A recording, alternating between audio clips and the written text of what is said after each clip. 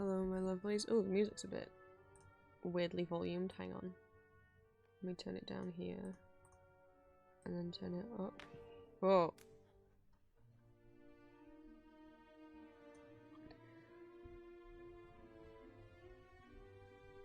Hello. Sorry about no stream yesterday. Julia's a little sick at the moment. So, I wanted to spend some time with her. And I don't know yet if she still feels sick today. She'll have to let us know. But I hope she feels better soon. Sorry if the audio and the music kind of is a bit jumpy. I'm not having a good day anxiety-wise, so I just wanted to put on some classical music because it helps calm me down. Which I'd always noticed. I mean, this specifically is Swan Lake, which is like my go-to comfort music. But props to Bay Chris for suggesting classical music when I need to calm down. I was like, oh yeah, duh. Hi Jess, welcome in. Thank you for the first time chat. Specifically what I'm listening to is just an audio rip from Matthew Bourne's Swan Lake, because Matthew Bourne's Swan Lake is my favourite ballet. And one of my favourite things in general, if people don't know what Matthew Bourne's Swan Lake is, it is a version of the Swan Lake Ballet, reimagined by choreographer Matthew Bourne. And his version of Swan Lake, which has been going since the 90s, has both the prince and the swan played by men. And the story really more focuses on the prince as the main character. And him dealing with himself being gay. And the 2012 version of Matthew Bourne's Swan Lake is on YouTube. The original 98 version used to be, and sadly it's not anymore. I mean, I've watched the 98 and the 2012 version. I have not watched, as in like, it's been recorded several times and released on DVD, so I've watched the 98 version, which is the original. I watched that first. And I adore it. And then I've also watched the 2012, and you know what? I really like the 2012 version too. I haven't seen the 2015 or 2019? Well, I streamed it once I streamed it once in my Discord, Julia. Maybe you didn't come along for it. It was a long time ago that I shared it in Discord. Let me say hi to everyone. Hang on. Hello, Julia. Hello, Kat. Hello, Frost. Hello, Valentine. Hello, Jess. Hello, Levi. I could gush about. I was just writing to myself the other day about the similarities between Matthew Bourne's Swan Lake and Elizabeth Das musical, particularly the relationship between the prince and the swan. And then Rudolph and Todd is... Wow, these poor princes with their mommy issues because they've got like neglectful mothers. I'm falling in love with some like otherworldly being. I'm back, I need to stop putting milk in my cereal. What? What do you mean? What do you mean? So anyway, yes, Swan Lake's on in the background. I'm having to be careful with the volume controls because I know it's going to get a lot... I'm like, oh, I need to turn it up, and I'm like, no. Because it's gonna get a lot louder in like a second, so I can't. Oh, Frost, yeah. Okay, yeah, then no milk for you. I'm sorry. But yeah, I just got Swan Lake in the background because I'm trying to keep calm. I've been having a time of it.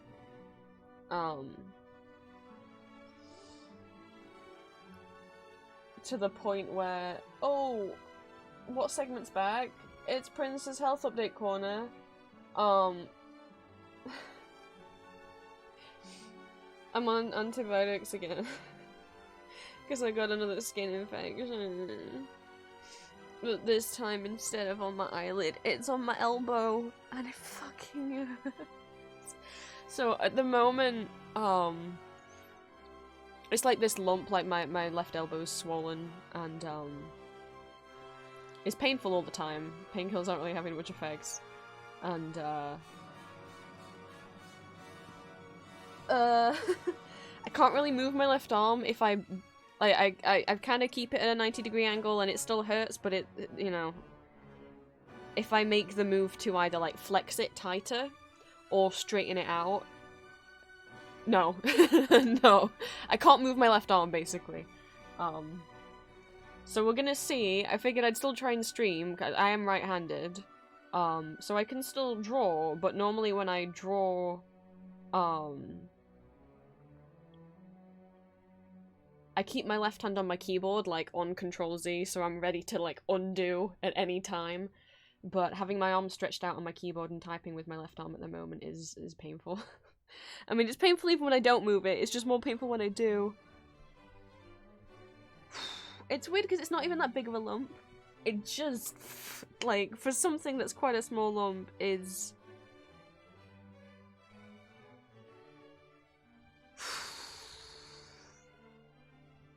feels like I'm sawing my elbow off. So I'm on antibiotics again since yesterday. Is it since yesterday? No. When did I go to the doctors? I went to the doctors on Thursday. And he was like, oh, the doctor was like, oh, yeah, no, I'm like, not again, no! But I mean, I was told like a month ago that I need to cut my stress levels down, otherwise pretty much that it's got to a point now. Because you guys remember I had the eye infection not that long ago, and then I had an infection before that. Oh, yeah, so no, this isn't my 5th time on antibiotics in 7 months, it's my 6th time on antibiotics in 7 months, I think.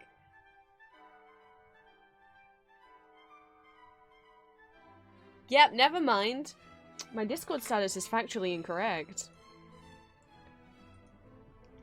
Which, you... It's a problem because, like... One, I don't like being on meds, but also, like,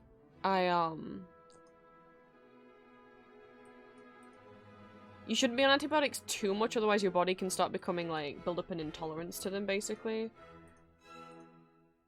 And, you know, last time I saw my doctor, like, a month ago, he was like, you need to keep your stress levels down, because it's pretty much, like, he's like, I fully believe you're experiencing all this pain, because you are. You know, and obviously, in some cases, things are literally, like, swelling up and stuff, you know. But...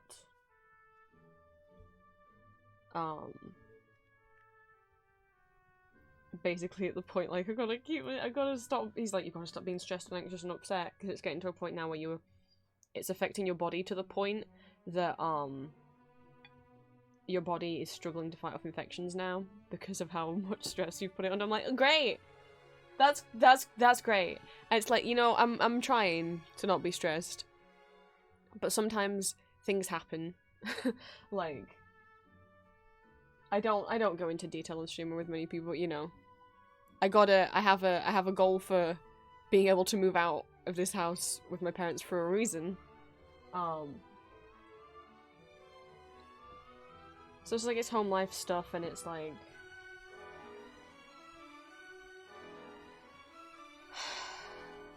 all this stuff. You know, so I try not to stay stressed, and then sometimes things happen that's out of my control, and then sometimes things happen that are within my control, and I just mess up, and thank you for the headbutt. So...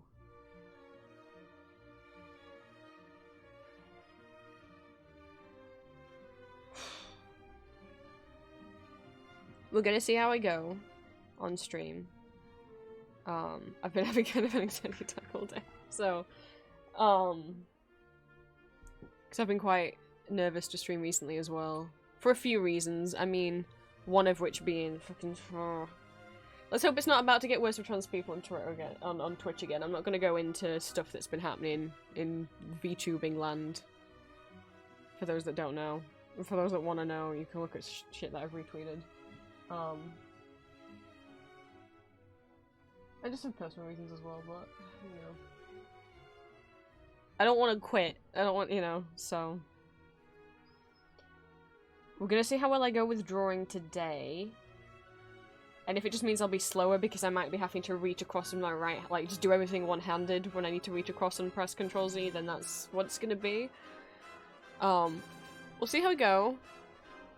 If it's too painful, we'll just watch Gates on Lake instead. I should say, as the music we're listening to as it is from literally just the live, like the actual DVD video recording. The 2012 DVD recording of Matthew Bourne's Swan Lake, so therefore this isn't like a cast album or anything. So it will have like the audience applause in it, and it might have some sound effects of like, I don't know, people walking around on the stage and stuff. I just kind of put it to someone that wasn't too loud to start off with. We're like towards the end of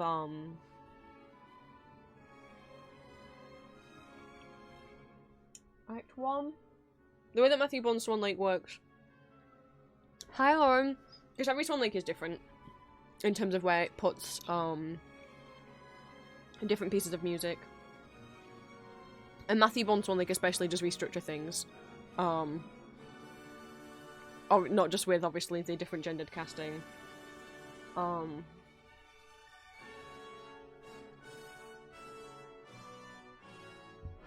trying to remember. This is the end of Act 1 of Matthew Bourne's Swan Lake. Act 1 in Matthew Bourne's Swan Lake is like the palace up to the prince.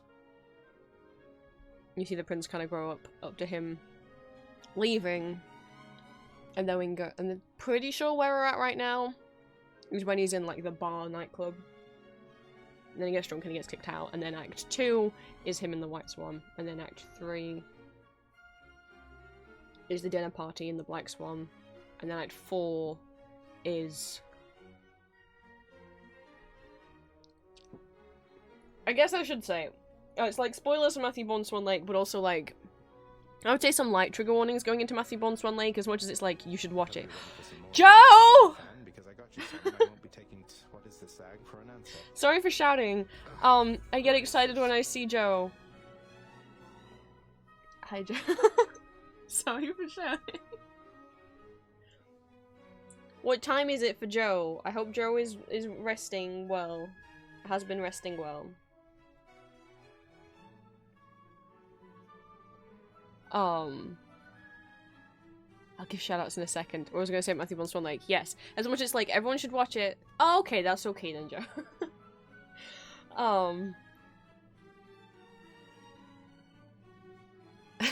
By the way, Joe, Julia's very excited to see. Julia's kept wanting to be like, Julia's like, I gotta catch a Joe stream. I'm like, look, I'll let you know when the next one happens. Because I know Joe's busy at the moment. But, as much as I'm like, watch Matthew Bourne's Swan Lake, because it's Gay Swan Lake, you should all watch Gay Swan Lake. At the same time, it's like, be mindful of trigger warnings with it, because it is, the basic plot of Matthew Bourne's version of Swan Lake is, I hope so too, Joe, is the prince being the main character, having a very, there's no dad in the picture, he's just got his mom, who's the queen, who is very neglectful and kind of emotionally abusive of him. He is gay and repressed and not able to be out publicly. But falls in love with a swan, what can you do with a male swan, what can you do? And then those who know, you know. We've still got the basics of Swan Lake of like, the prince falls in love with the swan, and then there's a party, and the swan shows up, but oh, it's the black swan. But the differences in Matthew Bourne's Swan Lake is...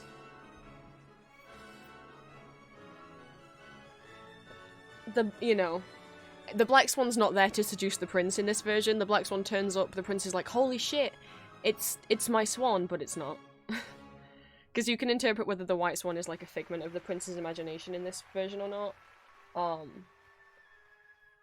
So the prince gets excited thinking that this is his swan, but then sees his swan kind of flirt with other people, including the prince's mother, and dancing around until like the prince is like, it's me though! It's me! Can't we, you know, don't you remember me? Kind of stuff, but the prince kind of has a breakdown. And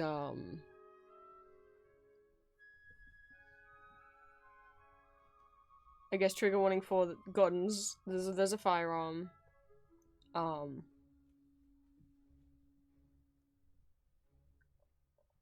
He's not, I don't think really intending to use it, but Everyone else freaks out. Shit ensues, it goes off. He accidentally shoots someone, and then Act 4, which is why I say the trigger warning. Act 4 is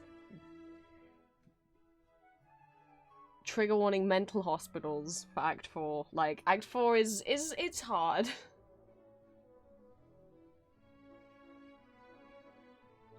And it does, you know, if people only know Swan Lake through, like, Barbie Swan Lake, look, most versions of Swan Lake, the actual ballet on stage, end with... do not have a happy ending. The majority of regular versions of Swan Lake... sometimes, well, a lot of them have different endings. Some of them end with the White Swan dying. Some of them end with the prince dying. Some of them end with both of them dying. Some of them end with, like, the prince just goes off with the Black Swan, and the White Swan, like, Odette, doesn't die, but she's not with the prince anymore. And very rarely there's a happy ending. People do, like, a happy ending version for the kids. I don't know. But yeah, Matthew Bourne's Swan Lake ends with both the prince and the swan dying. In Matthew Bourne's Swan Lake, there's also the implication that so the other swans are not happy that the White Swan is either... up to you to interpret whether the other swans are not happy with the White Swan for either falling for another man, or whether it's because he's falling for a human. Who knows? But Matthew Bourne's Swan Lake does end up with both the swan and the prince dying. By being killed by the other swans, but there could be an interpretation there of, like, if you believe that the swans are all a figment of his imagination, then there is a darker implication there of how the prince could have died in the room on his own. So, there's some warnings there. But hey, I mean, look, it's kind of like, it's not the saddest, because at the end, the final shot in Matthew Bourne's Swan Lake Ballet is, like, a kind of ghostly image of the White Swan with the prince in his arms, like, holding him and pulling him towards his chest as if he's like, I won't protect you now. And I'm like, yeah, I'm gonna choose to imagine that they're together somewhere. You know, I could. Oh, that's my overlay. That was weird. That was weird. I could try and pop out. I'm sad that the 1998 version is not on YouTube anymore. I mean, if anyone's interested in me ever in Discord streaming, like having a watch party for Matthew Bourne's Swan Lake, do let me know. We had one about, like, I don't know, like 8 months ago. Very happy to do another one, especially if I can convince Julia to watch it. My other favourite ballet I'd love to stream as well, which is Christopher Wheeldon's Alice in Wonderland ballet. Like, that's kind of like, if people think they don't like ballet, that's the one that I show them, because it's got a mix of different dances. It is mostly ballet, but there's some tap in there as well, and the costumes are really cool. Like, you know, it's obviously, it's kid-friendly, but, like, it's funny. Like, they put a lot of comedy in it as well. So, like, I've had people who don't think they would ever like ballet, and I've shown them that one, and they're like, oh, I laughed a lot in that. And I'm like, good. And they're like, I don't completely hate ballet now. I'm like, yay. Okay. So, let me actually... I want to try and see if I can... Not erase me. Am I tempting Julia into watching a couple ballets with me? I did want to ask, just not to put pressure on Julia on stream. I was going to ask, because I'm not having a good day, if Julia wanted to watch anything later with me, just the two of us. But guys, don't worry. I'll still watch stuff with you. Like, I'll try and organize another watch party for Thursday is normally when I do them. Or maybe Wednesday. And we could watch a ballet maybe, if Gay Swan Lake or the Alice in Wonderland appeals. The Swan Lake I have the digital downloads for. The Alice in Wonderland I actually straight up bought the DVD, because the nice thing about ballet, at least in the UK, is the Royal Ballet films every single one of their ballet and puts it on DVD. Like, you don't have to be like, can I have a ballet slime tutorial please? They film, the Royal Opera House films every single one of their operas and ballets and puts them on, you can get them on DVD. Even when it's like the same ballet, like there's 3 DVDs of the Alice in Wonderland ballet from 3 different like productions and revivals that they've done. problem is, which I didn't know after I bought the DVD, they all have copy protection on them, which means you can't rip them to your computer. And I'm like, are you fucking kidding me? I'm not trying to rip it so I can upload it somewhere online. I just want to be able to watch it without putting the DVD in it. I want to be able to make GIFs of it. But no. Like, I don't know of any other DVDs these days that have copy protection. I have a couple old CDs that have copy protection on them, so I can't rip them to my PC. But they're from, like, 2005. Hi, Wushio. I know there's nothing on the screen at the moment. Hang on, sorry. I am sorting things out. There we go. Okay, while I do this, actually, let me do shoutouts.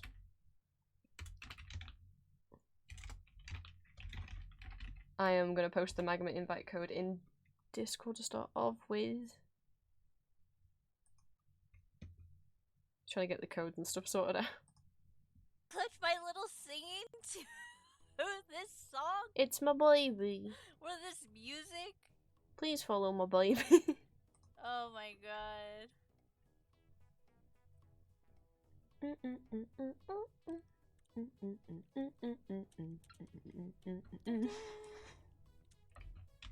I'll be stuck in my head now. I want to, but I can't.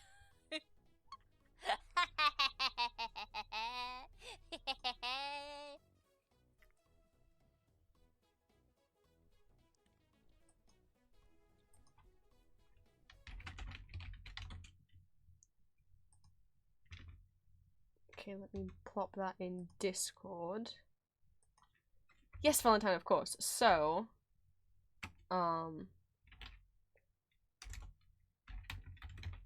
Julia's laugh is cute. Let's give a shout out to the other cutie in chat. Yeah, Valentine, I got you. The next part comes and it's great. I love it. I've been meaning to make another one, but just a door. Oh, a door. Okay. Let me look up references of thighs. As you do. Totally not just an excuse to look at thighs.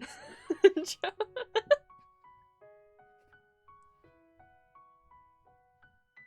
okay, you don't need an excuse.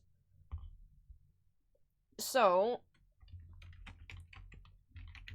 it is Magma Day, which means I'll be drawing with people in my in my Discord and in my chat, in my Twitch chat. So if you are in the Discord, the link is in the Magma Art channel in Discord. If you're not in my Discord and not a Patreon member, you can still join in and draw with us.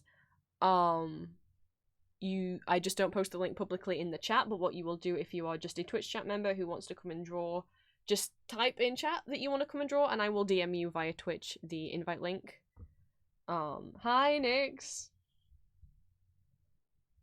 So let me find my DMs with Valentine so I can send. There you go. Anyone else who wants the invite code sending who is not in my Discord, let me know and I will DM you the invite code via Twitch. The only rules for drawing in here is nothing not safe for work. That means no pornographic art and it also means no gore. Other than that, you can draw fan art, you can draw original art, you can draw slash art, you could draw animals, landscapes, little doodles, whatever you want to do. I don't have themes or anything like that. Let me give one last shout out. Or not one last shout out, because someone else came in, didn't they? Up online because sometimes I forget. Speaking of forgetting, oh no. No worries, Joe. Thank you for the look. I love seeing you. I just realized I never put out a tweet that Okay, I was Julia. live or put out my stream schedule. I know who I want to draw. I need to move Because, my you plate. know, I was having my lunch very close that's to stream. totally not And if you hear like any alarms go off on and off stream, it's just my alarms to take meds. I have to take 4 antibiotics a day. Oh, my Discord is Patreon exclusive, so you have to be. Yes. It is the lowest tier. It's like £1 a month, but you have to be a Patreon member in order to join my Discord. yeah, it's not a public Discord purely because I've had Discord way before I started streaming, and it was like a benefit for people who support my voice acting. And also because I make 18 plus voice acting content, it's having it tied to Patreon and kind of behind that paywall is the best way for me to ensure that it's also 18 plus only. I don't want to be one of those Discords that is like, there's Discords that say 18 plus only, and the way that they try and keep that is by like having people, like, you have to DM the mods a picture of your ID. No, I don't like that. I don't want you guys sending me pictures of your ID. I'm not comfortable receiving that. I don't think a lot of people would be comfortable sending that. So it's as cheap as it possibly can be. The lowest Patreon will let me charge for a tier is £1, and £1 a month, like $1 a month. So I know it might be a little more than that for some people because Patreon charges you tax on stuff on top of like whatever your pledge is. But on my end, I set it to £1 because you can't set it lower than that.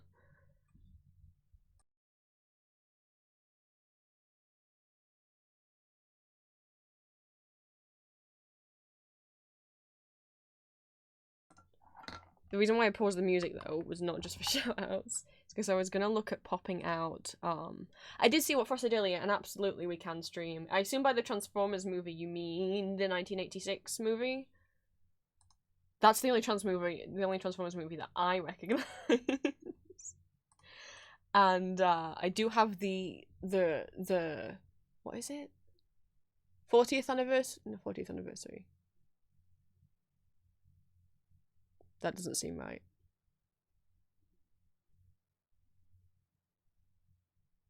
Some I don't know how many years anniversary, like Steelbook Blu-ray that has like the remastered version that has it. The remastered version is really pretty because obviously the original movie, because it came out in the 80s, is like square resolution, but the remastered version also made it like a widescreen version, but I still prefer to watch it in square so that you don't get anything cut off. But the remastered version is gorgeous that they released like 5 years ago. Because normally, you know, when an old film like that gets remastered, it's not always done the best because films, you know, used to be recorded on film, which is a lot higher quality than nowadays where they're recorded on digital cameras.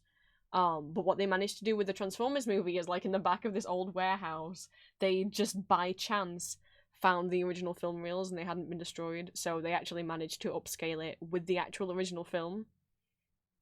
So it's very well remastered. Oh, Nix, no, this isn't just for people in Discord. If you're not in my Discord, just let me know in the Twitch chat if you want to join, and I will DM, whisper you the invite code. I just don't post the invite code publicly in chat because there's too many instances of streamers who post links for things like Magma or like Gartic Phone or Scriblio, who then get trolls coming in and posting inappropriate content to try and get the streamers banned. I don't want what happens with Gartic. Yeah, absolutely, Nix. I can... Let me find you on my... I'll do it via my phone.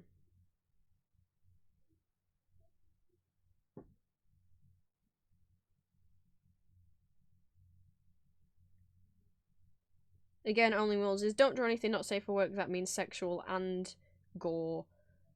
Try not to take up more than like a quarter of the canvas because we've got multiple people drawing, but as soon as you join, it will give you your own layer, so if you do accidentally draw over someone else's work, don't worry. You're automatically on your own layer. You haven't accidentally, like, messed up someone else's drawing. You know, just find your own space. Let me paste, please.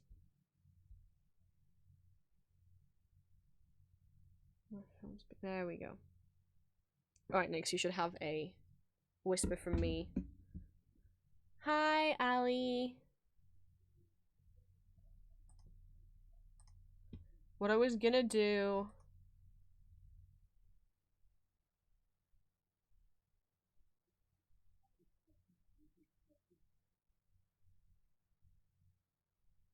Huh, something's not right in my rolls there, is it? Hang on.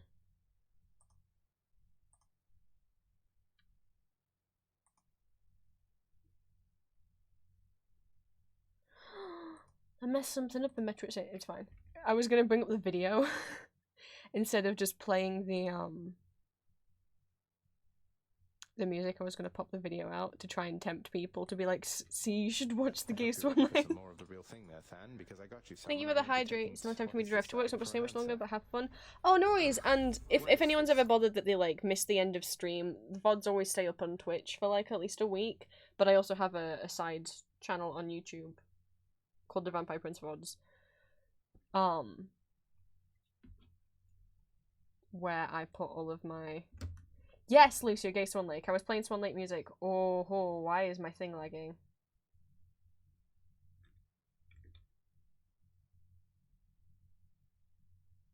That's doing it quite badly, actually. I'm just gonna mark my territory of, like, I'm gonna draw here. It is lagging a bit. Hopefully, once I close some of the stuff down, that'll help. I'm just trying to get my Twitch settings open at the moment, because it looks like I messed something up.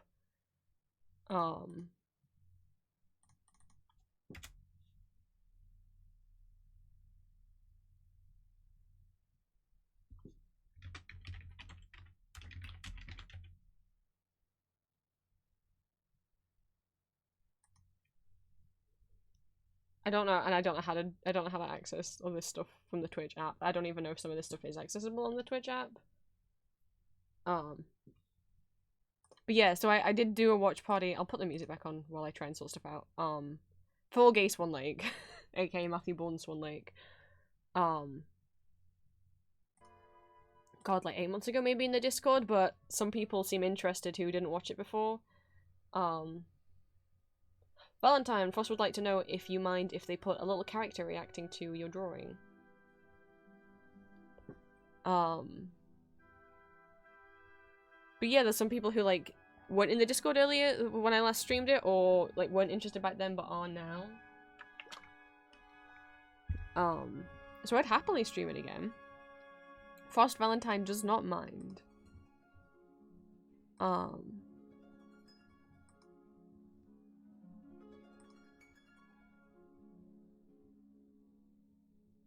Wait, my favorite. Oh wait, my favorite bit. Well, I have two favorite bits.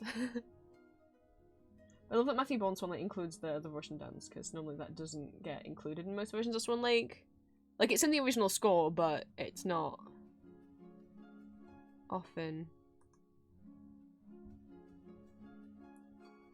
been reused.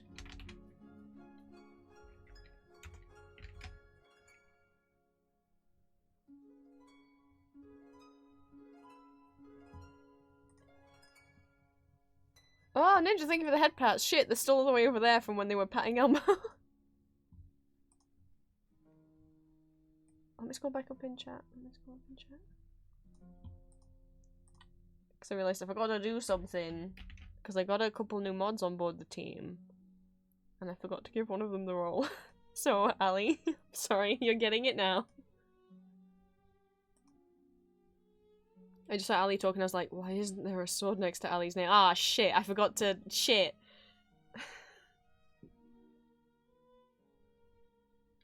This is fixed now. It's all good now.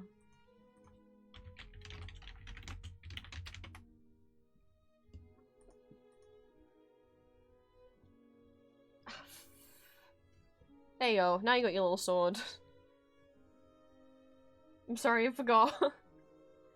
I remember to give it to Cheesecake, which yes, Ali and Cheesecake are now also mods in my Twitch and Discord. I think it's because Cheesecake answered me first when I asked you to, and so I gave it to Cheesecake, and then I waited until it was like a few hours later until Ali got back to me, and by that point my brain just wasn't remembering anymore.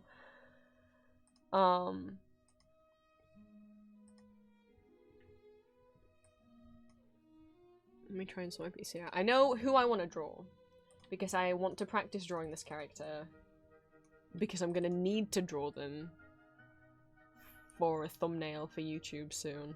So there's a little... I did say in Discord, like, teased a couple audios that I'd recorded that will be coming out over the next couple months. Probably not both of them next month, because I have like 3 new characters that I've recorded audios for, and I'm like, I don't know if I want to do 3 new characters in the same month. But at least 2 of them will be out in May, and then maybe one out in June. But the clue was, like, they're both, like, ghost characters, was the hint. Not in the way that people think. Neither of them are actually ghosts. Like, the monster creature.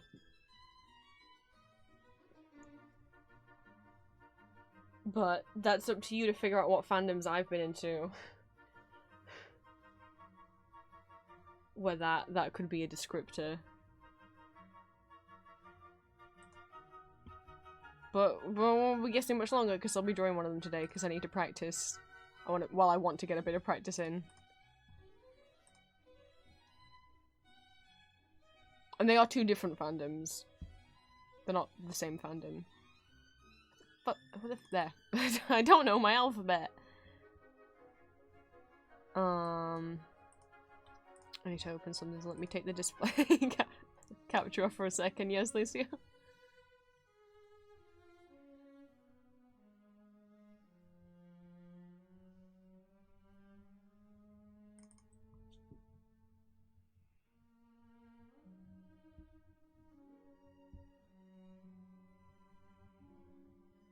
Oh no, I don't want you to open as a silly web file. Oh, but if it won't open in my... I hate that so many photos now when you save them from, like, the internet aren't PNGs or JPEGs. Because Windows Photo Gallery won't open WEBP, whatever that file type is, won't open those types of images. It's another ghost story. Well, it depends on which ghost you mean. I'm saying there's two different ghost characters from two different fandoms that I've recorded audios for. So, I'm sure you're accurately guessing at least one of them. if you've seen my Tumblr. Or if you've seen what art I've shared in certain channels on Discord. Can photos I've saved, like, open, please? I feel like I'm going insane. It's giving me, like, the little egg timer, but nothing's loading. There we go. Okay.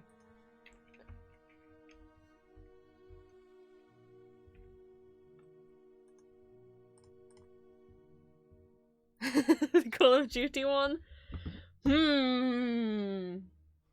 I know, I sure couldn't say.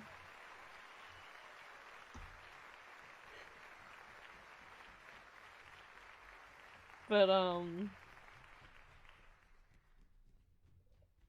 maybe. Maybe. Right, let me get Chart on my phone so I can have my reference images up. Oh, Jesus, bit of a wonky place on my phone, but that's where it's going.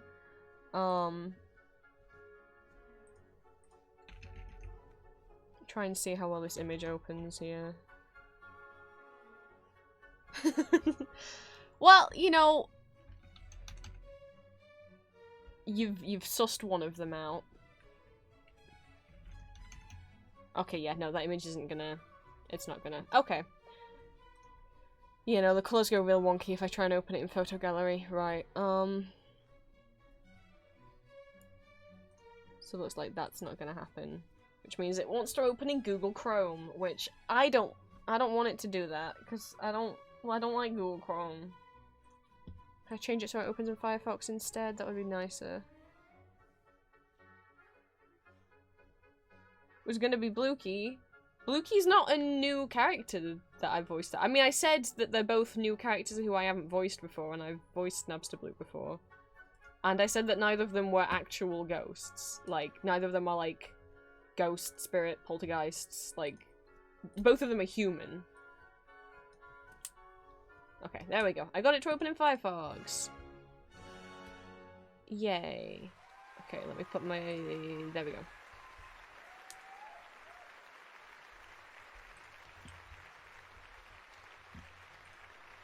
So what I was gonna do while I draw, if it'll let me pause the music, and we'll see if this doesn't lag things out. I've done this before, and it's been okay, where I've popped a YouTube video out. I also have like a big cookie here. It's like, I bought a pack of 5 of these when I was sad on Wednesday, did it? Like, it's a bit sad that, like, the nearest shop to me, if I want to go out and buy lunch because we've got nothing in, the only shop that's walking distance is the ones inside the hospital. Well, that's not true. There's a few. But, in terms of, like,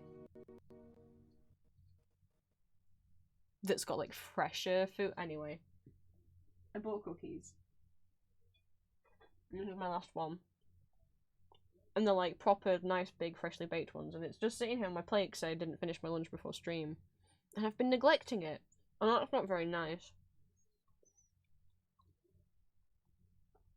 Wait, let me pop this out.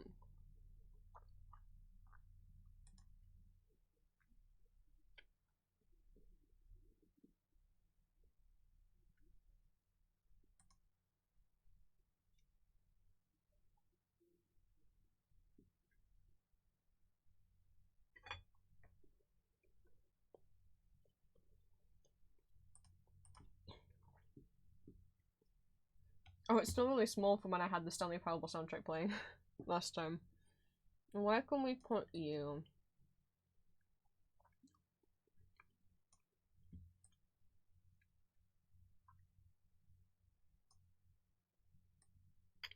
See, stuff like this is why I'm like glad I only switched to Firefox because Google Chrome isn't going to keep supporting ad blockers for much longer. If not, they already have stopped supporting ad blockers, I don't remember. And I ain't browsing the web without an ad and a cookie blocker, so...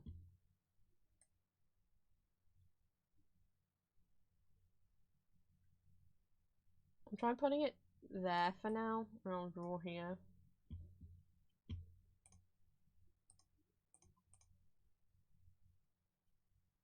I don't know how we are volume-wise with this. Let's try not blow people's ears off with Swan Lake.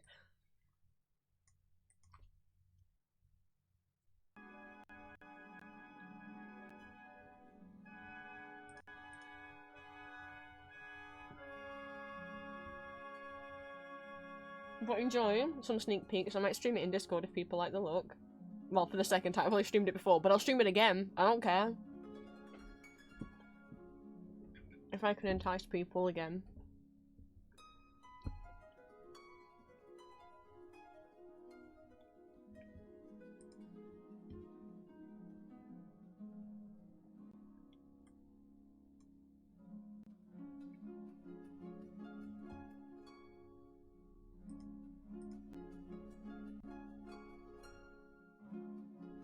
Where'd my reference picture go? Oh yeah, it's in Firefox. Shit. I already forgot. There it is.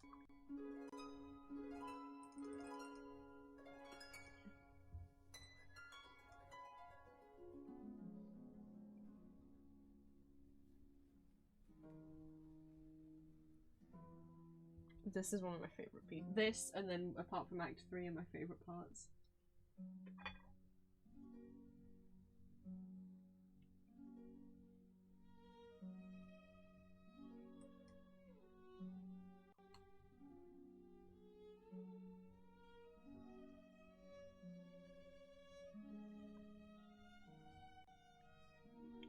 So no, you guys enjoy.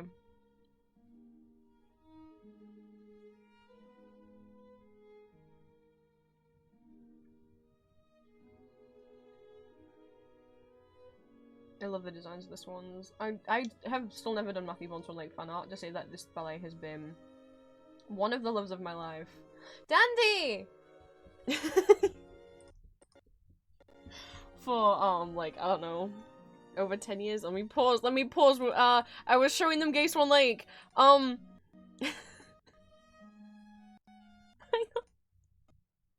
Dandy. Hello. I'm a little sick at the moment. I got an infection, but I'm trying to be okay. I can't move one of my arms at the moment. But I'm okay. I'm drawing with my chat at the moment. Sorry, you can't see some of it. But it is Saturday, so it's Magma Day, so I'm drawing with people in my Twitch and my Discord, so we got some doodles and drawings going off. Nick, so you drawing yourself? That's adorable. I have not really started drawing yet, because I was distracted talking about Matthew Bond's Swan Lake. which is a reimagining of the Swan Lake Ballet, but both the Swan and the Prince are played by men. They gay. And like, I put Swan Lake music on just because it's like really calming to me.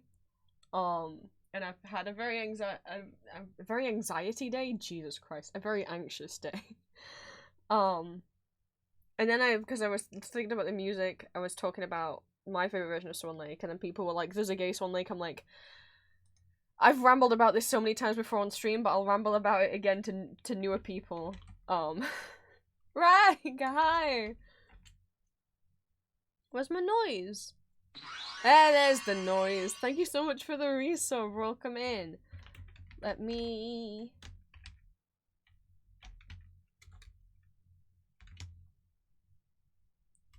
give Dandy a shout out, because Dandy's a very talented artist. And Dandy's having... I'm gonna feel bad if you already did it, but Dandy's working on your, like, some new stuff, some, like, redesigns for the puffs, right? If you already debuted them, I'm gonna be an idiot. Plus ingredients inside mole. Uh-oh, Clippy. And to list some of the spices. Of course! I love your streams. Sometimes a lot of the time I'll pop into someone's stream, I'll just say hi, and then I'll just keep you on in the background for hours. Well, I get work done, because if I, like, try and be active in someone else's chat, I'm not getting anything else done. Which is fine, because sometimes I just want to chill, but sometimes I gotta work.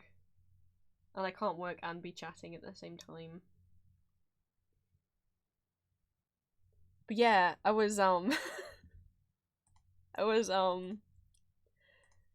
we were just listening to music. I was just trying to, I was like, look, I already had a watch party for this ballet in my Discord about, like 8 months ago, but I'd be very happy to do it again for any people who I can entice. The ballet is also completely, like, someone uploaded the whole thing to YouTube if you search Matthew Bourne's Bourne.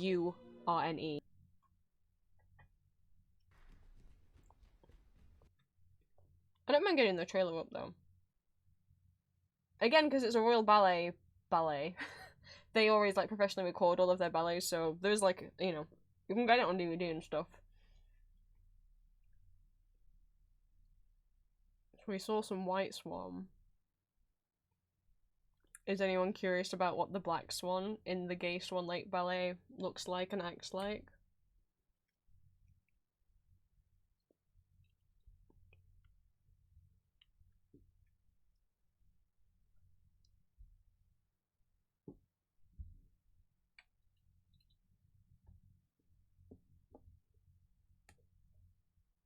Because that's my way of saying, please someone ask what the Black Swan in the Gay Swan Lake Ballet looks like. So I can have an excuse to show the sexiest scene in the ballet.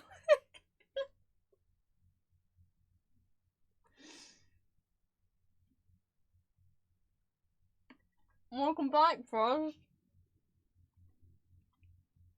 Don't worry, I haven't started drawing a single thing since you left. What do they look like? Oh, thank you guys for being interested. I will gladly show you once YouTube unfreezes.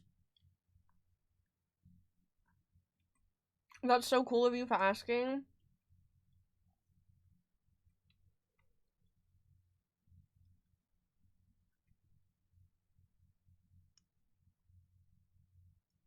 Let me zoom out on this so at least people can see that, look, even though I'm not drawing, I promise other people are. Oh, ghosts. Oh.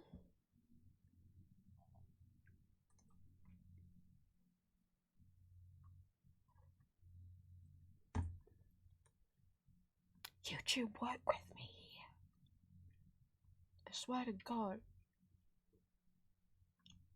It's not this hard to be a functioning website. My postcards will invade the Magma board. I will gladly take the invasion.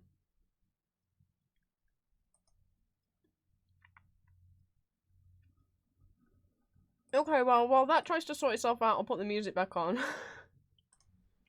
I don't know what YouTube's done to itself. Oh. I like that I immediately did skip to the right. I swear I didn't know when the timestamp was for this bit. I just kind of roughly knew how far into the valley that it is. The cathedral is what? Oh my goodness.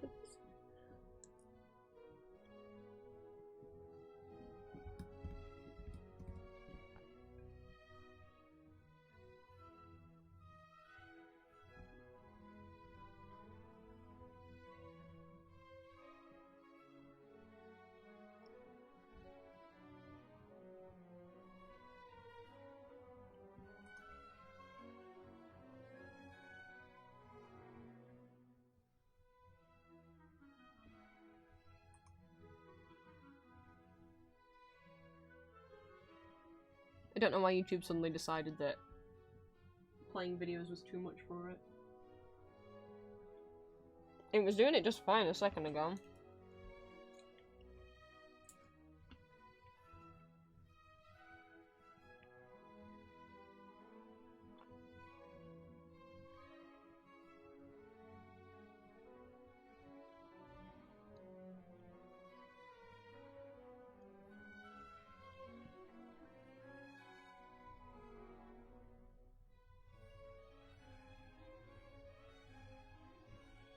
This is one of my favourite pieces from Swan Lake though, this is Odette's solo.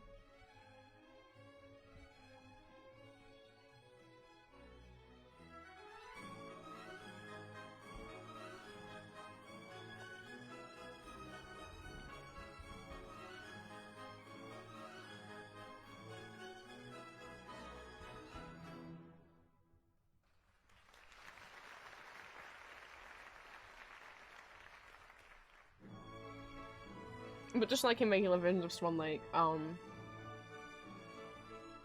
in Matthew Bourne's Swan Lake, the white and black swan are played by the same actor, dancer.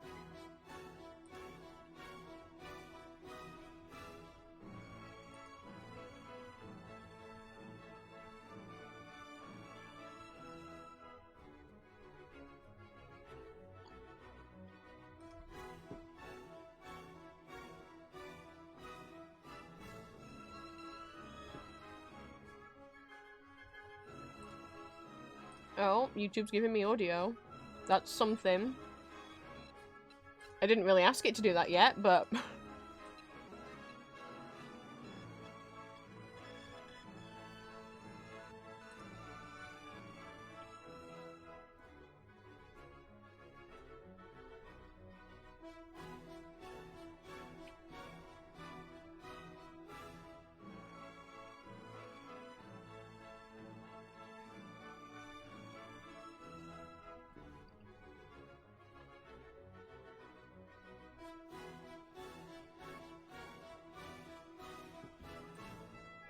Oh no, I skipped past the scene I wanted. Someone else do a little— oh, you're getting a little— oh. Someone else did, there's a whole little group of ghosts now. So as I said before, the Black Swan kind of enters the party and flirts with everyone, dances with all the girls, dances with the prince's mother, which, you know, real upsets the prince. Because, you know, it would. But bear in mind, the whole, you know, the Black Swan is not the White Swan. It is a different person. Whether you want to interpret the, if you interpret Matthew Bourne's Swan Lake as the White Swan is real, then it's like, the Black Swan is just a different guy who looks similar. And if you interpret it that the White Swan is a figment of the prince's imagination, then, well, even more so of like, well, then yeah, the Black Swan is just a guy.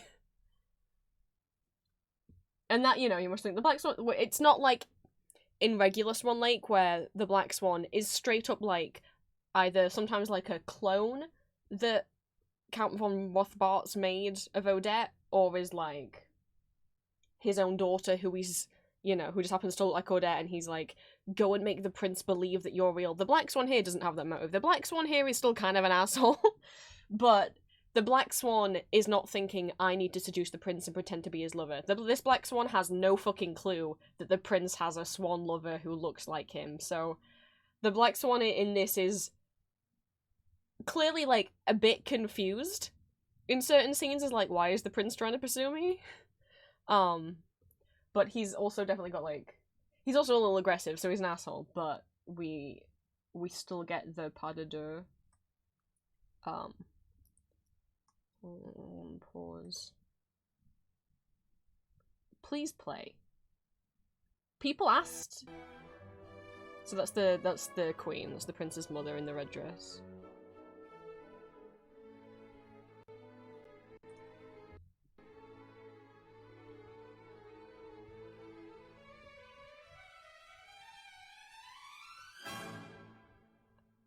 And here we are. I'm gonna be very calm. We get the Prince and the Black Swan duet. Which, honestly, I like this version more than... This particular dance I prefer in this 2012 version than in the original, because the Black Swan, Richard Windsor, the dancer, plays it a lot more sensual. But the Black Swan's mean.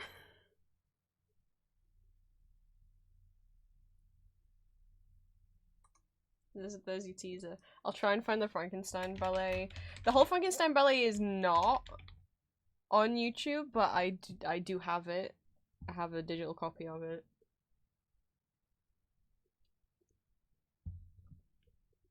I think what is on YouTube is there's a trailer, and then there's a video. There's a trailer of the original cast. Hello, Fang Titan. And then there's a couple. Oh, there's at least one full dance, the pas de deux between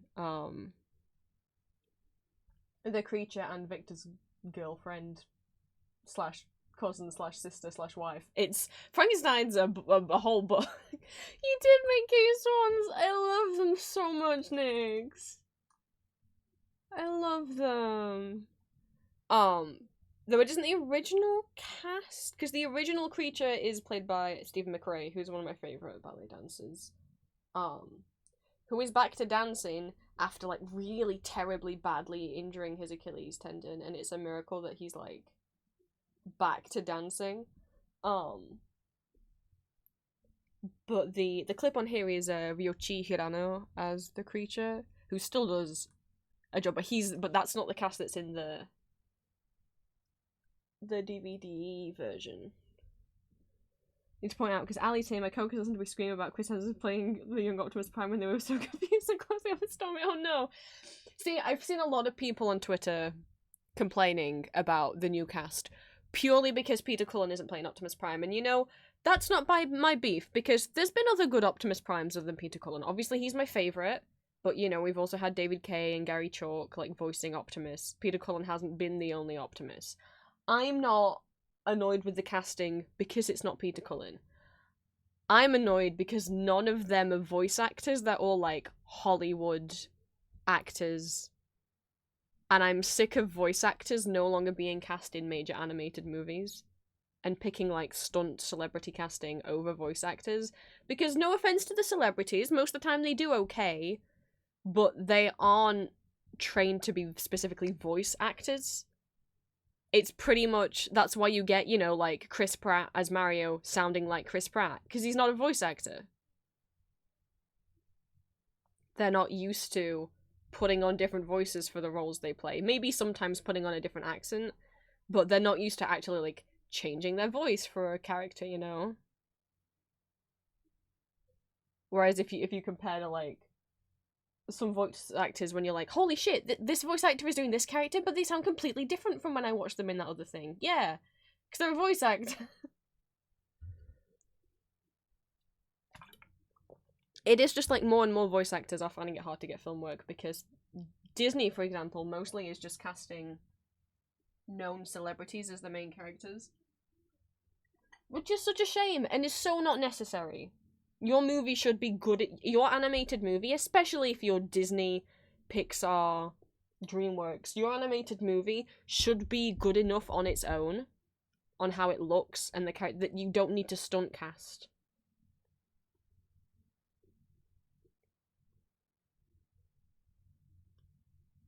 Like,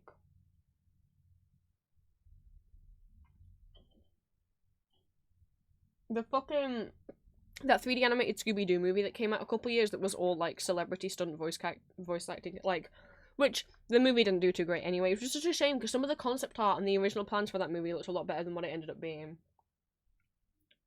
But like, they cast Zac Efron as Fred. He didn't sound like Freddy, he just sounded like Zac Efron. And in the cast with them is Frank Welker as Scooby-Doo in that movie. Frank Welker is the original voice of Scooby-Doo. And also the original voice of Freddy. They hired Frank Welker, and then they had someone else play Freddy. I'm like, how could you? Frank Welker's right there. And for people who don't know, Frank Welker's also the original voice of Megatron from the original Transformers cartoon. Which, again, a good example. He's Megatron and Freddy and Scooby-Doo. Peter Cullen, who's Optimus Prime, is also Eeyore. This is what I mean about voice actors being able to change their voices. And not every voice actor, but a lot of them, and that's why you hire them. Because they're darn good.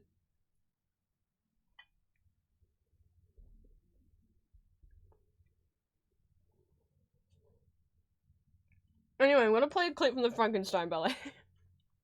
Which is The Creature Comes Alive. It is the original cast. With Stephen McRae as the creature. There likely will be flashing lights as he comes alive. Who was playing Victor? Federico Bonelli.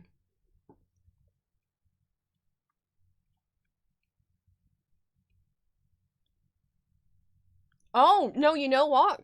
As of 3 months ago, someone has uploaded the whole Frankenstein ballet on YouTube. So, you know. Forget what I said about it not being on YouTube. As of 3 months ago, it is on YouTube. Not mind for you all cuties to do something that makes you happy for no reason. For me, I'm going out to the dress store in a petticoat and a pinafore dress. Why? Because I want to. Hell yes, Lucio. My thing that's making me happy is telling you all about Gay Swan Lake. This has become a just chatting stream. I'll draw. I will do it. The saddest meow to Victor. Yeah, Victor is the saddest meow meow. I do love Victor's costumes for this ballet. I would very much like them. It's like all black, like waistcoat, overcoat.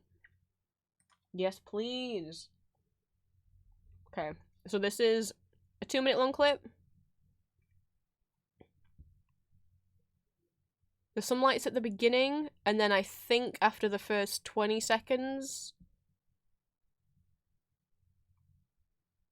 I think there's just the first 20 seconds that seems to have some light stuff going off in it. Yeah, okay. From what I can see from scrolling through the thumbnail, so let's have a look.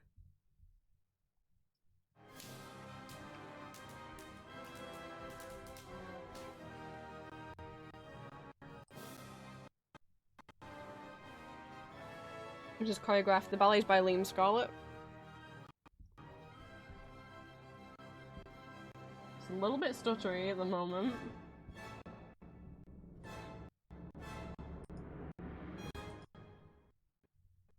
Come on, YouTube. You literally played this one. Oh. Oh! Victor! How'd you get up there?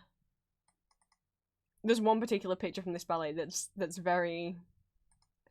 Let me just replay that. Anyway, hopefully without it stuttering too much. No, we're gonna freeze again on him climbing up on the... Here we go. Come on. YouTube, you're fine. YouTube, you don't need to stutter. You're fine. How many times are we gonna watch this man climb on top of this table?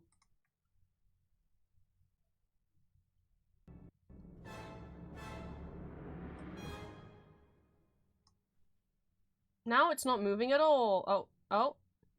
No.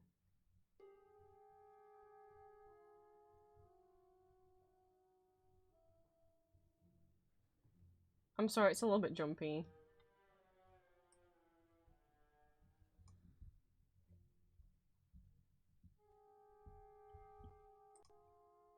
There's not much dancing in this clip. It's just Victor being a little sad baby. His creature's not alive. Aww. At least wait till the guy can kiss you back. What a sad meow meow. Aww. Wait, what was that?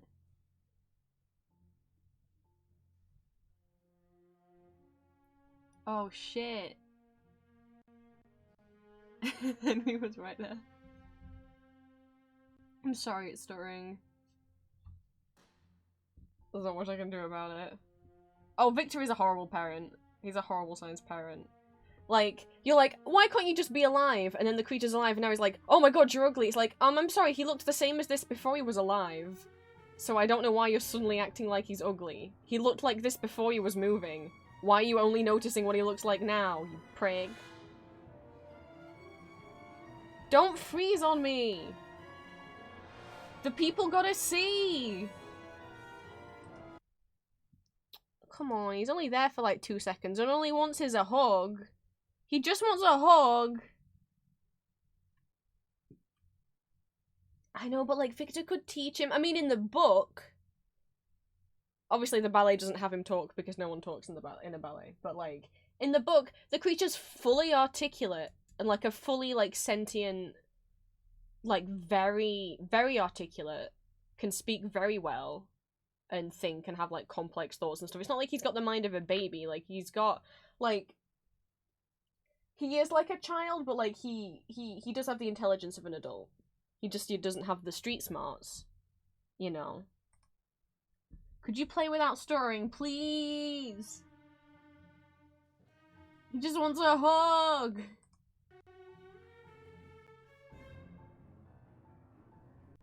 Yeah, they didn't give him his hair in this one.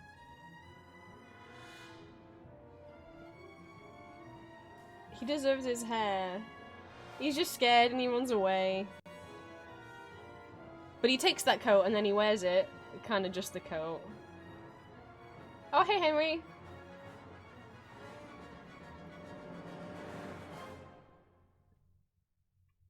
We're hoping you'll take over the team. I'll find the picture. Hang on.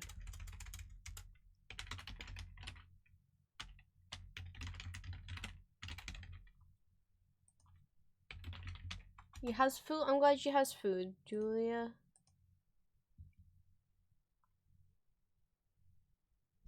We're working Julia's tummy back up to eating foods.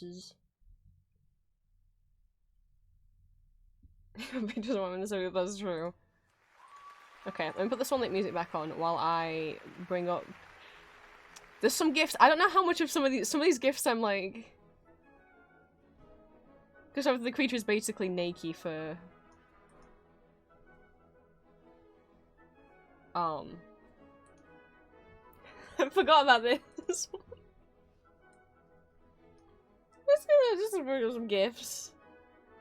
Isn't Tumblr a great place? I mean, he's holding his titty.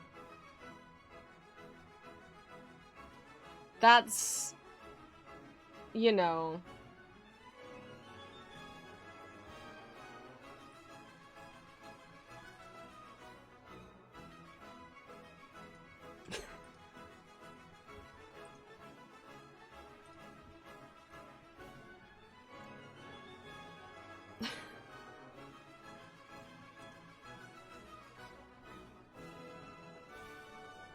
They get a whole dance together. Look at them go. Oh, don't ignore the dead body that's on the side of the stage. Don't worry about that. Don't worry about that. I'm sure the creature didn't just kill anyone. I'm sure it's fine.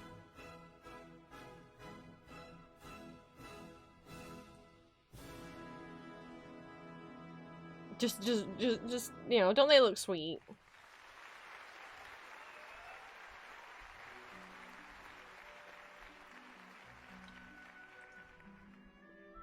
Sally like this one.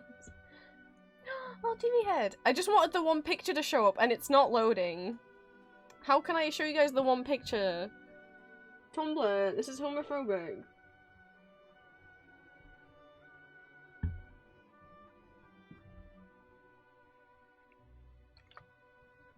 Okay, I need to put a timer on for my next antibiotic. I have to take 4 a day, and I have to take them...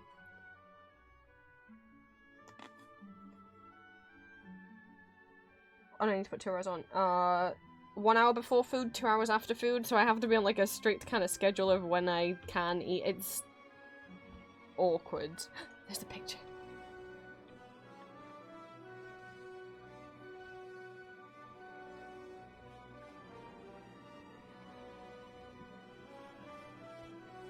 Just let me show them, Tumblr!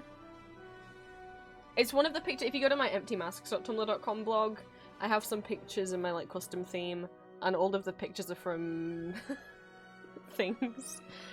We've got a couple Gay Elizabeth pictures. We got this picture from Frankenstein is on there. I think that one's from Romeo and Juliet, and then some like other Catanes de Vampire and Romeo and Juliet musical. Anyway, here's the picture. That's what I think about when I think Frankenstein ballet. That's all I wanted to find. Now we can start drawing. How far into stream? Oh, an hour and a half?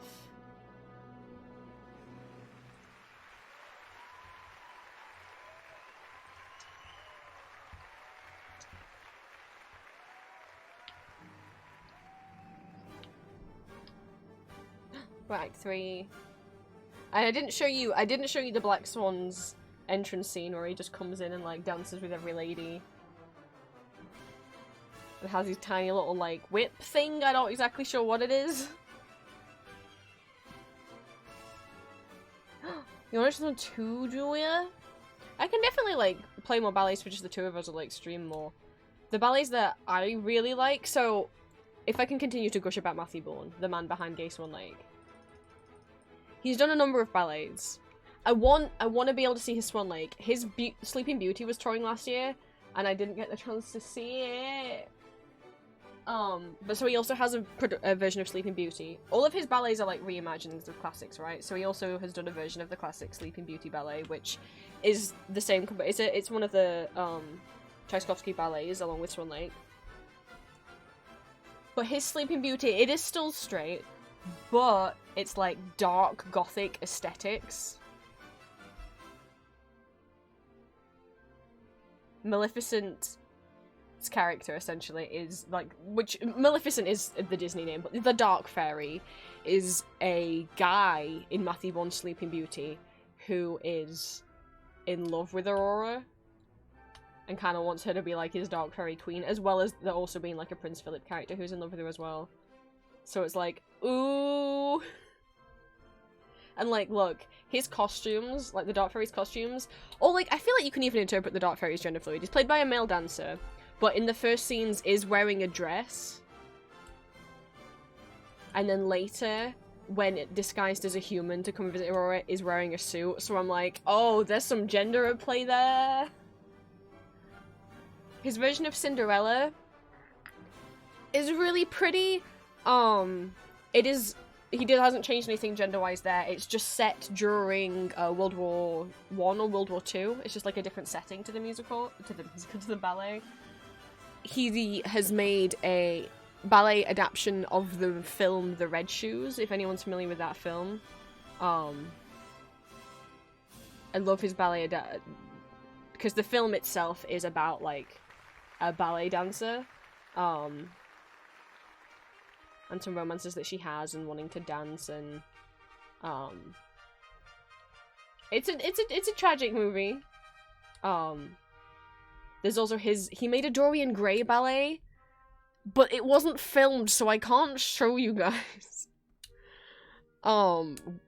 With the same actor who played the White Swan, who played the Swan in the clips we just saw playing Dorian. And it's like a modern setting where instead of him being painted, he's photographed. But there's only like one clip of it. There's no actual full recording of it, which is upsetting. He's also his version.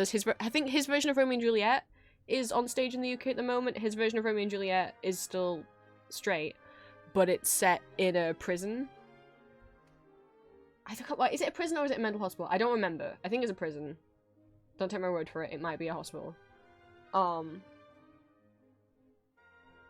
And then there's his version of the Nutcracker, which everyone goes crazy for. I don't fully get it. His version of the Nutcracker, what's the girl in the... Is she called Clara? Fuck, what is the girl's name in the Nutcracker? But instead of her being like her from a rich family and she gets gifted the Nutcracker, she lives in an orphanage with all these other kids. And there's like this spoiled girl and her family who sometimes like... I don't know if they own the orphanage or if they're like a benefactor and they like kind of visit to look like they're doing charity work, but they're all pretty mean.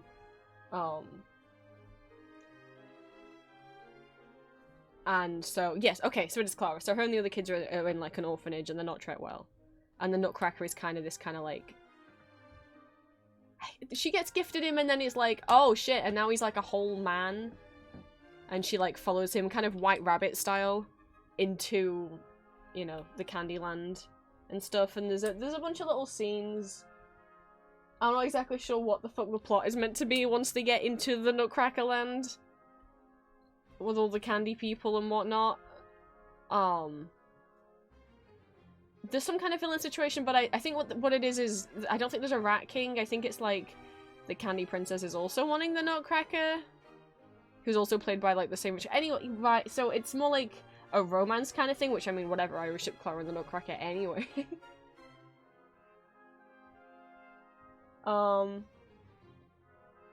And I think then it like ends and then they escape the Nutcracker world and then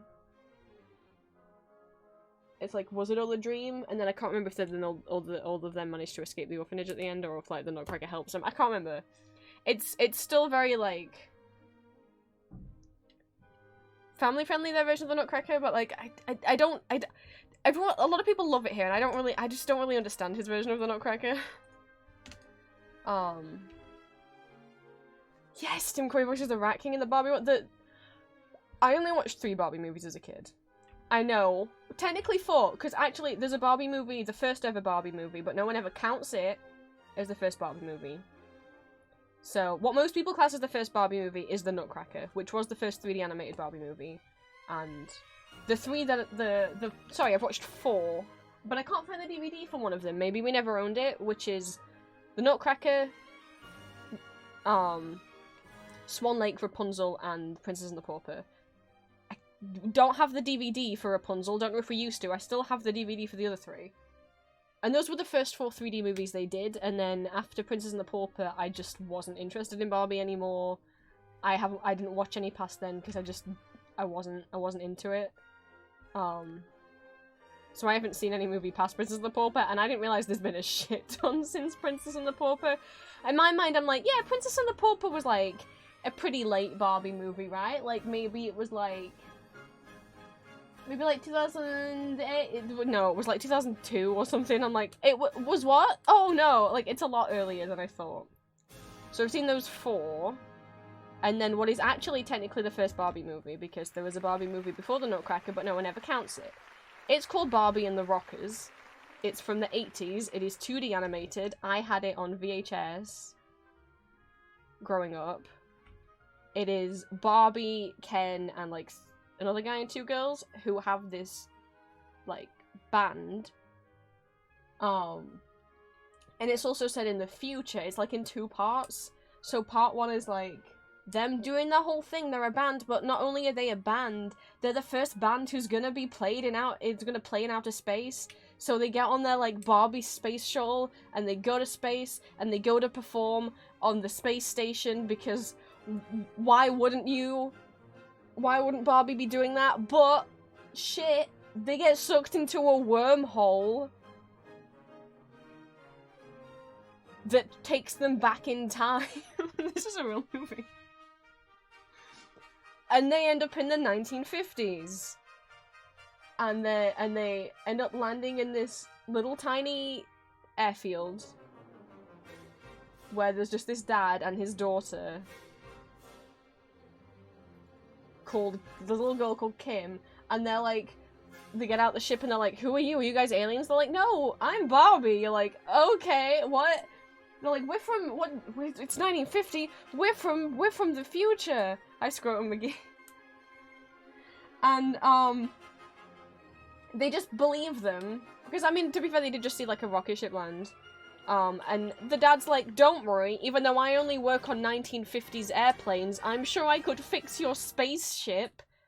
But you have to babysit my kid, and Barbie's like, okay. And then there's a whole long montage scene with multiple musical numbers of, like, and it's so ingrained in my head, of them going to, like, a malt shop with Kim and buying themselves, like, little 1950s outfits and dancing and having, like, a banana split and, like, driving down the street in this car. And I don't know why the car is so ingrained in my head, but, like, all of them won't fit, and it's like a soft top, so the roof is down. So some of them are, like, sitting with their feet on the back seats, but sitting actually on, like, the boot, the trunk of the car. And that memory is so ingrained. I'm like, and looking as an adult, I'm like, that is not a safe way to sit in a car. You can't sit on that part of the car as it's driving down the highway. Anyway, they get back, and luckily the guy who fixes 1950s airplanes did successfully fix the spaceship.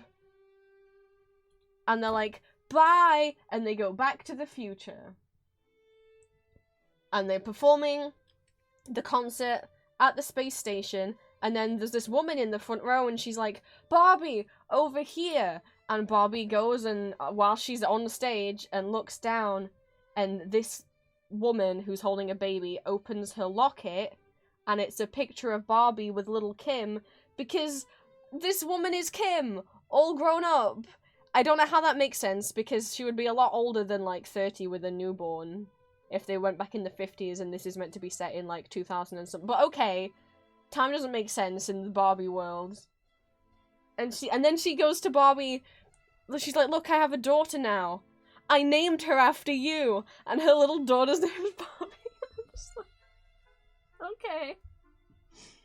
Barbie and the Rockers. Did I mention that it's also a musical? So, yeah, okay, it feels like a fever dream.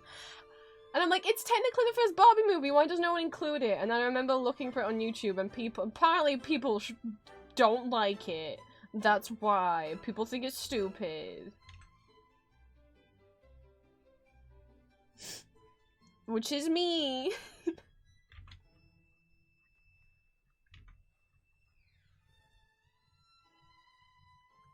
I think the whole thing's on YouTube if anyone wants to watch Barbie and the Rockers.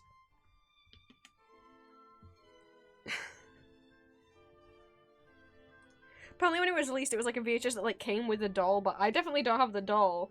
I wonder where the hell we got the VHS from. Maybe like my parents got it at like a I don't know, like a secondhand, like a yard sale or something. I have not a clue.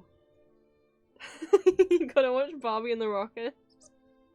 The only song I actually remember is like when they're in like the 1950s kind of malt shop animation sequence, and the song is like called like "Do You Want to Dance" or something. That's it. But there are multiple songs. I'm not gonna try and get it up on YouTube because YouTube really doesn't like me at the moment. But it's technically the first Barbie movie. Maybe I don't think it's probably long enough to be classed as a full movie. Both segments together might only be like 20-30 minutes. Barbie and the Rockers Out of This World is a 1986 American animated television special created by Deke Animation City with Saban Production. Oh my god, it was made by Deke and Saban? You mean the two different companies that were involved in Sailor Moon in the US? So Deke is the company, like one of the first companies who like dubbed the Sailor Moon anime, and Saban was the company that tried to make their own, like, if you've seen like the American Sailor Moon cartoon that they tried to make. What the fuck? Why are the two different American Sailor Moon people? Oh, it's 45 minutes? That's longer than I thought it was gonna be. I'm really nostalgic for it. It probably is real silly, but like...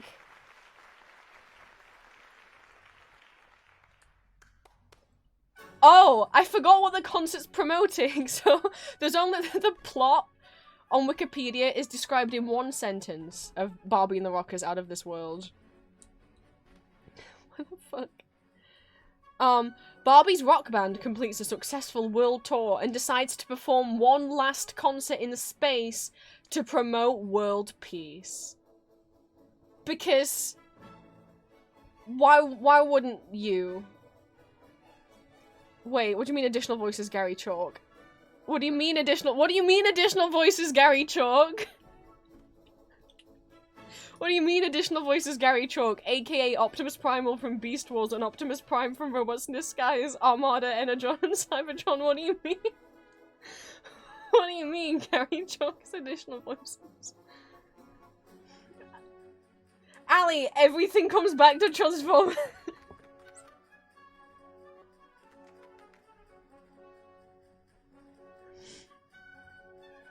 I just scrolled down to look at the cast list. None of the 5... So the band members are Barbie, Ken, Dana, Diva, and Dee Dee. I thought there were 2 guys in the band, but I guess not. I guess it's just Ken, 4 girls. And then, like, none of these people have, like, clickable, like, Wikipedia links that I can click on, but additional voices Gary Chalk sure does. What the fuck? A list of songs featured in Barbie and the Rockers. Staying Alive by the Bee Gees isn't... Well, that just makes me feel like... Then I need to see this. I do remember Do You Believe in Magic being in there. Now that I see that on there, I'm like, yes.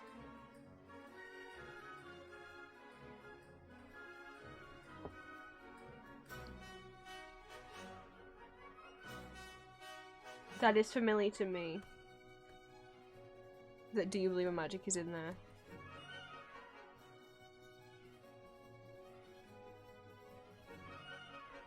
Yes. Oh, because so this is Barbie and the Rockers Out of This World, and what is Barbie and the Sensations Rocking Back to Earth? What the hell's that? Okay, so they are classed as sequels. So the first one is called Barbie and the Rockers Out of This World, and then the second one's called Barbie and the Sensations Rocking Back to Earth, because following their concert for world peace in outer space, Barbie and her band the Rockers are going back home. During the trip back to Earth, the band's space shuttle inadvertently enters a time warp. Upon landing at an airport, they meet Dr. Merishaw and his daughter Kim, and they soon learn that they've been transported back to 1959.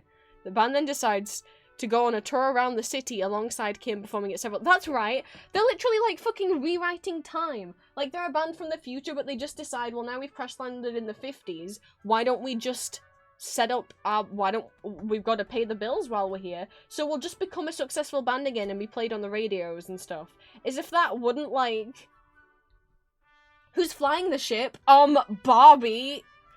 Who do you think? The band on... It's the band space shuttle. As well as performing, they are also the only people on the ship. And that are also flying the ship. Who do you think is piloting? They're not getting, like, taxied there by someone else. They are the only people on the ship is the band. They are also flying the space shuttle, which is of course pink, and says Barbie on the other side of it. But, like, I forgot that. They go back in time to the 50s and then establish themselves as a famous band. As if that's not somehow going to, like... mess with time. Like, you don't go back in time and then change things, Barbie. Anyway. They perform at several spots. After a performance at Cape Canaveral, which is apparently in Florida, Dr. Merishaw helps Barbie and the Rockers return to their time. Back in the present, they enter a big stage concert in New York City where Barbie is reunited with an adult Kim. Oh wait, and introduced to her daughter Megan. I thought she said, like, I named her Barbie after you. Unless, like, Megan's middle name is Barbie. I swear I thought she went like, I named her after you. Oh, no! That's right. Okay. No. I was incorrect. So, you know when I was saying it doesn't make any sense that Kim's now an adult, because if she was a child in the 50s, she should be, like, a grandmother now. Yes! Yes, because it's not... I think it's not. I think Kim is a grandma, and then she's like, "This is my daughter Megan," and then Megan has a daughter. She has a grandbaby who is named Barbie. I think maybe that's what it is. I don't remember. I thought I remembered her saying I named my baby after you, but I guess not. I guess her daughter's Megan. I haven't seen this since I was a tiny child. There's Barbie and the Rockers, and then the sequel's called Barbie and the Sensations. I really did remember that it was 2 guys and 3 girls in the band, but I guess it's not. I guess Ken is the only guy in the band. I haven't seen this since I was like 4, so...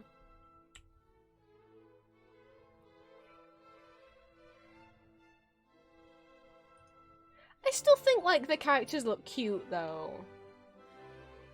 I don't know how good the animation is, but I still think, I don't know, I still think the character designs look cute in the cartoon.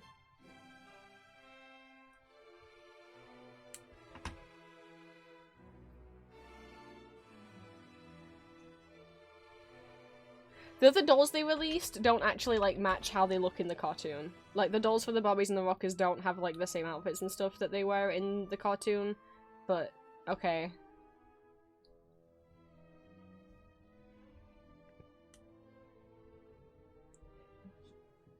But her Barbie voice from these movies is so ingrained in my head. It is very Jen and the Holograms looking. That is the vibe. Maybe that's what, maybe they were trying to, maybe they didn't like the success of Jen and the Holograms and that's why they tried to do this line of dolls.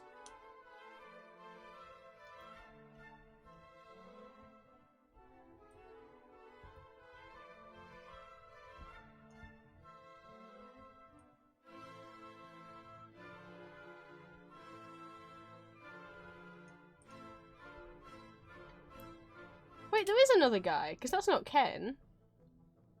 Oh no, that is Ken. Oh, okay. Ken's gone so... Ken sometimes is blonde and sometimes is brunette, and so sometimes I forget, like... I thought that wasn't Ken, but no, it's just... It's just because it's blonde Ken. And I was more used to Ken being... I think Ken was more like a brunette in, like, the, I guess in the 2000s. I don't know, all my Kens had brown hair.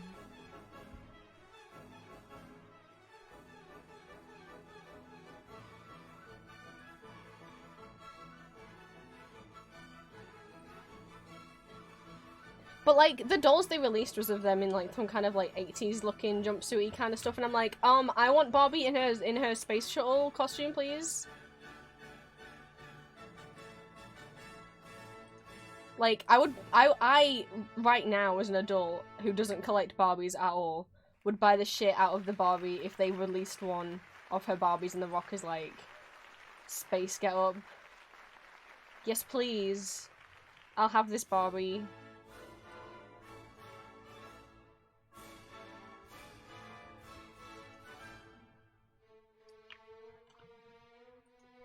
Ken had a gay era. Oh, I mean...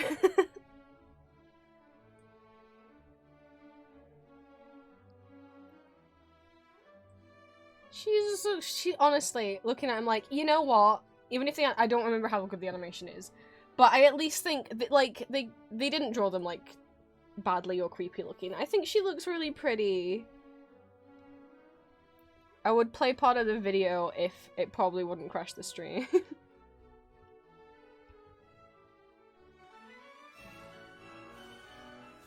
Looking back, you know, being bi and not knowing as a kid, I think looking back I definitely had a crush on Barbie from the Barbie and the Rockers. I didn't on 3D animated Barbie because I personally don't really like the look of most 3D animation. And I find them, like, kind of creepy looking. I don't think I've ever found a 3D animated character attractive. Other than, like, I have exceptions, like, I think Arcane is done very nicely because of how stylized it is, but, like, Disney DreamWorks 3D animation, I just find all of them creepy looking.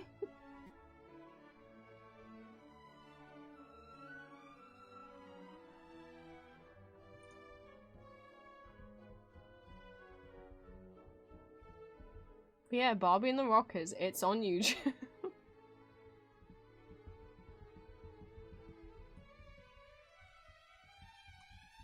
Google Images won't actually even respond to me at the moment, so I guess that's that. I guess it's telling me, do a drawing, Prince, which Oh yeah, that's what I'm meant to be doing, huh?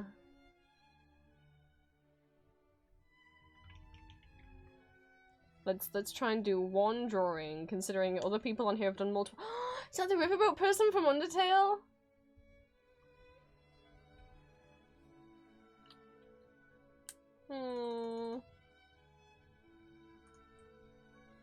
After stream, I'm gonna cheer myself up and just have a pizza, and then maybe I can convince Julia to watch a ballet with me.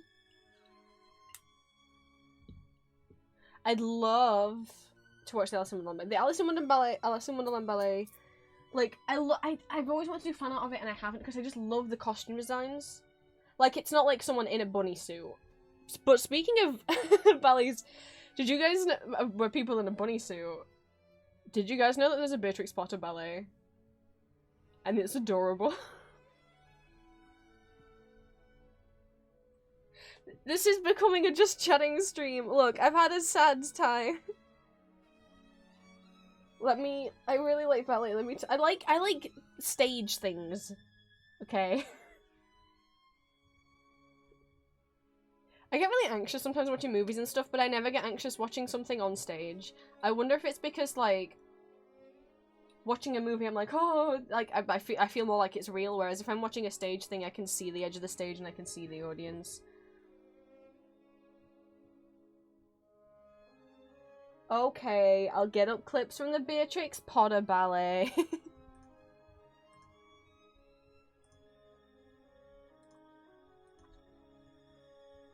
Oh, it's Ralsei, you're right, it's Ralsei! I knew I recognized the sprite, gosh dang it. You're right, it is the Ralsei sprite.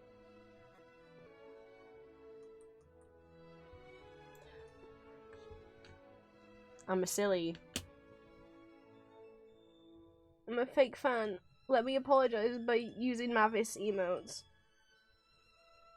Mavis is so cool. Mavis just got accepted for Twitch partner. I'm so happy for them. Because they've been working real hard at it. Where's my Mavis emotes? Let me use them, Twitch.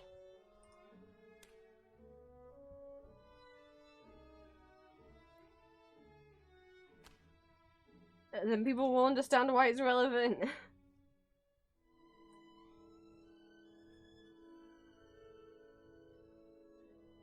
I got a gift sub, but I might continue the sub on myself because I don't know if I want to lose access to these boys. I love them already so much.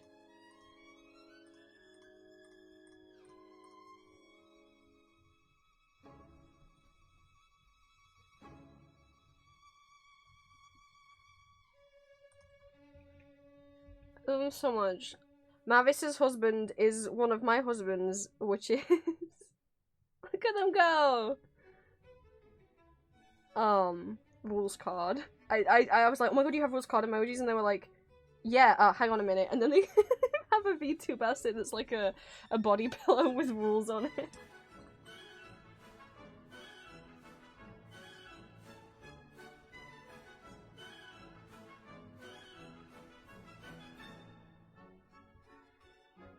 Oh, the fact it's gonna be out of focus. Oh, fine. I am drawing a ghost that I haven't, though, have I?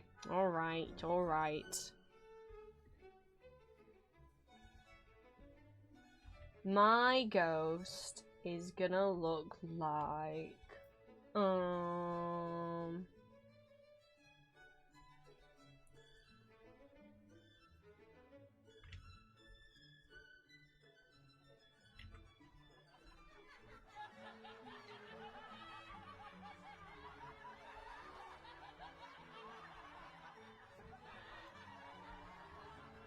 No, I don't want him to look angry. Oh no! His eyes look- I don't want him to look angry. He's a tired ghost. But... What's this?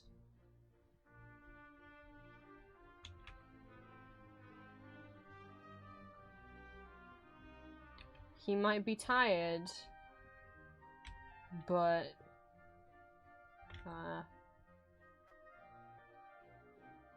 He's a fancy tired ghost.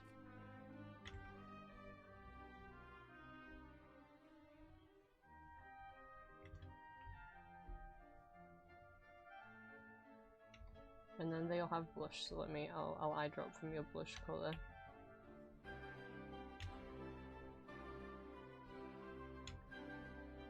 There you go. There's my little ghostman. There he is. I contribute. Aw, Ali's drawing one as well.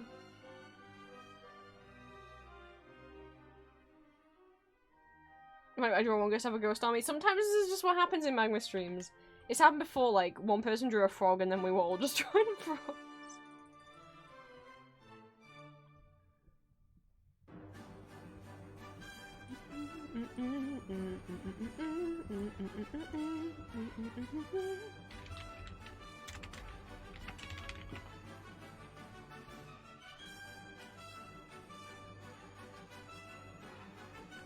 It's because we adore your little ghost so much, Valentine. I'm happy though. It's been a while since we all just like randomly started drawing things.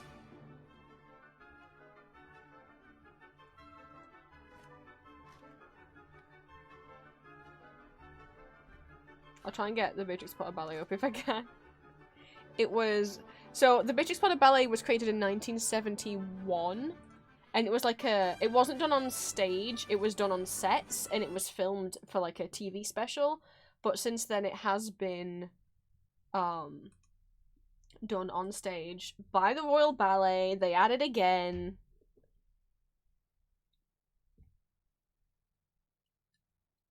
One of my other favourite ballets is Frederick Ashton's Midsummer Night's Dream ballet.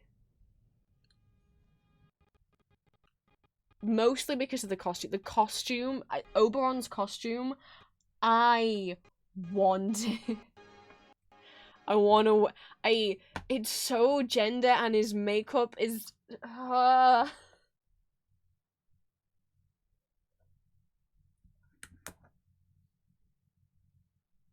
But yeah, if you're trying to get into ballet, I often recommend the Alice in Wonderland ballet by the Royal Ballet because it's like comedic as well. So even if you're not really enjoying the ballet, you'll get some laughs out of it. And the Mad Hatter, instead of dancing ballet, who is played by Stephen McRae, who also played the Frankenstein creature that we just saw,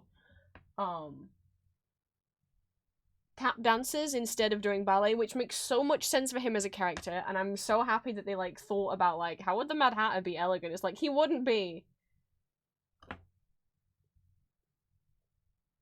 But I just think also the sets and costumes are very fun and silly for the Alice in Wonderland ballet. But also at the heart of it, there's a really cute love story between Alice and...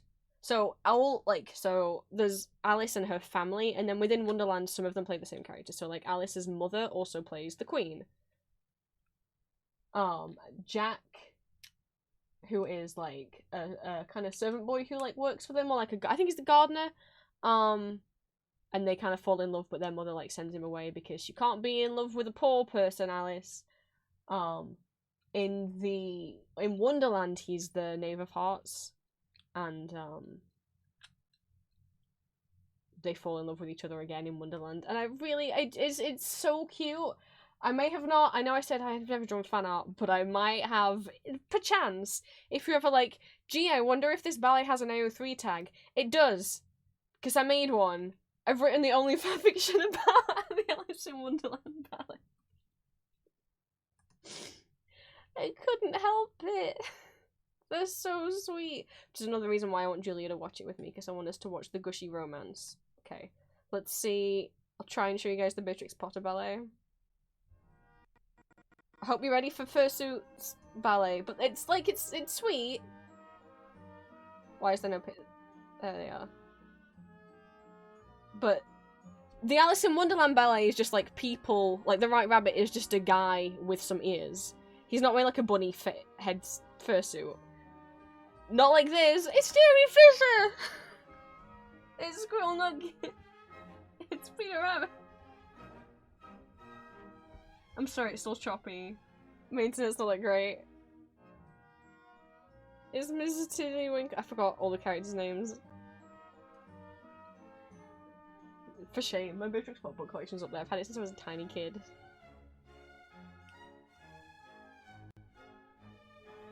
It looks so silly. I think the whole thing might be on... I just put in Beatrix Potter Ballet. I'll try and find the actual name of it. I think it's called Tales of Beatrix Potter Ballet. The whole thing might be on YouTube, at least the TV special version. The live stage version I don't think is on YouTube, but the TV version might be.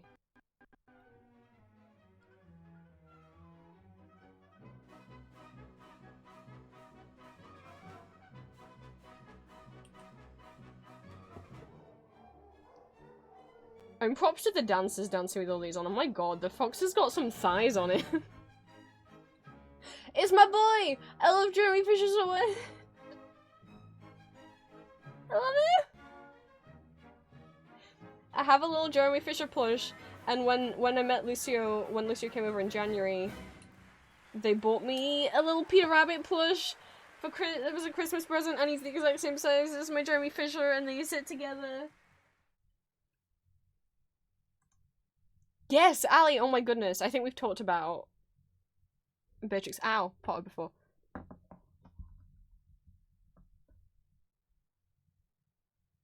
There's at least sections of it on YouTube. Is that it? Tales of Beatrix Potter on YouTube Movies, which is like a buy rent thing, but you might be able to find the full full somewhere where you don't have to buy or rent it.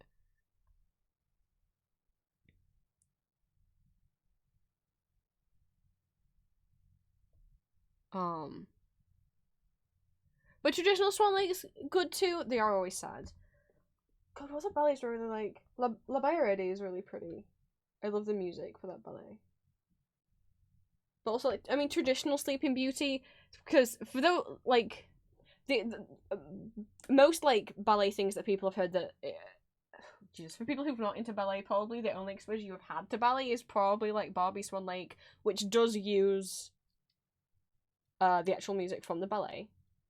And there's like the 3 Tchaikovsky ballets, who's my favorite classical composer. He's the composer behind Swan Lake, Sleeping Beauty, and the Nutcracker.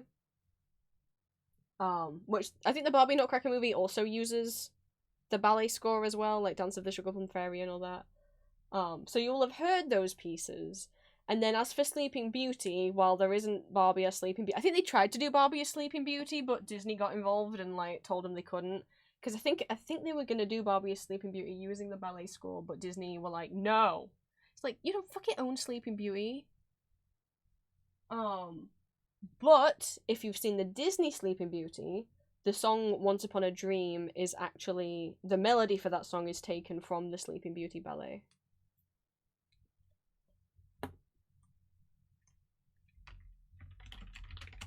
From the,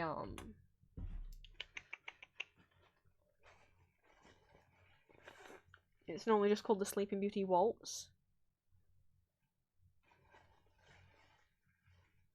The Rose Adage is also gorgeous. The Alice in Wonderland ballet has a whole song that is a purposeful parody of the Rose Adage from Sleeping Beauty, because it's famously like one of the hardest dances to do. The actress playing Aurora has to go on point on one foot while each of the suitors kind of come and take her hand, and between that she has to let go of their hands and have both her arms in the air while she's balancing on point on one foot. And it's one of the most famously like difficult pieces of choreography, and so there's a whole parody where the Red Queen attempts to do that in the, instead of all of them in the Sleeping Beauty, it's all of them offering Aurora a rose. In the Alice in Wonderland ballet, they're all giving her a tart to eat.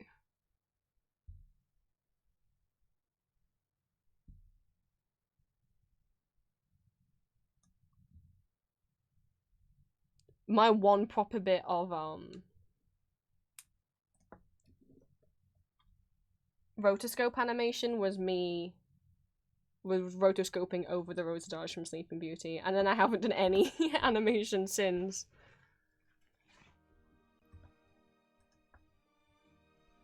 I'm gonna show you a bit of the, I'm just showing you because of ballet now, whatever, I'm showing you a bit of the Rose Adage. It's gorgeous, and I love the music so much. Tchaikovsky is my favorite composer for a reason. It's not just because of Swan Lake.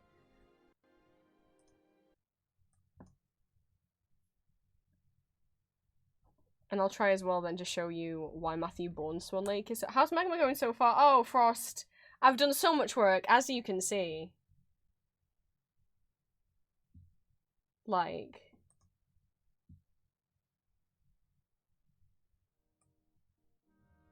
Wait, why is it not playing in the pop-out?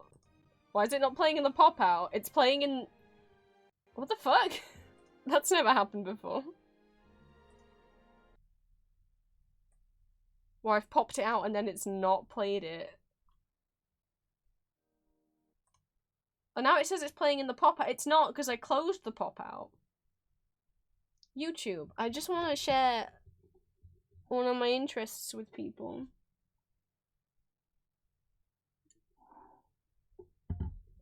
We do have a little ghost guy army going off. That is true. So I did one complete drawing. I drew one tiny ghost.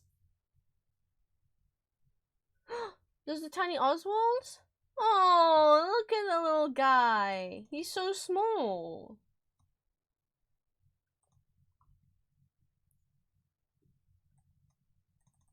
How about this? I'm not allowed to end stream until I do this drawing. How about that? And my picture-in-picture thing disappeared. I just want to talk about ballets to feel better. But I just died on me and completely kicked me out of Twitch and Magma. Oh no, Frost! Well, I'm glad you're back.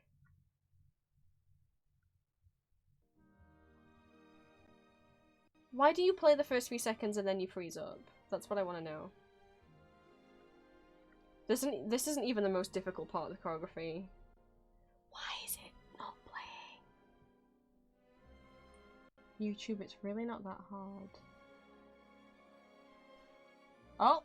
Did I just need to make it small? Oh. It started playing okay and I thought maybe I'd solved it by just making it smaller. Okay, we get up to the... Come on. This bit.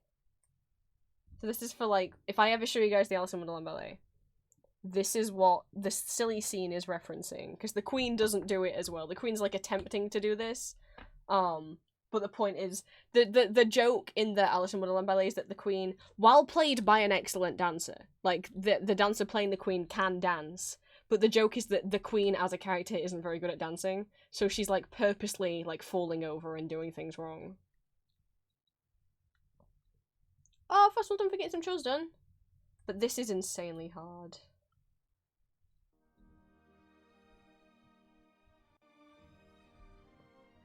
Which I can't show you because the video won't play. Okay. She's on point on one foot with one arm in the air. And each of the guys are going to go past and exchange, like, one of them holds a hand and then let's go. And then the other guy holds a hand, which means there's a stage between each of these guys holding a hand where she is supported on nothing and she's just got to stay on point on one foot. Which is... It's an insane amount of time that she's on point on that one foot.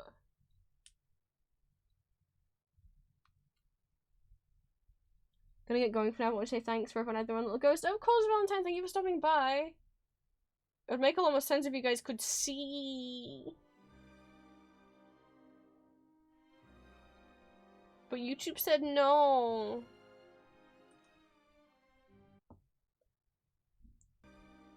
There you go, you can kind of see it with her arm up.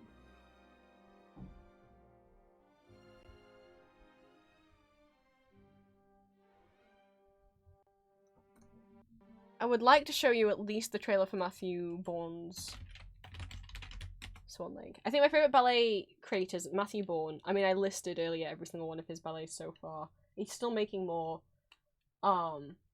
His Sleeping Beauty ballet just had a tour here last year. His Nutcracker often goes, you know, on around Christmas.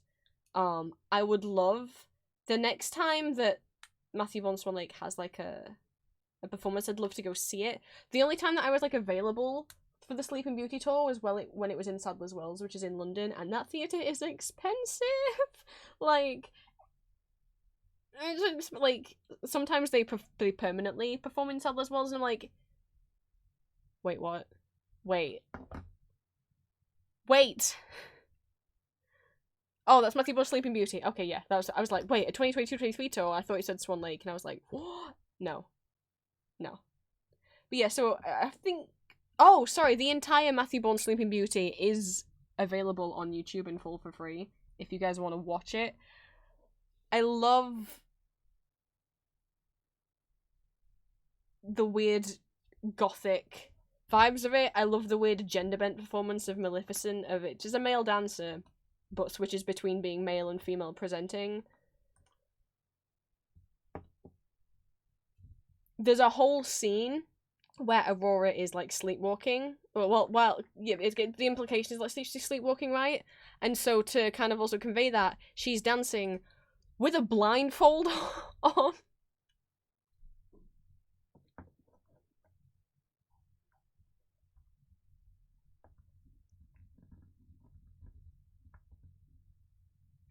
So the difference, as well as just the aesthetic, the difference with Matthew Bourne's Sleeping Beauty is this kind of love triangle between the Dark Fairy and Prince Philip and Aurora. Please don't be super stuttery. I want the Dark Fairy's gender.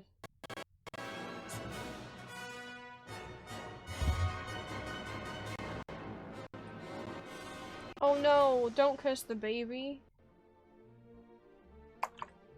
Oh, see there, you can hear the Sleeping Beauty waltz, which is what Disney used for Once Upon a Dream. But like, see, there he is as a human. You saw him for a second there. What, her romance with... I don't know if Philip's actually a prince in this. I think in this version Philip is, again, like, more like a servant who she falls for. But you can see... Where is he? The Dark Fairy in his, like, human disguise.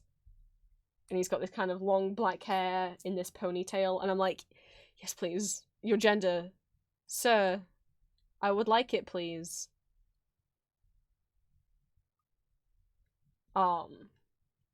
Please? Please.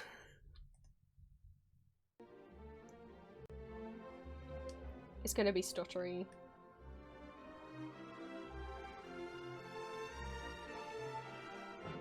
Oh yeah, I'm sorry if you're creeped out by the Baby Aurora puppet. They don't have a baby playing Baby Aurora, because that'd be... You know. Why would you want a baby on stage? But, so it's like it's a puppet. Can we just talk about this man's gender? So this is him, like... Or them. I don't know what to call the Dark Fairy. There's a name... The Dark Fairy has their own name in this that's not Maleficent, but I don't remember what it is. So that's them with... the hair long and braided with these black, like, tiny angel wings and this red, dress, seemingly female presenting. But then this is also them, again, in this, like, suit. I want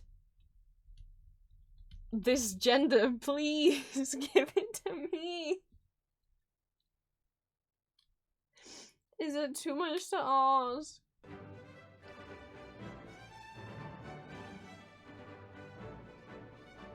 But yeah, he tries to, like, have a whole wedding with Aurora.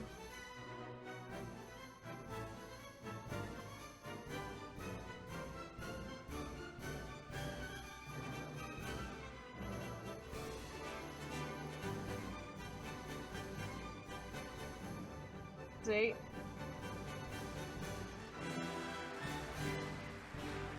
Oh, that's right. It's not just a blindfold, it's like a whole kind of mask over her face that makes her look like that one episode of Doctor Who where people get their faces, like, sucked off.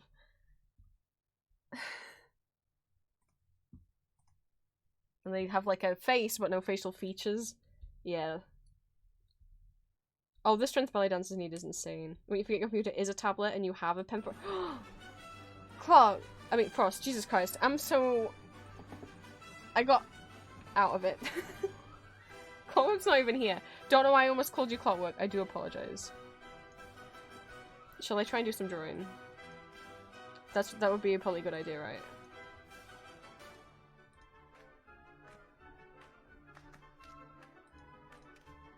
And I'm gonna stop playing YouTube because my computer is having a whole... Ow! Hard time. Sorry, I've knocked my elbow where the infection is. Whew.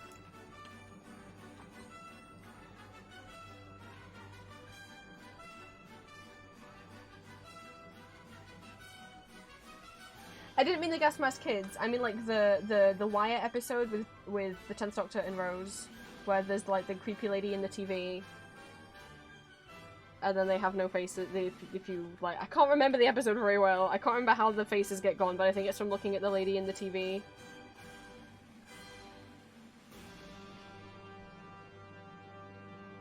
It looks like that, but it's just like this kind of like fabric mask that goes over her face, but it gives the illusion of her not having any facial features.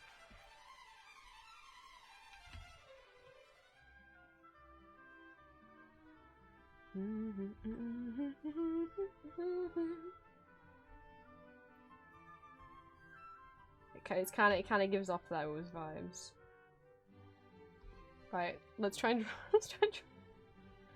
I've never drawn like a tactical suit before, so I don't know how this is gonna work out for me. But that's why we're practicing.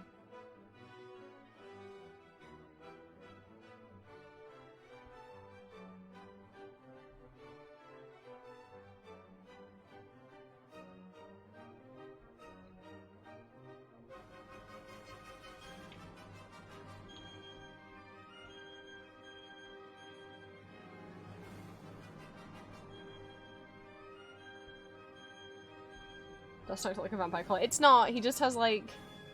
Oh. It doesn't look like a vampire collar. Oh no! This is what it looks like!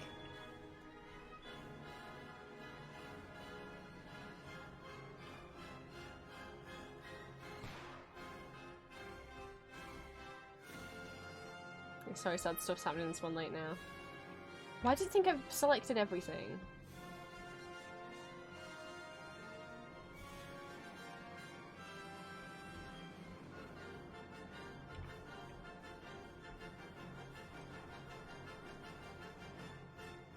I'm not used to drawing, like, weapons.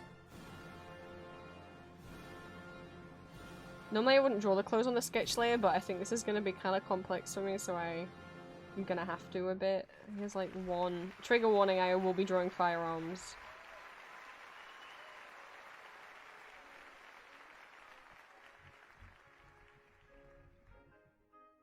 It's like one there. And then he's also holding another one. What the fuck? Simon!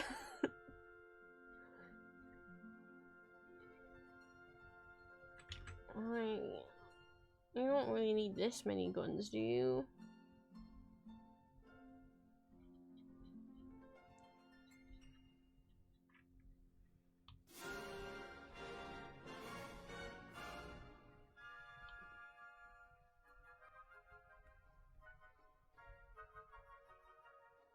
I don't think I did that at the right angle.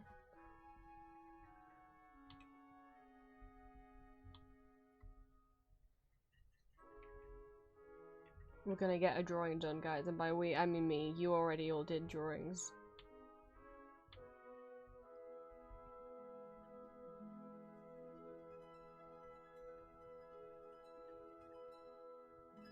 Oh, but wait!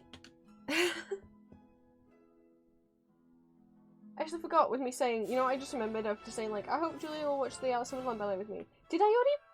I didn't already play it for, I mean, Julia, did we already watch it? Or did I just show you parts of it?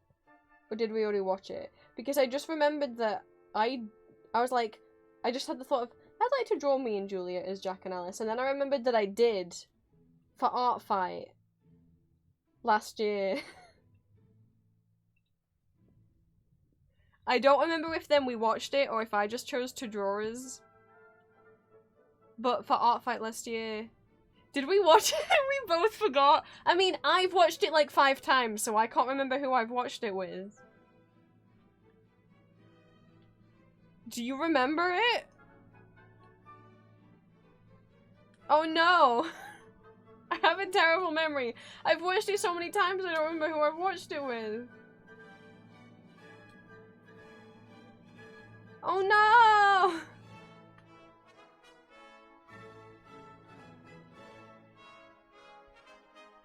Shall I pick something else for us to watch tonight? It's just because I just remembered, I was like, wait, I already did drawers as... Wait. Oh no! I can pick a different ballet.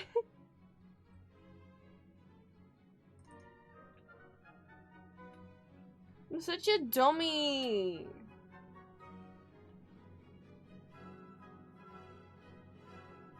Oh, super budget. But yeah, for art fight last year. Because as well as putting our OCs, we also put ourselves in art fight, so I drew this last year.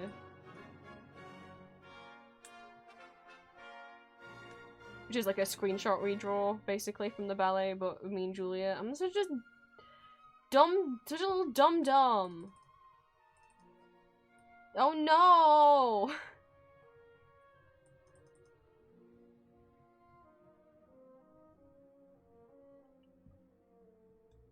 Julia! I forgot!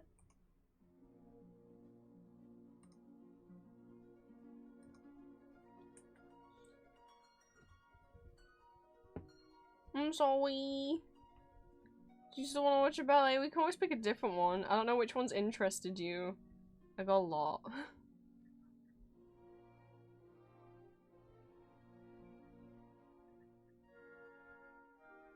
I just forgot we'd already watched Alice, and I was like, no, this is really cute and it's fun. All of them? Oh, wait, I don't think there's enough hours in the day to watch all of them.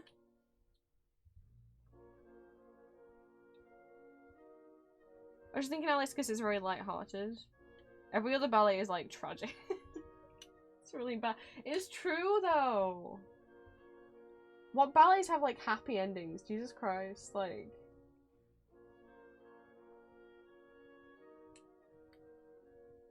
I'm wondering how easy the Red Shoes ballet is to understand without really knowing the movie, because I'd seen the movie. Which is basically like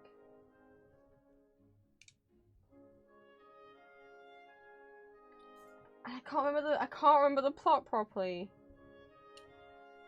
Pick the Frankenstein.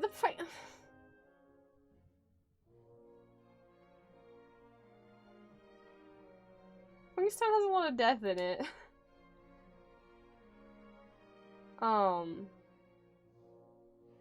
Jesus Christ, what happens in the Red Shoes movie? I remember how it ends, but I know there's like I can't remember if she has like it's either like two people are interested in her, but yeah. Basically there's like her like fellow like guy who she falls for and she really likes, but then she's been a dancer in these movies and like the director is also kind of like flirting with her and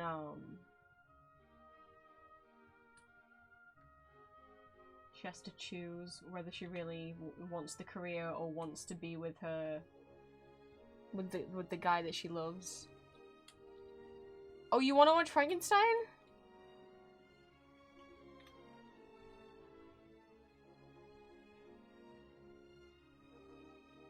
Okay.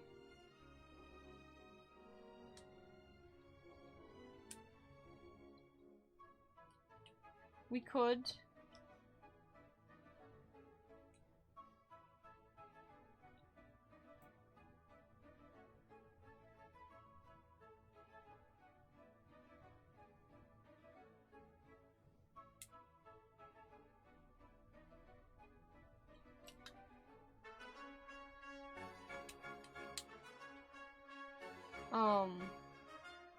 Sure.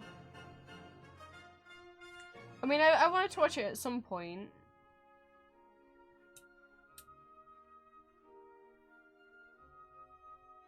Though, as I said, you know, it is a...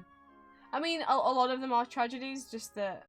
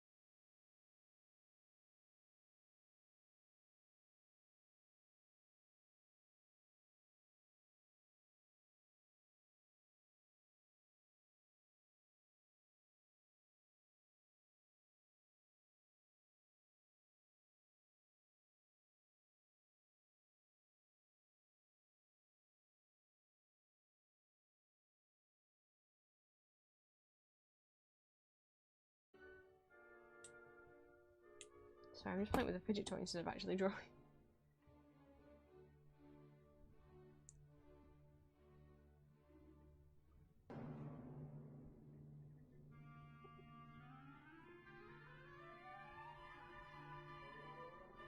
I should maybe use a different colour brush to outline where this is.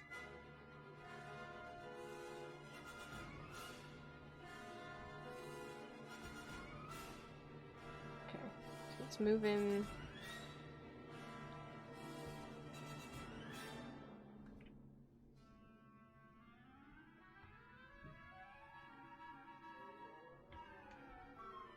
No, I'm sorry, I didn't remember that we'd already watched it. How big am I making this? It doesn't even be that big.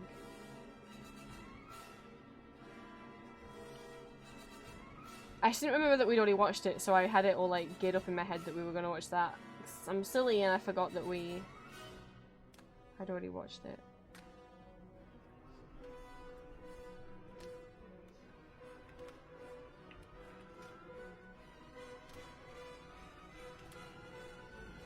I think the head's at more of an angle than I actually sketched out. Oh, this is going to be so hard to draw. Maybe I'll do the nose first?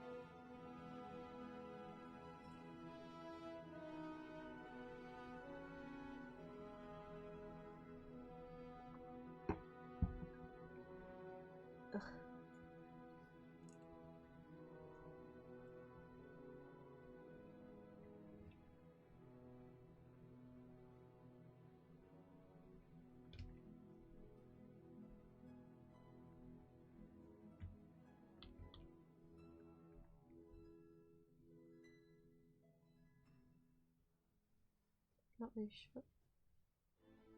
Oh, have you made a Phantom of the Opera? I didn't see the message before. No. There's elements of the Takarazuka Phantom of the Opera musical that have ballet elements to it, which is a musical, Japanese production of the Yenston and Coppet Phantom of the Opera musical, not the Andrew Lloyd Webber musical. There are many different Phantom of the Opera musicals. Andrew Lloyd Webber was not the first one to make a Phantom of the Opera musical. He only made his because he saw someone else's and thought, I want to do that, but I think I could do it better.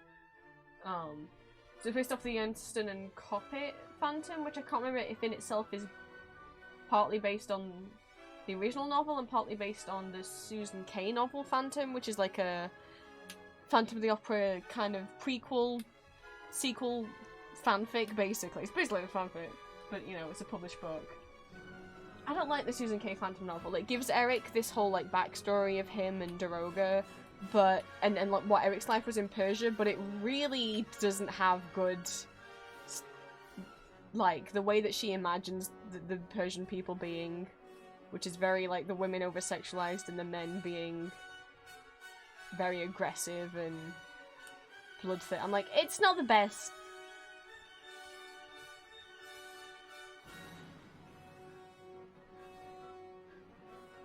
There are some bits though. I mean, there's bits where like, if anyone's seen Small Hero for Hire comic, that is based on a part of that book where baby Eric and his like shitty mom, like, he hasn't ever seen his face because she keeps all the mirrors covered and stuff until he's about like 6 or 7 years old, and she gets angry and shows him, and I'm like, oh, he's so hot.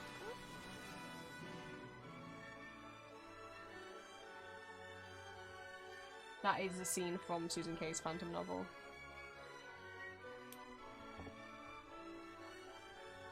But I'm not sure if Yenston Coppet is based on that. It's only because it's the same, because it's just called Phantom and not the Phantom of the Opera.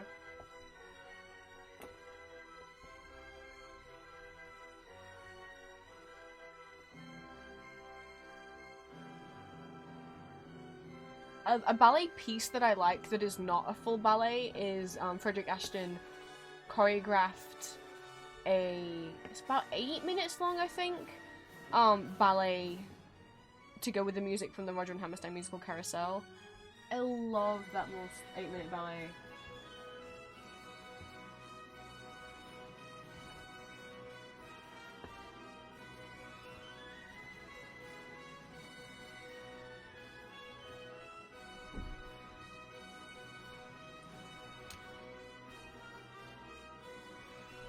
Something's stuck on. Yeah, I could feel that on my leg. It's getting really warm in here.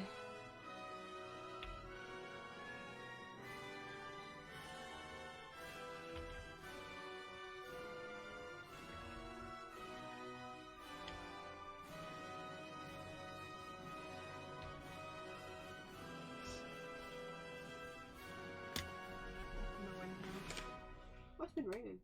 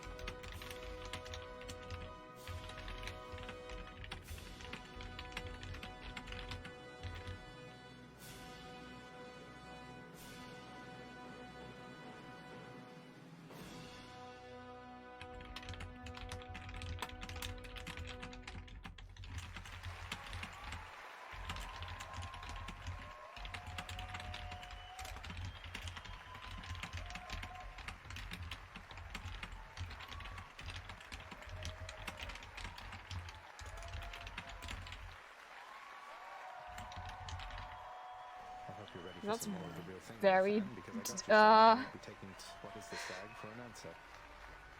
Oh, a stretch? Okay. Okay, I'll stretch. Well, I don't know how I can't stretch both my arms over my head because I can't move one of them. Oh, I regret moving my arm. I've had it like a pillow tucked under it. I removed the pillow to stand up the stretch and I didn't really think that through. Oh, I think it's I think we've reached like the bows, so let me rewind. Now I'm stood up, I realise I need the bathroom. So I might BRB. Oh, thank you for the head pats. I can stretch like half of my body. Can't really do anything with my left arm. I will BRB and we'll see if I can do a drawing before I have to get dinner.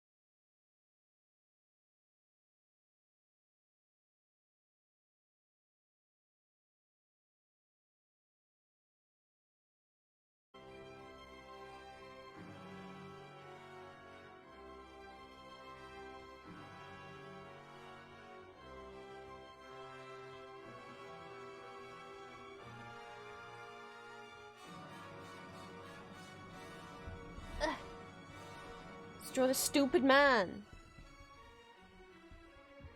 So much of how I draw characters, I kind of like normally draw like a nose and stuff first, but that's not really how it's gonna work here.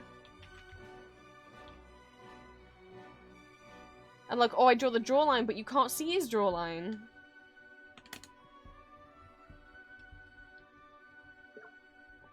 I found Panther had a throat and ear infection using Texas. I'm in Nebraska, so yeah. Oh, yeah.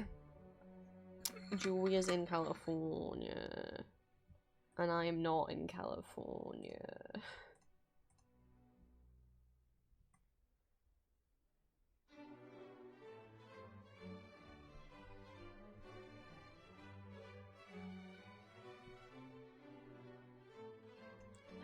You did your object head? Ooh. Aw. Sorry. I was paying attention, but then my eyes caught the fact that Ali has labeled Mickey Mouse as a criminal.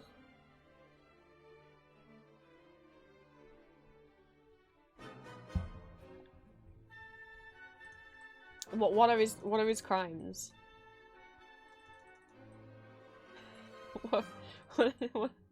What is crime?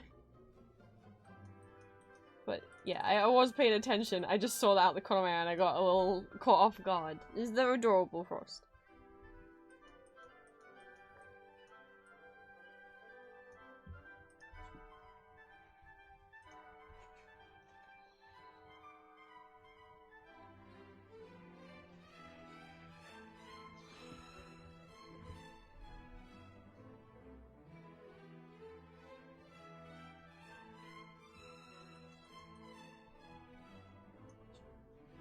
Crimes.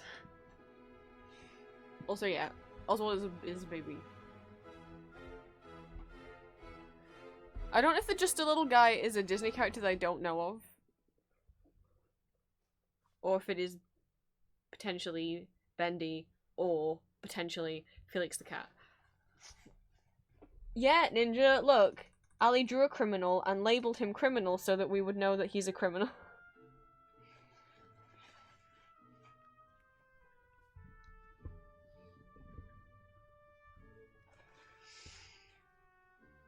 You see that face?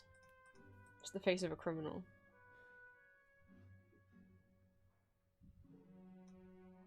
Look at those soulless eyes.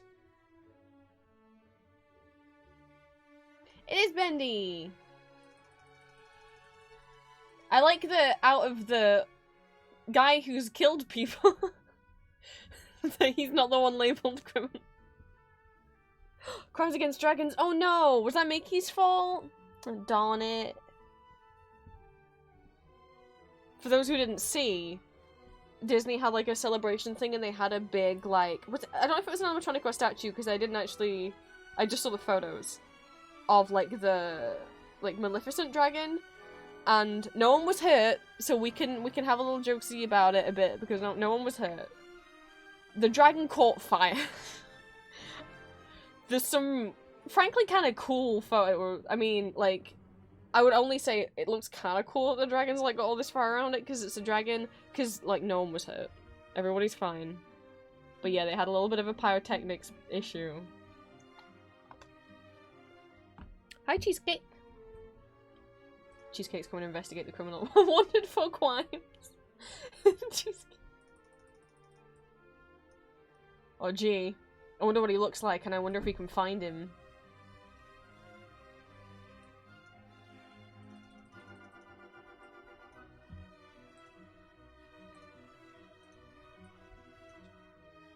A Maleficent dragon figure was caught fired twice now. Jesus Christ.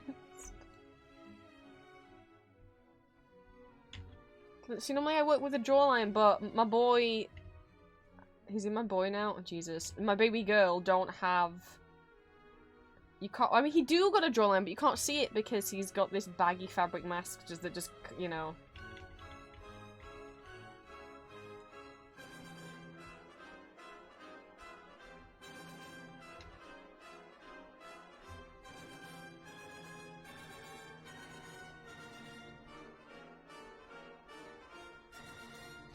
Give him some teeps. What can I say? I like a man in a mask.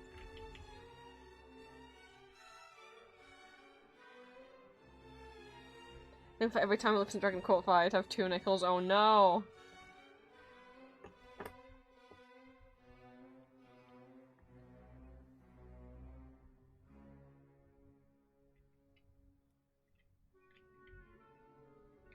I don't know how really to... Maybe I'll take some liberties and make this... That's not really how the line goes, because it kind of just keep going here. It's just kind of caved in. But that's gonna be hard to... Ghost wine...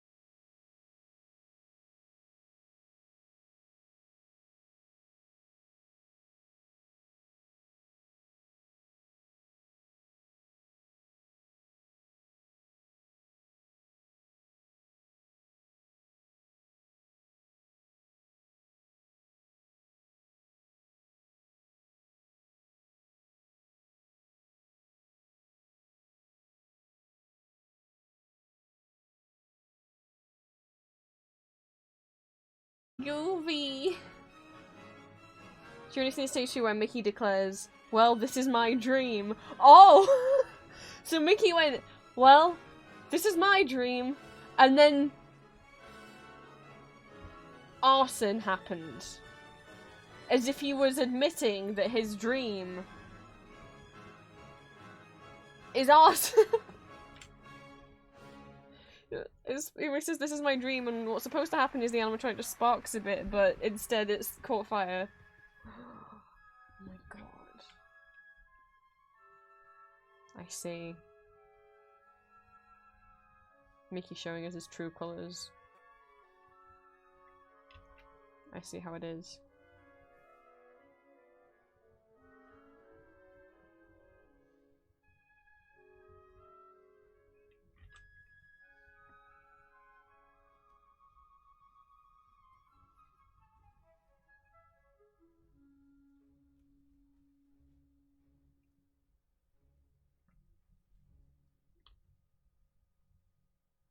That is criminal behaviour, you're right.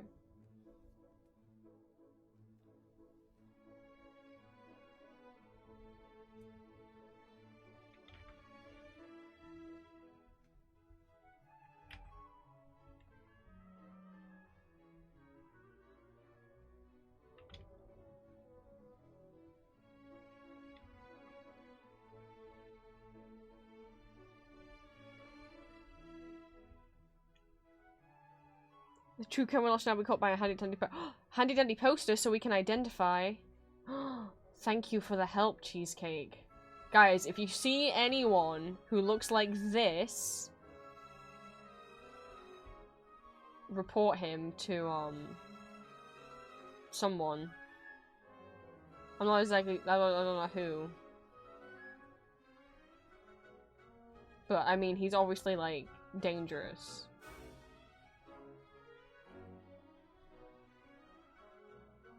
Like, wanted for, like, crimes. Multiple crimes. So keep your eyes peeled.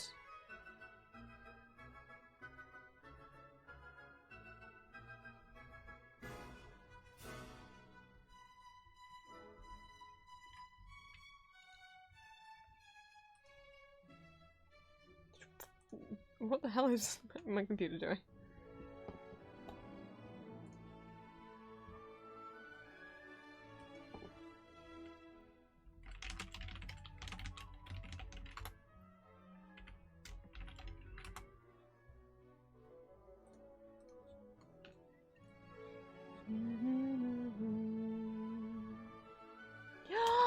Joe!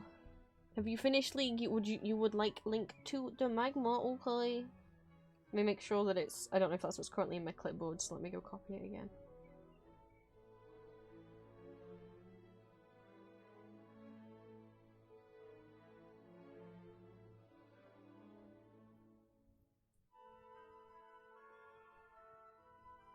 Okay, I whispered you the link.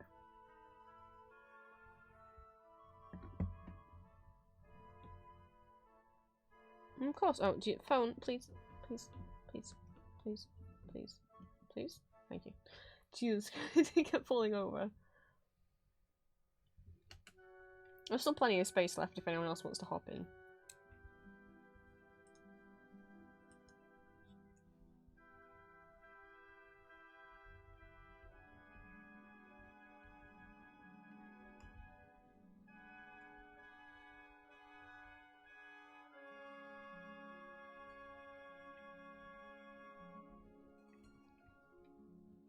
So there's the top of this mouth. Oh goodness.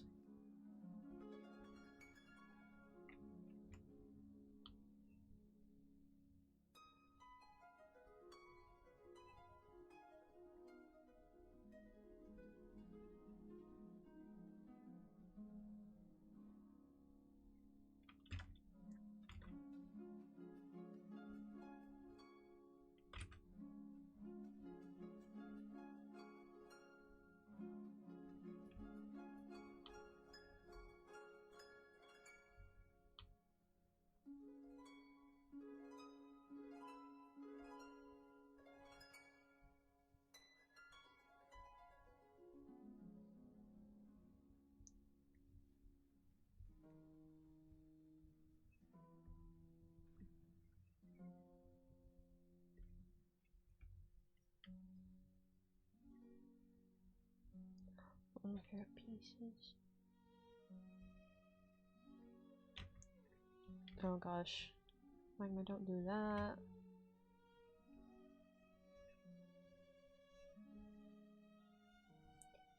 Their crimes are as follows. Let's zoom in on him so we know who to. Where is he?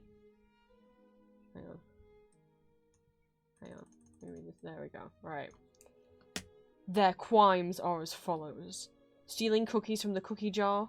Not bring a host a gift when invited to a dinner party. Putting potatoes in the fridge instead of under the sink. Putting milk in a cup of tea the moment after the water is poured over the tea bag. So many crimes.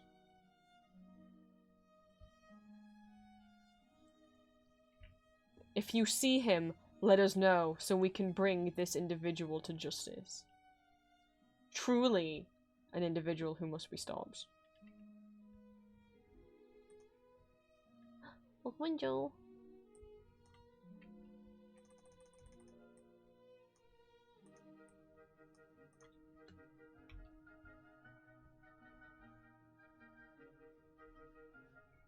Amongst the arson, it pales in comparison. But yeah, the arson pales in comparison to stealing cookies.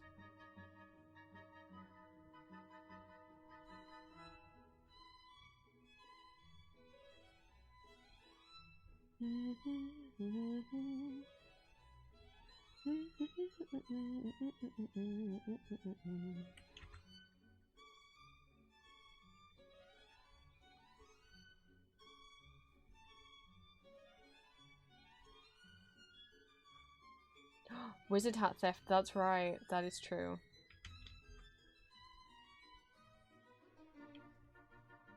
Welcome back, Lucio!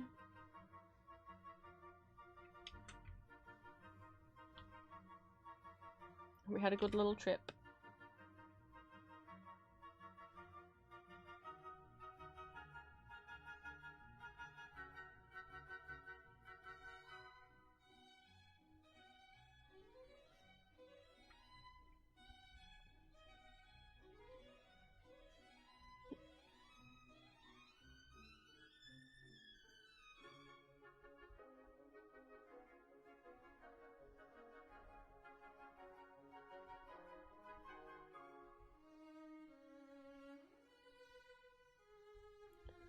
Can't really see everything that's going on here with the headpiece, but I'm trying.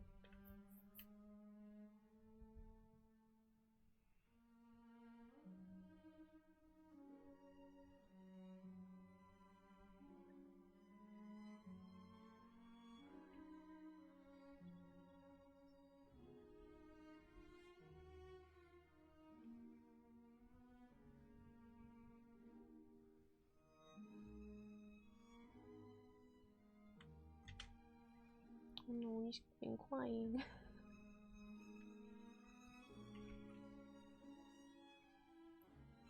Should I don't know, there's some like little cracks and like wear and tear on the mask, but I don't know if I should really draw that or if it's gonna look weird.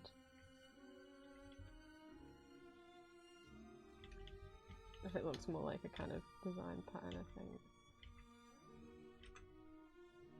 Try and give him like a little...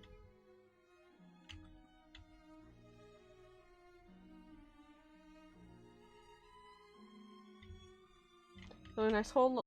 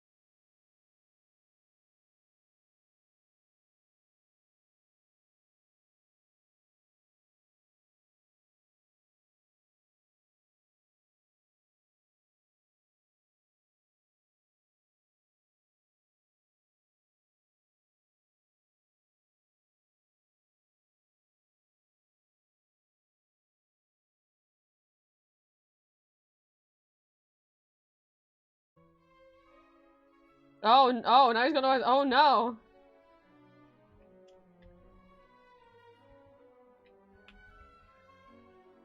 I think there's only one thing to do with this man.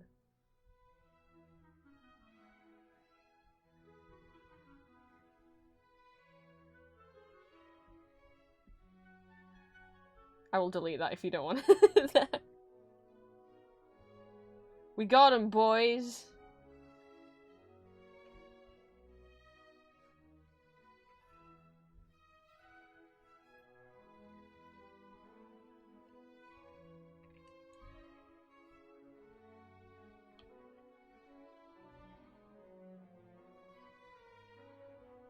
I almost want to write.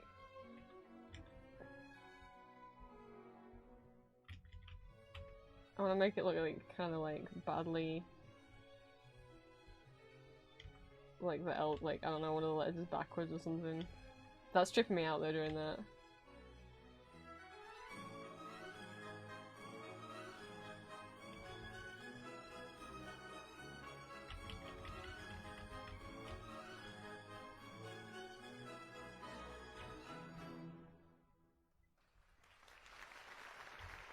Trying to do the N backwards and my brain won't do it.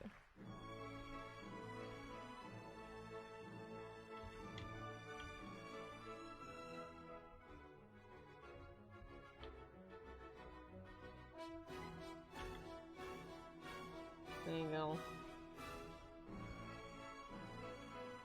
We got him, boys!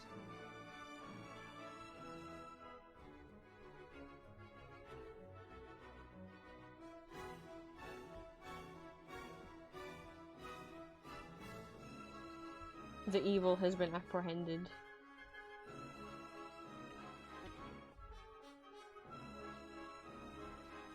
Wait, at what point did my pen become 3? I haven't been drawing in 3-point instead of 2, have I? Because I'll be upset.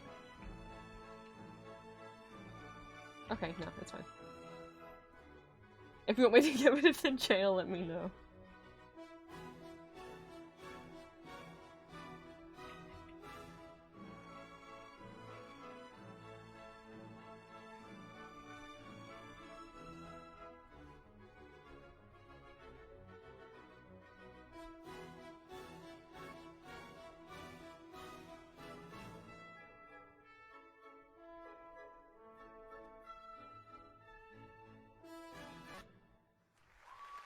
Don't know what's going on with the audio there, why it sounded a little glitchy.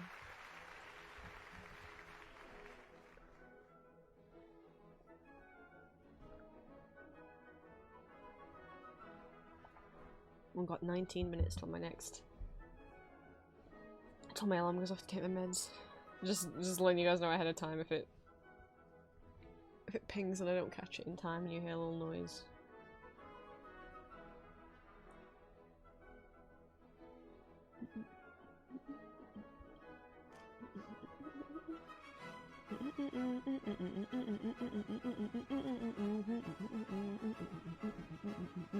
But the first time I started listening to Swan Lake in full, because I'd only always known bits of it and loved it. I was like 17 and I was doing like learning all my film studies exam prep like off by heart like a script.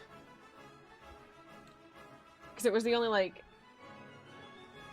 exam I had at the time, so I was just like, I'm just gonna like have this be like my study music, because if I listen to something with lyrics in it, I'm not gonna be able to concentrate. I'm gonna end up wanting to sing along.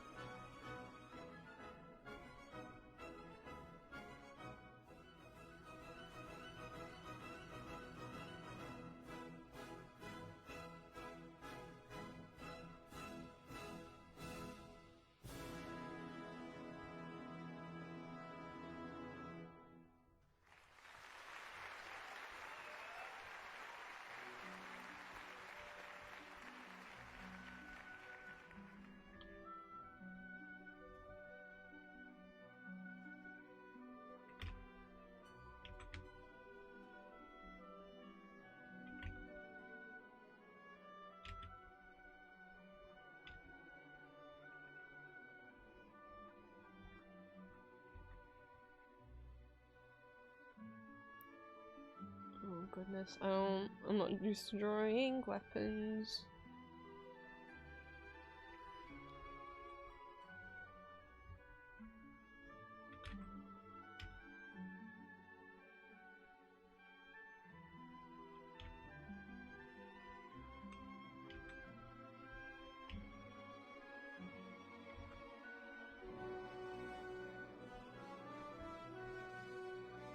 Oh my god, is baby girl? Yeah!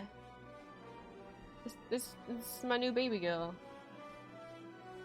What do you say? I'm trying anyway. I didn't get... Oh, okay, one thing, I didn't realize that the reason why a lot of, like, Call of Duty fan art on, like, the Soap Ghost ship had blown up is... Because I'm like, well, Ghost's been a character for ages, though. Yeah, but what I didn't realize is that the Ghost, like, this design for Ghost has only existed since October 2022. They remade Modern Warfare 2, and so this kind of design and this whole kind of thing for Ghost has only existed since October, and I'm like, oh, that makes more sense then. It's like a newer thing. Like a kind of reboot. And,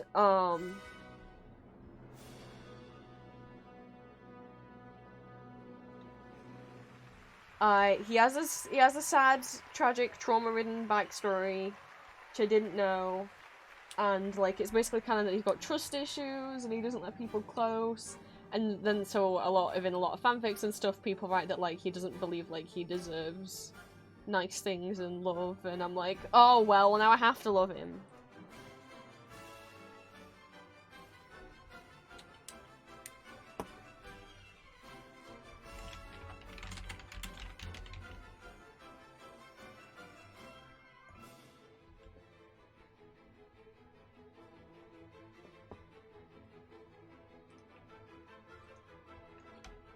He's not gonna love himself. Like, the moment I'm like, oh no, he's a tragic boy. Oh no, he's insecure. Well, this changes everything. This changes everything.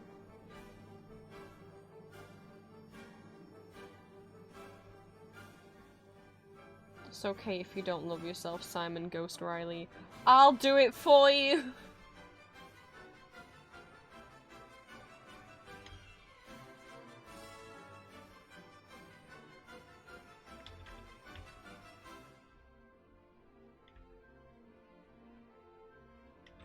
Like, if you look up his backstory, trigger warning for abuse, because he grew up in an abusive environment.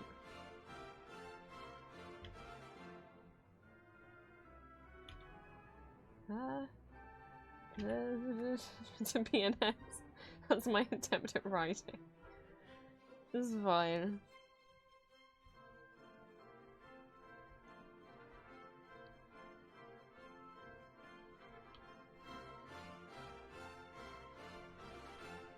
So I'm like, I get it. I'm a ghost girly now. I get it.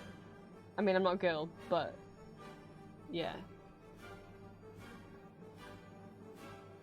You understand? You get what I'm saying.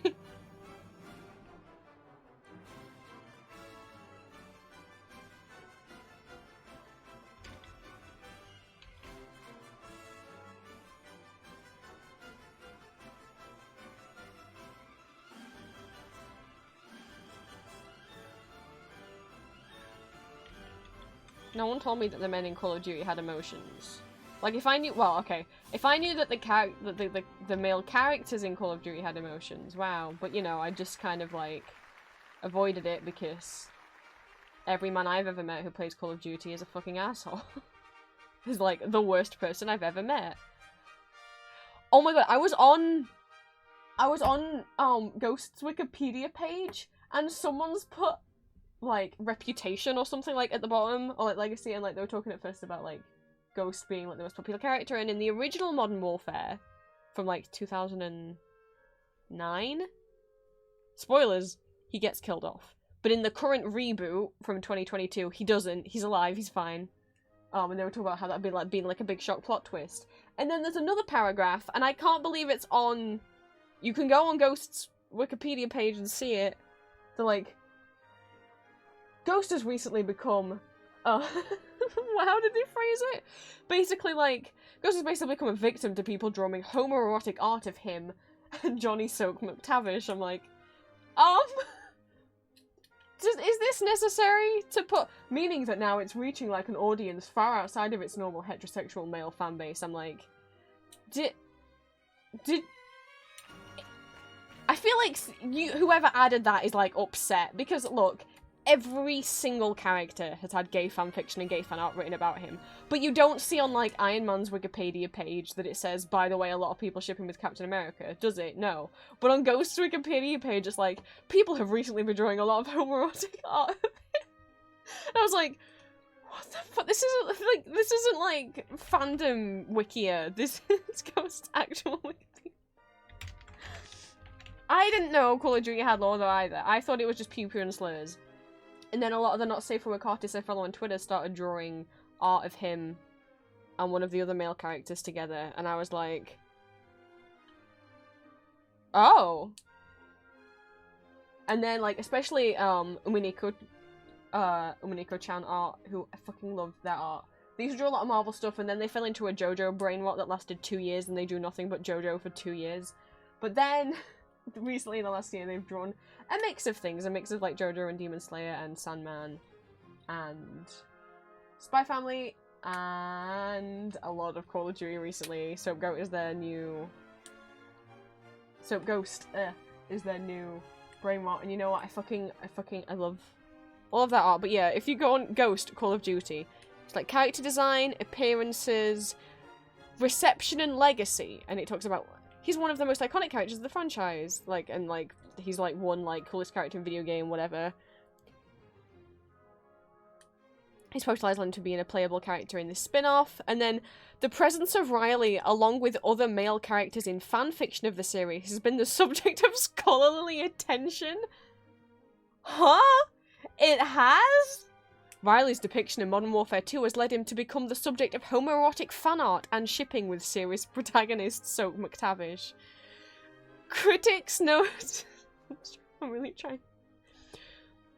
Critics noted his sex appeal and voice as having attracted users on TikTok to the game, considered to be outside the game's usual target demographic of heterosexual men. What the fuck? Sorry, what's the citation for this receiving scholarly attention? What's citation 22?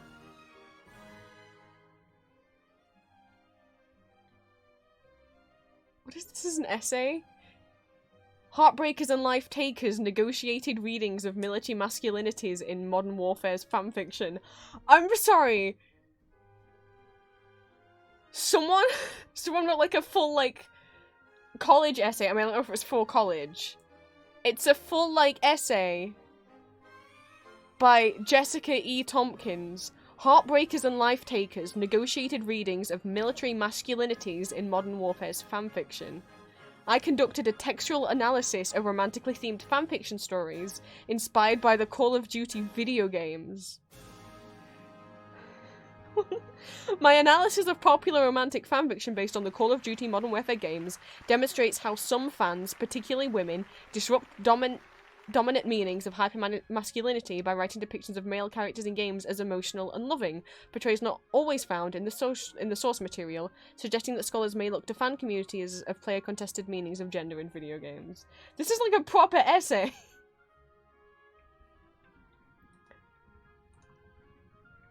She's a student, she's a PhD student at Indiana University researching video game content, game design, and social psychological effects of games on players.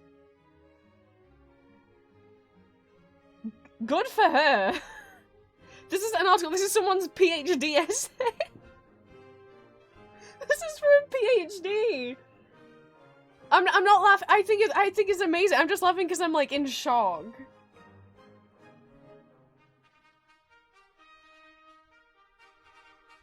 Jessica E. Tompkins, you have all of my respect. I wish I'd done an essay for my, I mean, I didn't do a PhD, I did a bachelor's, but still. This is a full, let me try and bring it up on screen. Like, This is a whole, it's a whole essay. It's a full like college dissertation with like there's all the like sources and references.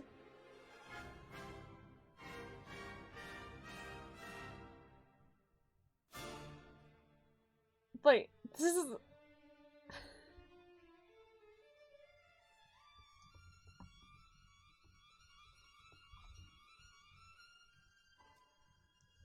Wait, this is from November 20- wait, this is November 2017, which means this is before the Modern Warfare reboot came out, so the Wikipedia article was wrong. This is amazing. It just shows you can learn things from Wikipedia. I was just looking at the sources of where people... wait, I'm sorry, source 22 is an article from thegamer.com called Gamers Are Mad That People Find Ghost Hot in Modern Warfare 2. I hope you're ready for some more of the real thing, my friend, because I got you some and I won't be taking what is this tag for an answer. Okay, Joe, get some good sleep. Thank you so much for stopping by. Thank you for the aww. Oh, Joe, I hope this is you. I hope you get the sleeves. Meanwhile, gamers are mad that people find Ghost hot in Modern Warfare 2. Gamer dudes just won't let the gays and the gals have this one. Right? We deserve this one.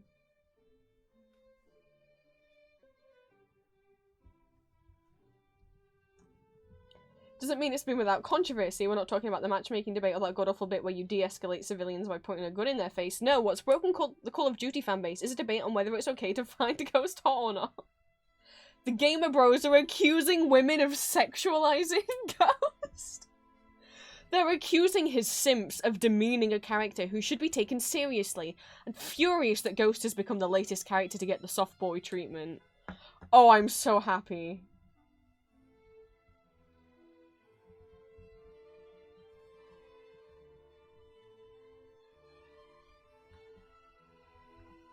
Because honestly, everyone who's been drawing Soap Ghost art has been getting such hate, like, how dare you make them gay? And I'm like, no, this is great, this is great. I want the fandomification of Call of Duty to happen. Because I wouldn't call what Call of Duty had as typically like a fandom, it's more just like fans who play the game. A fandom to me is like people who like create fan content. I can't believe gamer bros are accusing women of sexualizing Ghost. You know, gamer bros being some of the most sexist, misogynistic people who will readily sexualize any woman they see. Like, these will be the same bros that were complaining in the new Resident Evil 4 remake. Men were complaining that you could no longer look up Ashley's skirt like you could in the original Resident Evil 4, even though, like, I don't know what age Ashley is. At least in the original Resident Evil, I don't know about the remake, but the original Resident Evil 4, she looks like a fucking child. I don't know if she is. No, I don't think there's a single female character. I'm just comparing, like, I bet these are some of the same people who, like, the Resident Evil 4 remake just came out last month and people were complaining that, unlike in the original, you can't look up Ashley's skirt anymore.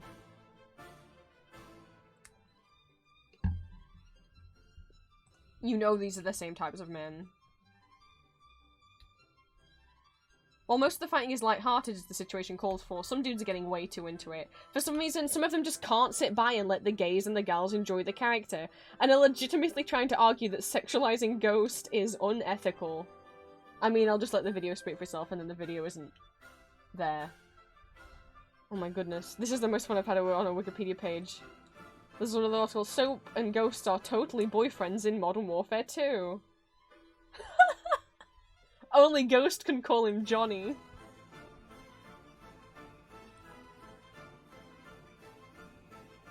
Oh my goodness.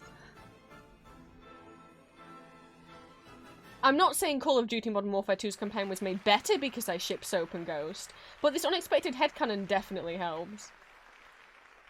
We love to see it, these boys are dreamy. I'm not alone either, given the internet is now awash with cute fanart and theories around the couple who not only commit war crimes, but do so with their hubby supporting them every step of the way.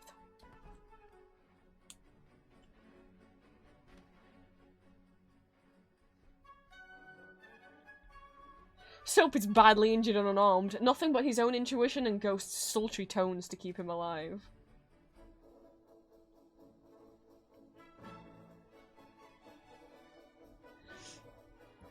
It's just the most fun I've ever had. Drive, Johnny. Take shotgun.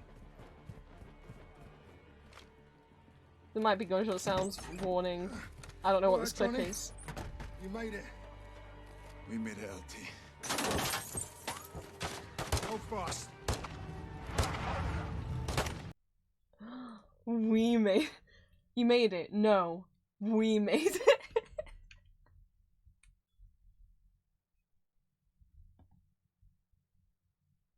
Ghost makes light-hearted japes while dealing out advice, reassuring his love that it will all be okay as long as he keeps moving.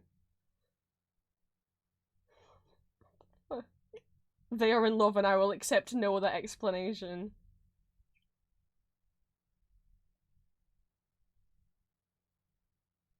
It becomes clear that they have cute nicknames for each other that spawned after years of fighting side by side.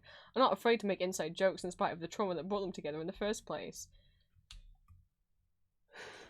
You can shake your head and claim it's simply a case of guys being dudes, but I'm the sort of trash weasel who will ship anyone if the potential is there. And Modern Warfare 2 offers it up in spades.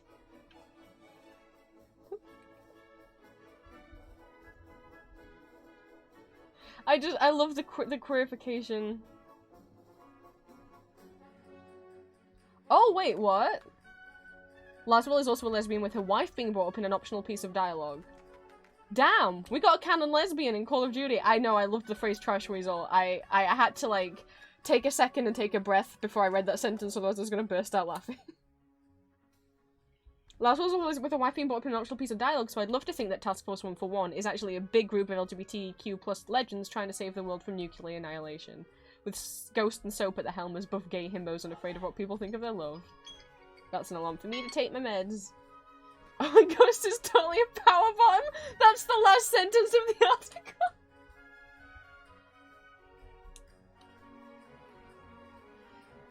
Oh, and Ghost is totally a power bottom. Here's hoping Modern Warfare 3 has the pairing share a big ol' smooch before throwing a knife into Markov's face. Oh, and Ghost is totally a power bottom.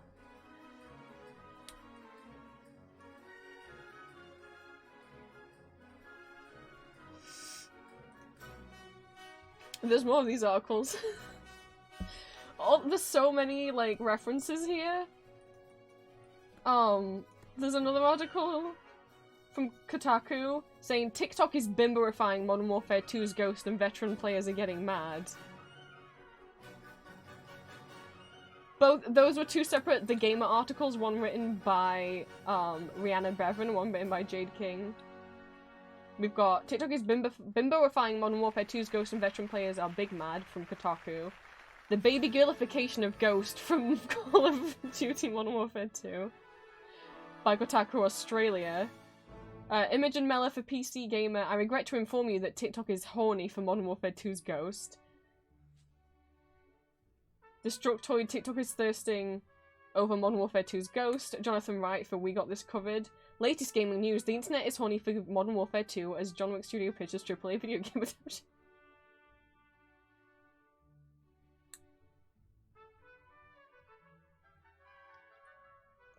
And Hedra McKay, Rachel Troy from the Berkeley Beacon. The baby girlification of Ghost in COD is threatening the incels. I think that's the truest title. Anyway, I want to know. I just want to look at this Kotaku article.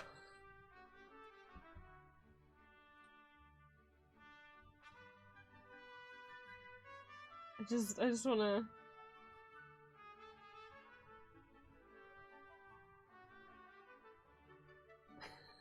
Oh no.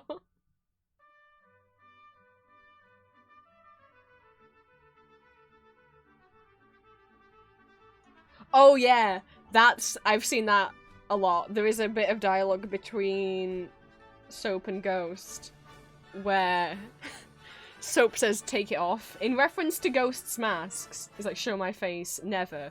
Are you ugly? Quite the opposite. And yeah, people have been going.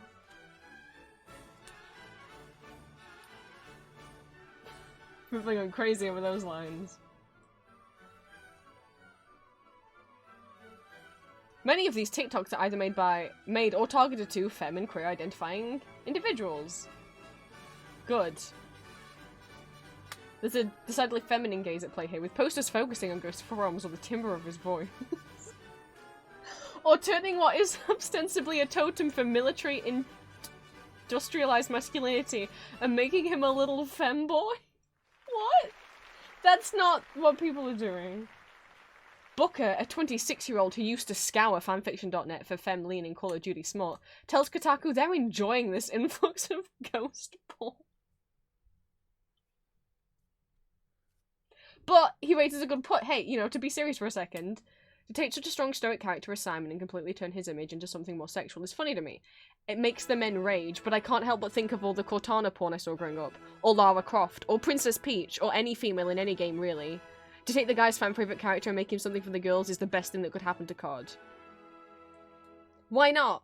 The amount of freaking Princess Peach porn I've had to see in my life, I feel like we deserve this.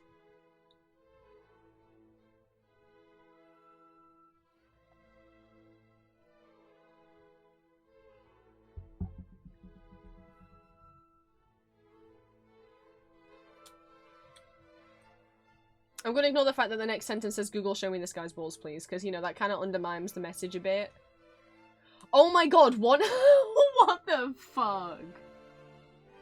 One of the angry incels themselves said sexualizing him is worse than sexualizing minors. What the fuck? Writes one commenter responding to a TikTok calling. What is wrong with you? What is wrong with men? A lot of you have clearly never played the games. Ghost would never be who gives a shit? Who gives a fucking shit? I don't need to play the game to know that Ghost is hot.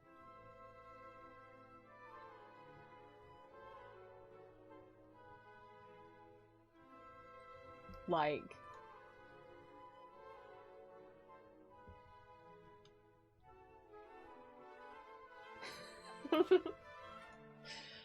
Look, you never know what you're gonna get when you tune into one of my streams, and apparently, neither do I. Apparently neither do I. I'm into this one that's called the babyfication of Ghost. The baby girlification, sorry, considering I did call him baby girl earlier. Oh no, he's what I would call to be considered a TikTok sexy man, which is TikTok's version of the Tumblr sexy man. Do TikTok have their own sexy men now? Who else would be a TikTok sexy man? I guess Pedro Pascal and Oscar Isaac.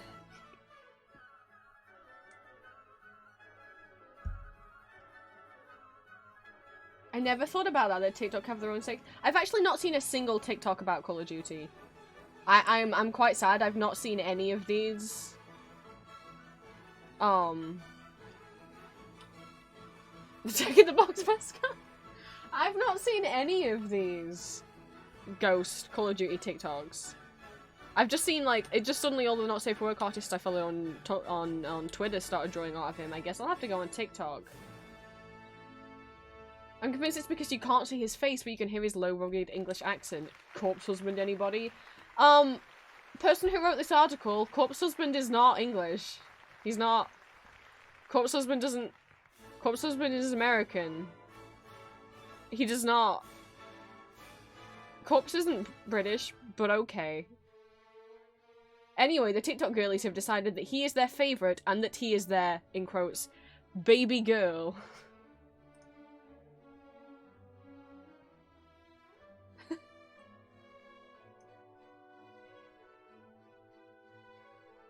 Well, apparently some dudes on TikTok aren't too happy that the girls on TikTok like a character in a video game too much. They've accused Ghost fans of sexualizing him, going further to presume that they don't even care about the game!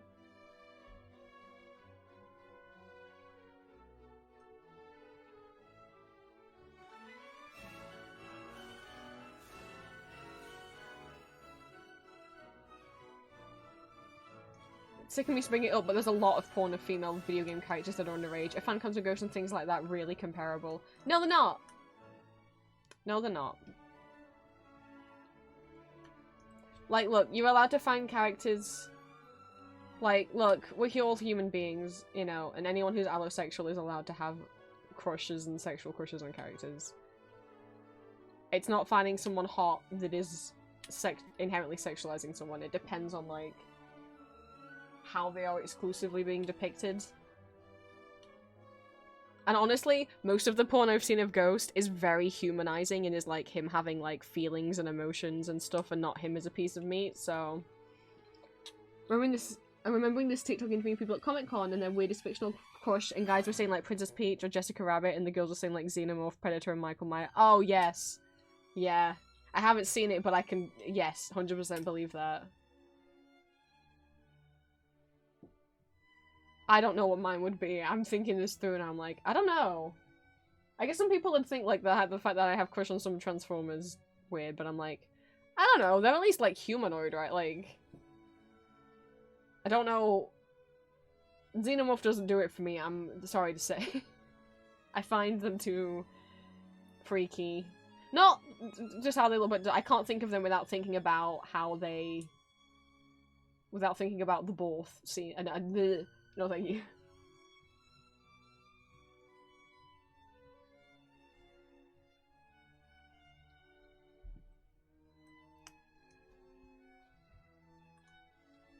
Well, thank you, Ghost Call of Duty article on Wikipedia. Oh, this was the one that had my favourite title, though, so maybe we'll just have a quick checking on the baby girlification of Ghost in COD is threatening the incels. And then I'll go back to drawing. Oh my god!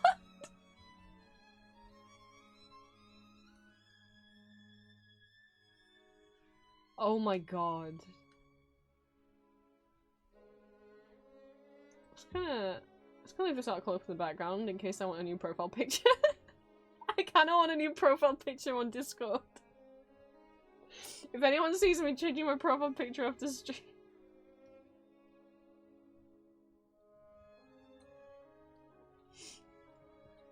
Oh goodness.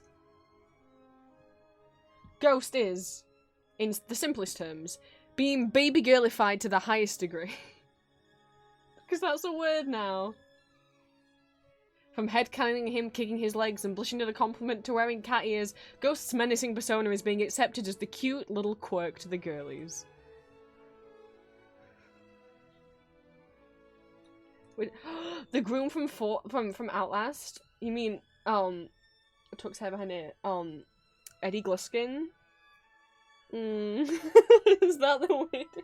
When I was thinking weirdest crush, I was trying to pick weirdest not based on how fucked up they are in terms of their deeds and their personality, but I was trying to think in terms of how not human they look is what I was trying to think. But I'm like, I don't know what's the most monsteriest monster. And is that worse than if they're, I don't know, kill people?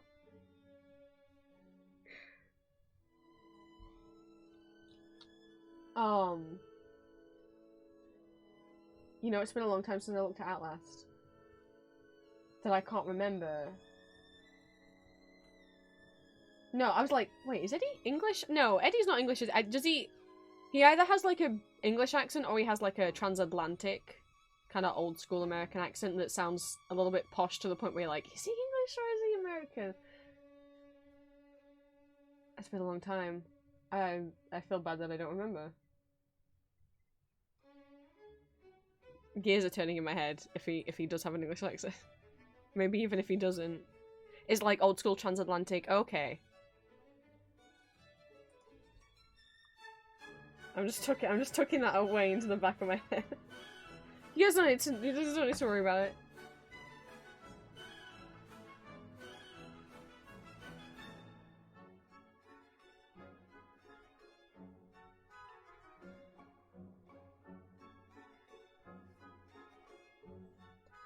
Sure, Ghost might be sexualized to some extent, like being drawn in a maid costume, but it's nowhere near as graphically uncomfortable as the sexualization or objectification of any female character on screen. Yeah, I don't think men know what sexualization is, which is ridiculous.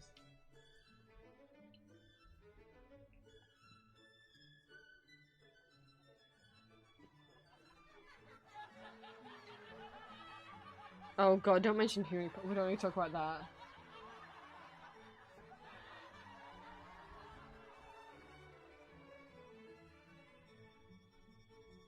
It's like, okay, because it's mentioning here like a mod in Jedi Fallen Order. There's mods that people made to make the female character Merrin completely nude. Or others are replacing scenes with sex-rendered scenes focused on Merrin. I'm like, you know what? You know, they got mods to make all the women nude. And the closest equivalent that I can think of a mod done to a male character is all the mods that put Leon in, like, lingerie. And, like, Lara Croft's outfit from Tomb Raider. But he's still not naked, even in those. He's just, you know, accessorizing. And it's not really it's not really the same thing. Because there's a difference between being sexualized and being objectified. Oh, this actually becomes kind of quite a serious article.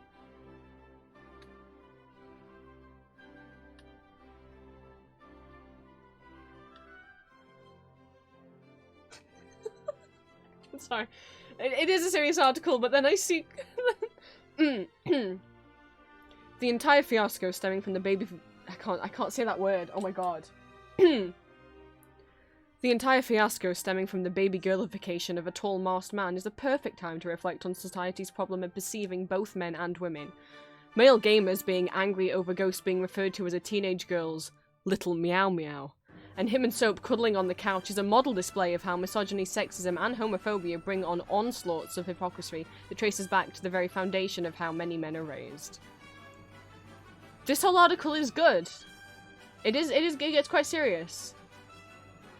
I kinda can't take the fact that they said little meow meow seriously.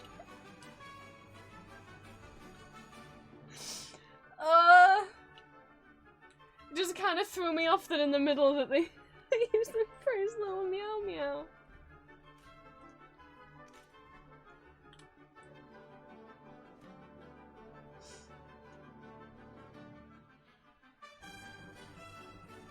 Well, thank you, Ghost Call of Duty Wikipedia page. If you too would like to explore this Wikipedia page, or read any of the articles that are credited in the notes in the references section, please enjoy some light reading in your free time. Non-human would be Venom? I guess, yeah. Maybe. I guess so. I guess Venom, you know. Yeah.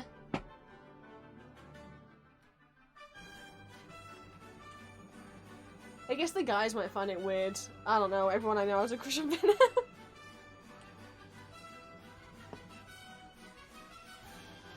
I didn't get the drawing done. Whoa, thank you for the heart, whoever did that. Who's this?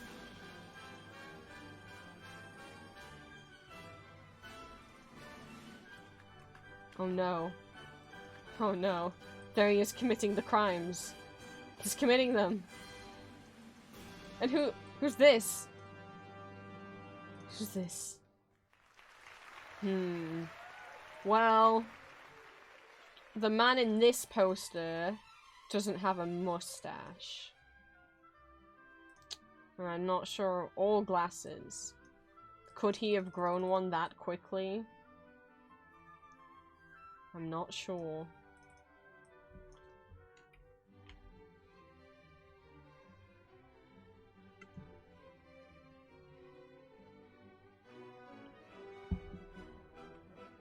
Oh my god, my alarm went off my antibiotic and I didn't take it. I didn't take it. I just knocked the alarm off and then I got distracted by the fucking ghost Wikipedia. No! Shit. Oh no, this is gonna mean I'm gonna have to eat dinner later than I wanted because I have to wait an hour after I take it until I can eat. And then I have to wait another 2 hours till I can take my fourth and final one of the day. And then I have to wait an hour before I'm allowed to lie down.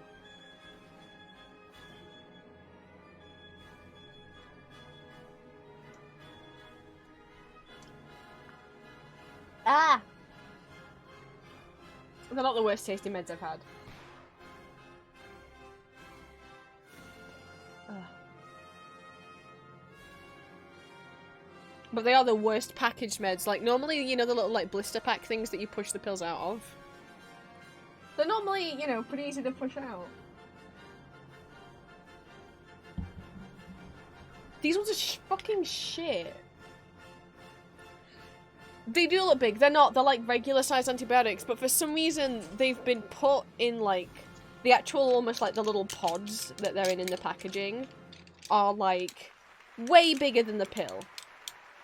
Way bigger than the pill. Like the pills are kind of rattling around in there.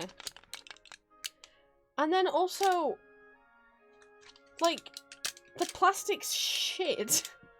Like, normally, okay, you push the pill out, but the plastic on this is so thin and bendy that when you try to push the pill out, the entire plastic, like, sheet, whatever you call it, just bends and caves in on itself. And you can't push the pill out because it's so soft. What the f-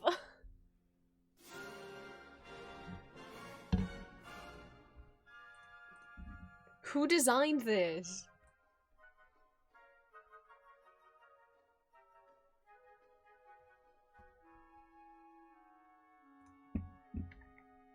But they're not. Weirdly they smelt when I opened them, and I was like, "That's not good." But they don't actually taste that bad. The worst ones I've ever had. Some of the antibiotics I was put on, while I was waiting for my root canal, like 6 months ago. Because I was put on them and it was fine, but then because they couldn't book me in for an appointment because they were so like booked up or behind or whatever. That I was waiting weeks and weeks for the appointment from when they identified that I needed it doing, that I had to be put on a second round of antibiotics because the first round wore off before I could be seen.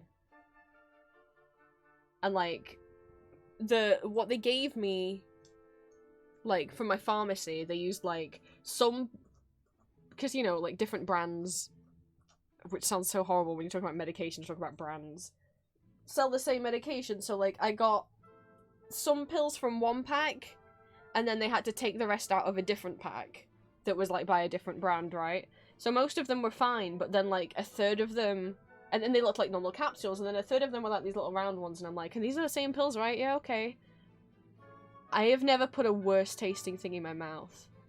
Like, the most of them were fine, but the 5 that they'd taken from this other pack, I had to like take them while like bending over the toilet in case I instantly threw, like, like nothing. I will never put anything in my mouth as bad as those. Like, there's ones that, you know, sometimes you eat something and it tastes bad and you're like, oh no. But I'm talking, I would straight up actually gag without me meaning to. Like, would start to try and, like, my body would instantly heave and start to throw up. So at least it's not those. I'll take whatever over those. I don't remember which antibiotics they were. Holy shit. Like...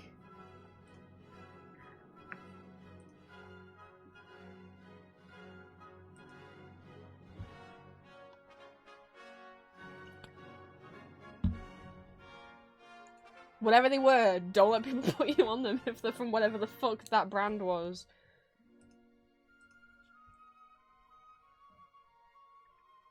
Gonna try eating something? Okay, Julia. What you gonna have?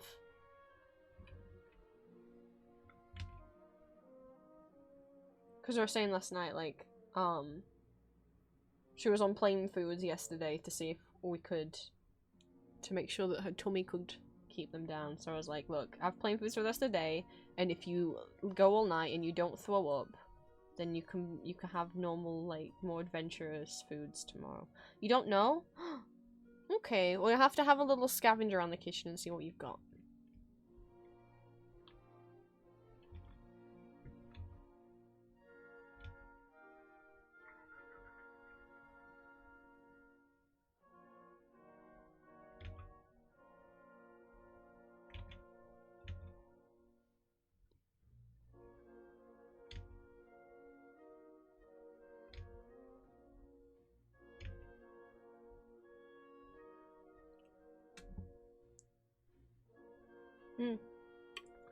I need to set an hour alarm so I know that that's when I can eat.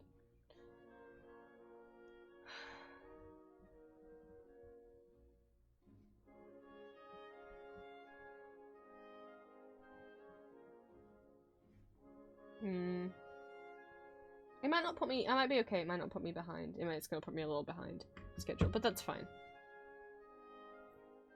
I have like a whole like hour by hour schedule because of when I have to, because the awkwardness of like I have to take the pill. Once I take the pill, I can't eat for an hour, and then once I've eaten, I can't take another pill for another 2 hours, and I have to fit 4 in each day. So if I end up having like a late lunch or a late dinner or both, then it means I have to like stay up until like 1 or 2 or 3 in the morning to be able to fit everything in. With those, you know, gaps of time between everything. So I gotta make sure that I stick to my schedule.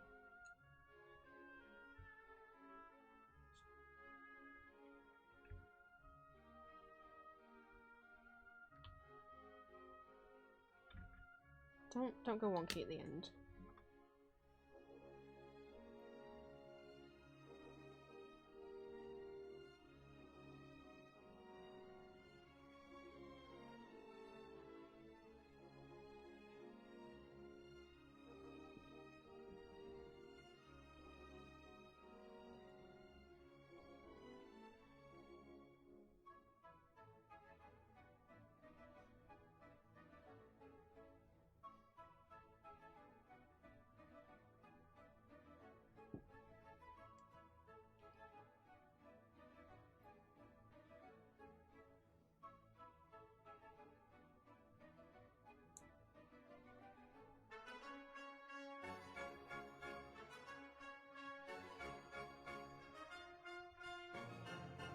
I don't know if Julia has soup.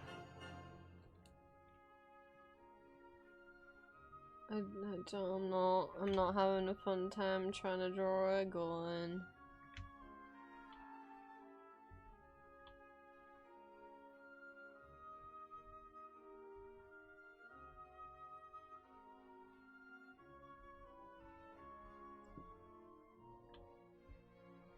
This is not my area of expertise. Why is there so many parts on them? Like so many little grooves and stuff.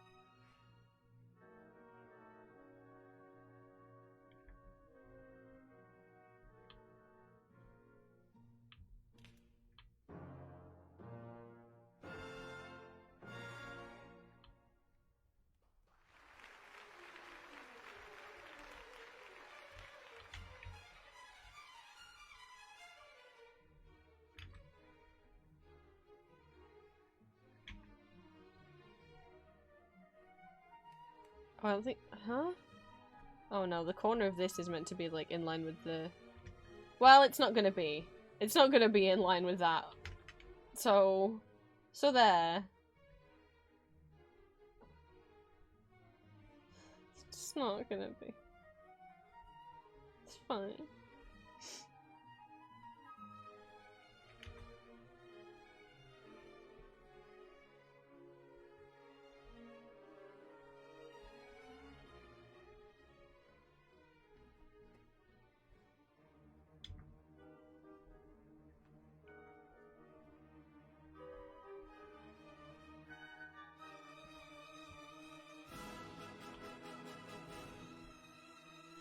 I had a bit of time before. Should I play Papa Freezeria or Garden Galaxy? Ooh, don't know.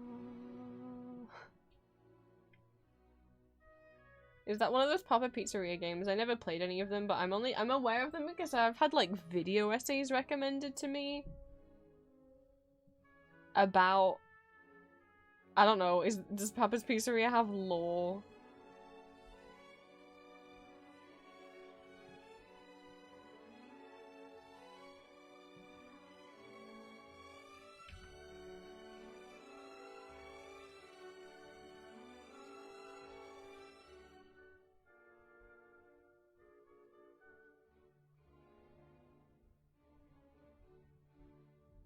haven't gone Garden Galaxy in a long time. I get whatever the opposite of hyper excited is on games very quickly. I can get one out of them. I mean, Cheesecake played Freezer River Tours yesterday on VC. Oh my goodness.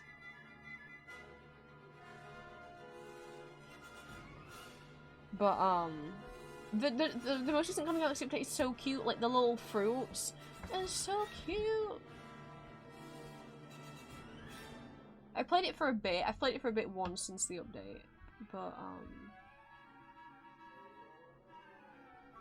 I'm so close to getting all the items because what I've started doing is I got all the leaf coins so I could have the tables that like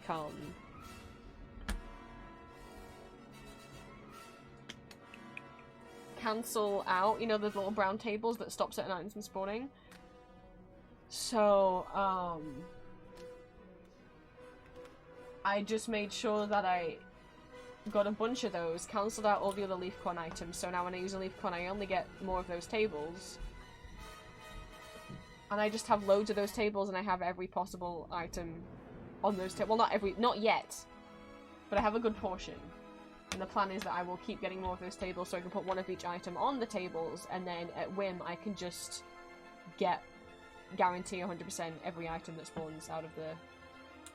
I know, I'm like such a boring player. Usually on Cool Math Games, but the company puts some of the games in... Yeah, I don't know what Cool Math Games is.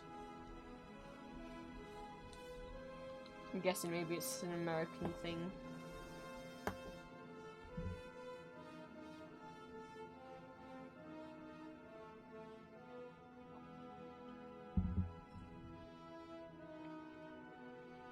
Ah, got my pen upside down.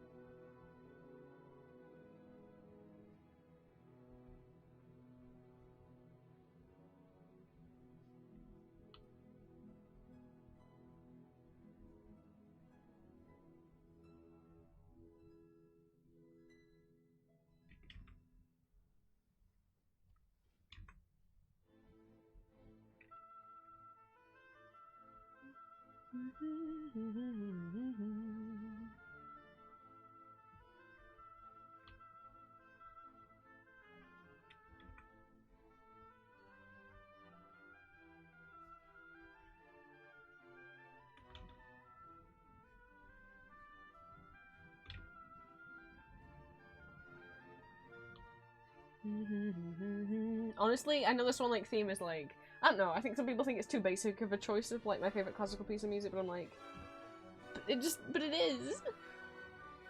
I've loved it since I was a child.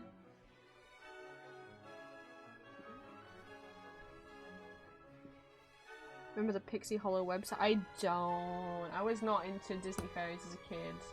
And if I said, do you guys remember these websites? You probably will. I mean, okay. Like, you guys don't remember the old CBeebies website, but there may be people who remember what Barbie.com used to look like. When I played Barbie.com, the, like, navigation menu was like a aerial top kind of view of, like a house or, like, an apartment with, like, different rooms. There was also a phase earlier than that where all, like, the pictures of Barbie weren't, like, 2D animated, they were, like, photos of Barbie dolls kind of, like, scrapbooked onto stuff. And I remember playing, like, dress-up games for, like, The Princess and the Pauper and, like, the Swan Lake movies, but they were all, like, in the same art style. There was this stupid, like, Barbie, like, Baby Chrissy babysitting game. I fucking hated baby games. The Mycene Barbie website I used to go on to play the minigames on there. There was this band of dolls called Diva Stars, and I used to go on that website to play the games.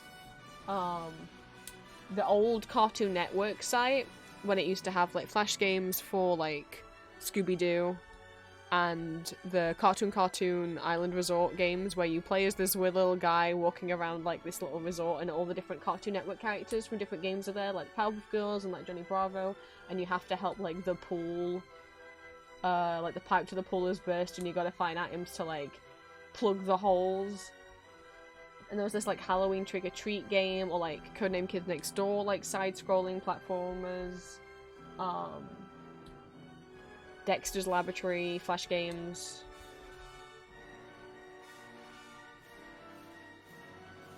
I have very barely memories of the old Nickelodeon site. I remember playing a Dora the Explorer game on it that was like 3D. And she was like inside a temple, and there's different coloured blocks in front of you, like red and green and blue blocks, to climb up the inside the temple, and you would jump on one, and then she'd say like the name of the colour in Spanish. That's ingrained in my brain. And there's one, okay, the old Disney website, when it had Flash games, there's only one Flash game I remember. And I've literally even been on like r/the tip of my tongue. So there's a subreddit called r/the tip of my tongue, which is for when you like can't remember the name of a piece of media, you can describe it on there and people try and help you figure out what it is. And there's one called r/the tip of my joystick, which is specifically for games where you can't remember the title of the game, but you can remember the plot and stuff. And I can remember this 101 Dalmatians game, and I've been on the tip of my joystick, and no one else can figure out what the fuck I'm talking about. And I'm like, I didn't imagine it. It was for the live-action movie. It was a browser game. It wasn't a PC game. It was a browser game. It was based on the live-action movie that came out with Glenn Close as Cruella de Vil. And it had like a painted, almost realistic art style. You gotta bear in mind, I have a memory of this when I was like 6. It kind of had like a painted looking art style because obviously it was of the movie, not of the cartoon film. So it wasn't like a 2D. They tried to make it look kind of painted, photorealistic, kind of. I feel like you played as one of the dogs and you were going through the factory. And that's all I can kind of remember, maybe like a side-scrolling kind of look. And there was also one that was like a part that was like, I don't know if it's the same game or not, and it was like a catwalk section, and no one else knows what the fuck I'm talking about. And I've googled like 101 Dalmatians Flash game, and there's none that come up that are based on the live action movie. I'm like, no, you don't, no, I'm not making it up, you don't understand. It's not all of these games that you keep telling me of the 2D animated film. It's I know it's the Flash movie.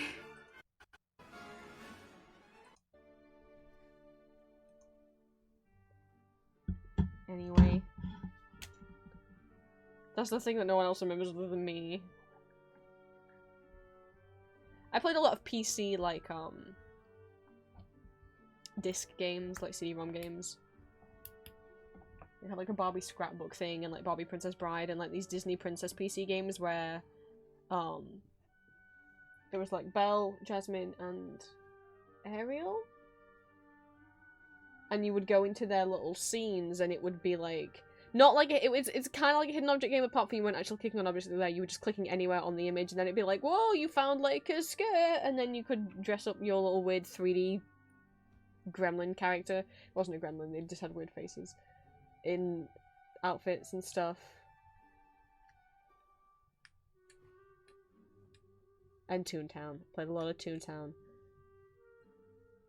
I can't remember what the name of the Flash website I went on was called. I think it was called Army Game, maybe? I don't know. And then I went on... The first games that I ever found was on a game called dressupgames.com. It does not exist anymore. How I remember it looking was it had like a kind of orangey brown kind of layout. And it just kind of posted dress-up games that I don't think they made. I think they would just collate. It looked almost like a forum, the layout. It was very basic. And they would just post dress-up games, I think, from other websites and embed them in their own site. And, at one point they updated and had, like, a little music player at the bottom. And all the music player would play was, like, Mika, like, Selena Gomez and Vanessa Hudgens, like, solos, like, Selena Gomez in The Scene. And, like, Britney Spears, and that was, like, it. But then after that, because I don't know if I moved on from the site or the site went down, then I was a Girls Go Games kid. Yes, Ali, I think so.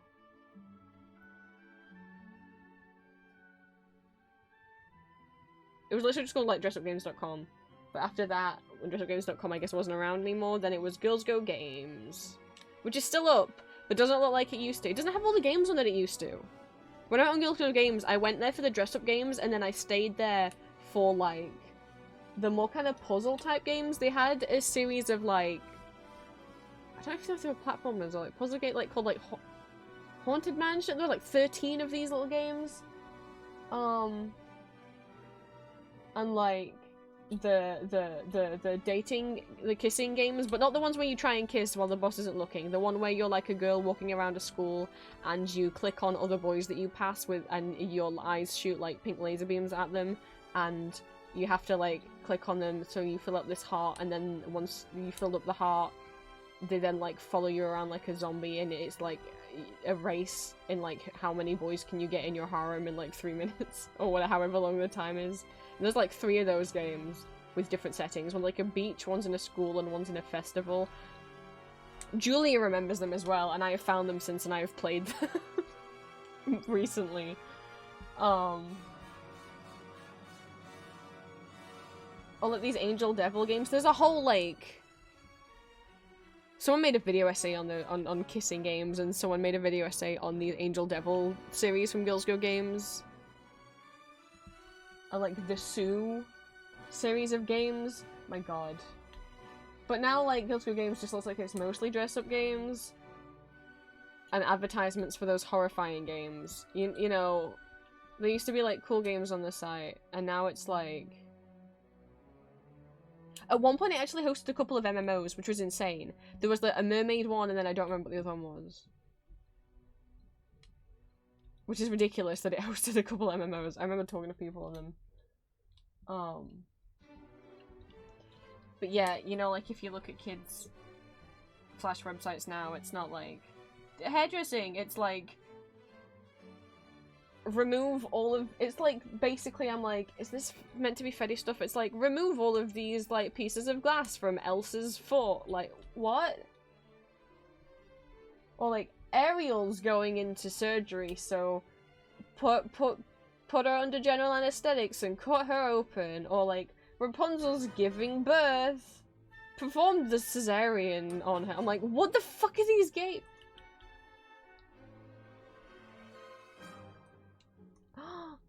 Valentine.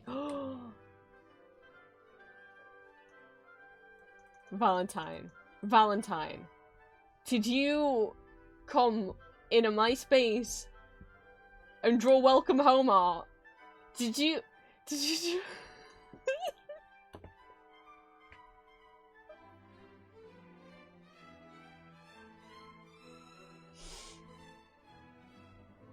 I'm sorry for making people think about those games. They are. I mean, you know that I fucking love Welcome Home. Thank you for drawing Welcome Home art. What always makes it, I don't know if you guys remember like Spider Elsa Gate, which was this whole thing on YouTube where basically YouTuber finally realizing that a lot of content that was made and kind of labeled as for kids was not for kids, and slowly led them down this rabbit hole of like Elsa being pregnant with like Spider-Man's babies. There was a lot of that, or like content that were like these finger puppet counting songs, but then like some of them would have like Hitler in them and like characters that were like not, and like a lot of like characters having their feet pointing at the camera and stuff, and it's like, oh no, and YouTube were like, oh yeah, we gotta be careful about like what we're showing kids. Oh my god. What is a man?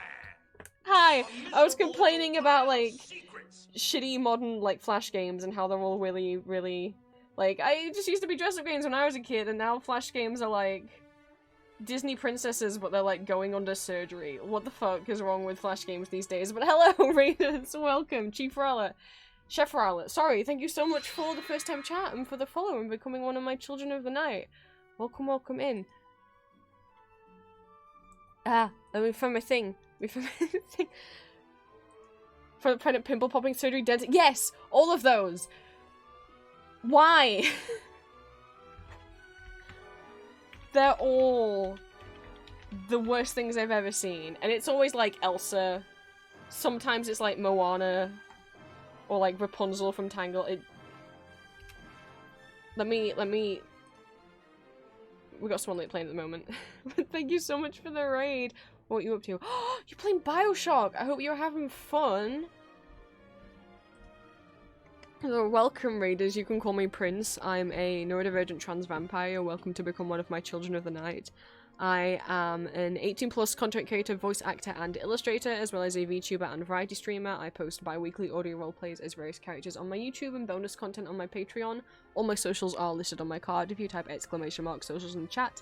I also have an Etsy shop where I sell original art and fan art. I don't have a stream schedule, we just kind of do whatever, but normally Fridays and Saturdays. But thank you so much for the raid, doll. If you or anyone has to, like, raid and run, if you guys gotta eat, you gotta sleep, whatever, please do take care of yourself. Post-stream self-care is very important, and if you would like to stay in chat or lurk, you are more than welcome. You're almost at the end? Whoa.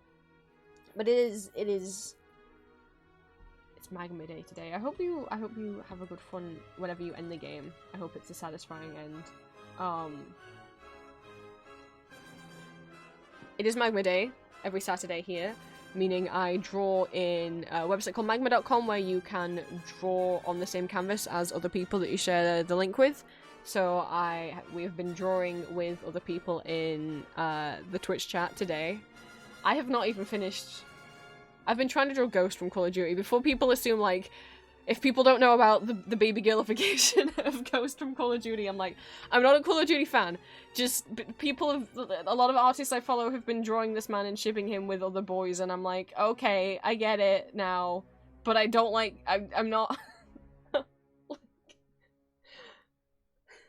Okay, I'm like, don't come in here thinking I'm one of those Call of Duty boys. I'm not a toxic boy gamer. I'm not really a gamer. I've never played Call of Duty. They made me like this man, okay? And I wanted to practice drawing him before I have to draw him for something else. Because I might have, for those who don't know, that I do voice acting on YouTube as both original characters and as fandom characters. I might have recorded an audio voice acting as Ghost, and so I need to draw him for a thumbnail, but I've never drawn him before, so I am using today as a practice. I've never drawn firearms. I don't think it's my natural thing. Yes, it definitely says SAS. It's not SAS. We can put another S there. And then we could take that S away. And, you know.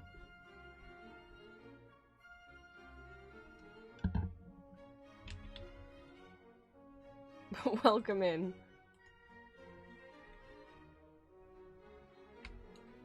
I have been trying to draw this man the entire stream, and I keep getting sidetracked and rambling about things.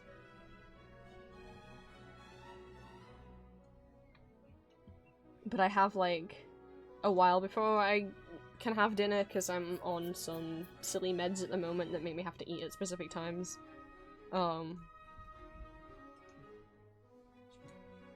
So, let's see if in like 40 minutes I can draw him. I can finish the drawing. That would be nice. I have gotten sidetracked a lot and rambled a lot instead of drawing. But loads of other people have been drawing. Let me give you a little tour of the board. Frost has been leaving little babies everywhere. I was talking about the Gay Swan Lake Ballet, so Nyx drew the Gay Swans. Love wins! Isn't that nice? We got, babies and criminals.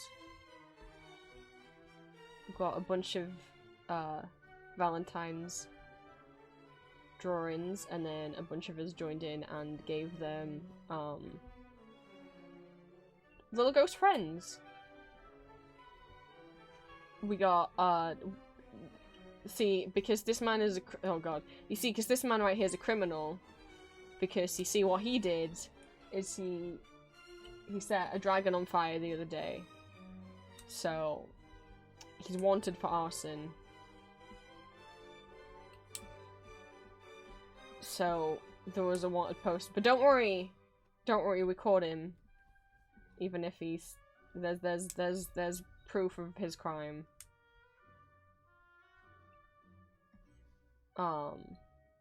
We got some flowers, we got some more Frost little characters. Joe popped in and is now sleeping. And we got Nyx's little stuff, and we got, I don't know who that is. Do I have a link to join? Yeah, I can send you the invite code. The only rules I have for these is if you are a first time chatter, I ask that you don't ask to join if this is the first stream you've been in, only because I don't know you well enough to trust inviting you here.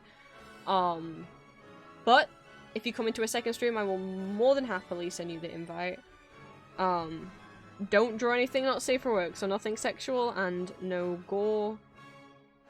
The reason why I don't let first time chatters in and I don't post the link publicly, doll, I will DM you, like whisper you the link, is because there are too many occasions that have happened on Twitch, and especially to streamer friends of mine, where if they have been doing something like Magma or Gartic Phone, where people can put images on my stream without me being able to see them at all times. Some people do purposely target streamers who do streams like this in order to get the invite codes and then draw or paste inappropriate or even bigoted content and then immediately report the streamer for having that content. Like, for example, someone could come in here, paste like a porn screenshot, and then I zoom out and then it's on screen, and then they would immediately report me to Twitch, and then my account will get banned. And I've had that happen to several friends who've then gotten their accounts back, but it can take anywhere between weeks and months. So I gotta trust that you're not gonna do that. Sadly, people are stinky sometimes.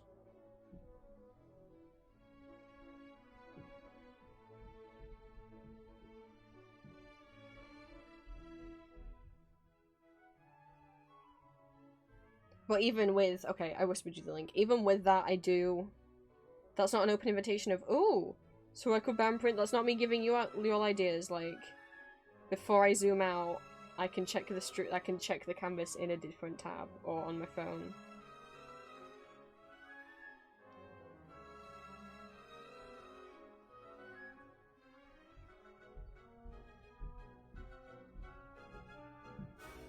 So don't even think about it. Don't get any funny ideas.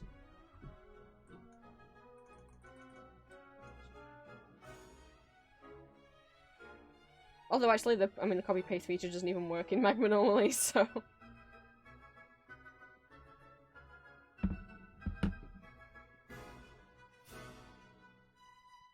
ow! I don't smell though. Where's my reference picture go?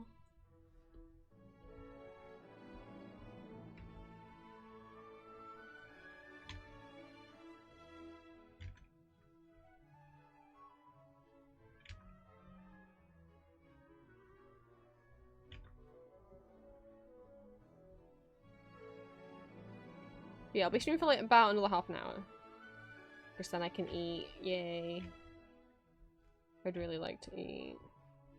I just have to wait 2 hours after taking one of these antibiotics before I can then eat.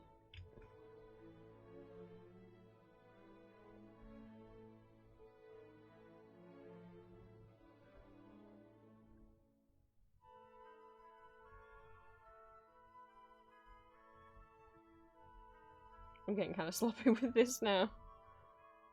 Oh no, I've got to draw the skeleton hand that's on the back of his fucking...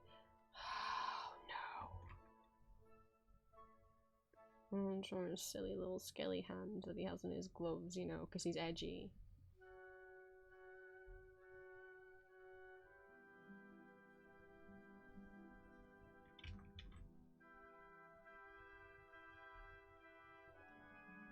So it's like... bones.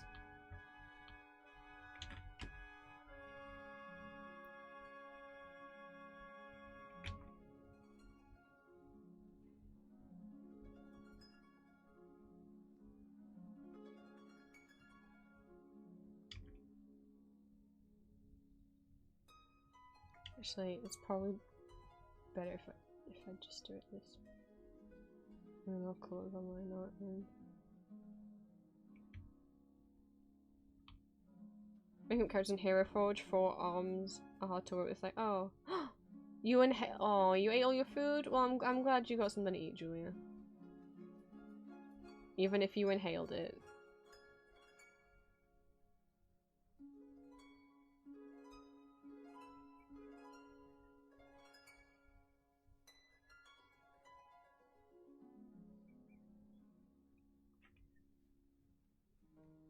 Oh.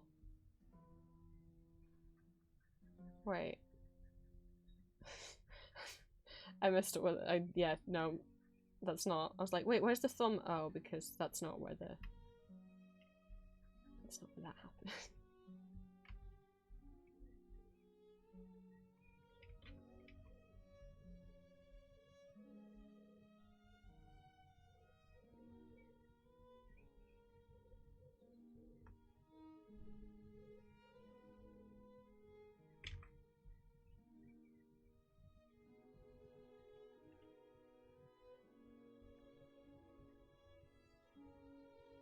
Hope this enjoy us. Goodbye for now, and thanks for hosting the ball. Of course, cheesecake.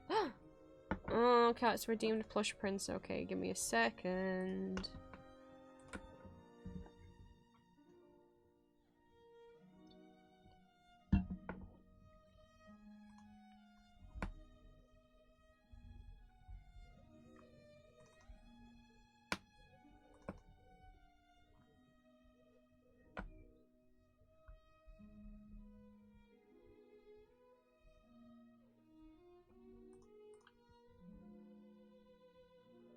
Plush Prince. Plush Prince was a gift made for me by Lucio.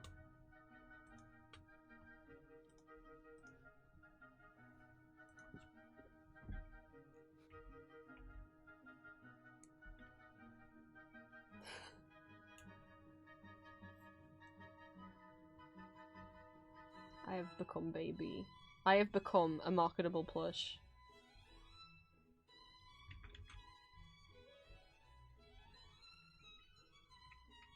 Stuff the little ways. Well, you're the one who drew them.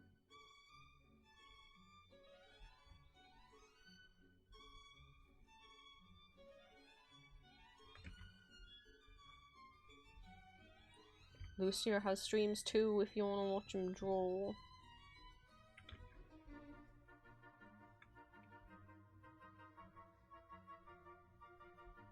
How... Where does this... Okay. What kind of belts? Why is everything in this image is so dark?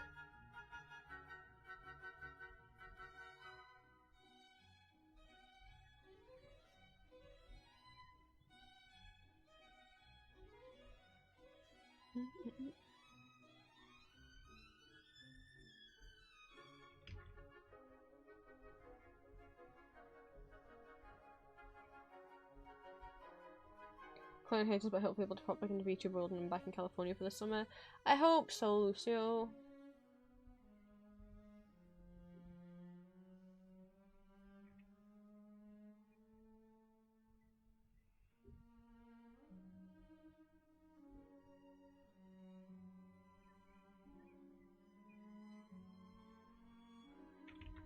A little patch and put his little stinky Union Jacks patch thing. I can draw a Union Jack. Yeah, definitely know what that looks like. Yeah, can only see a bit of it anyway.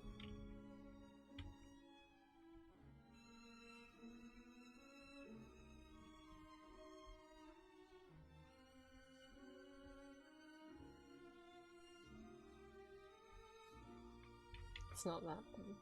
No. Like that. I can't even tell if where there is straps and where there isn't straps. It's fine.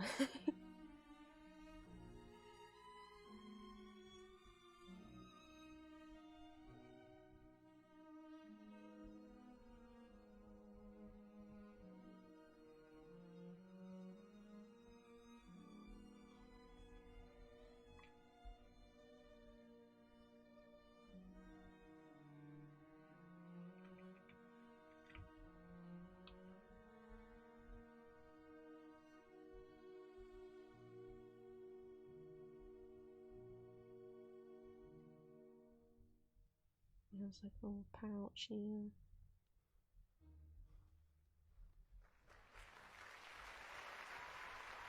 Sorry for those coming in, I'm listening to like a live performance of Swan Lake, so that's why there's applause and stuff.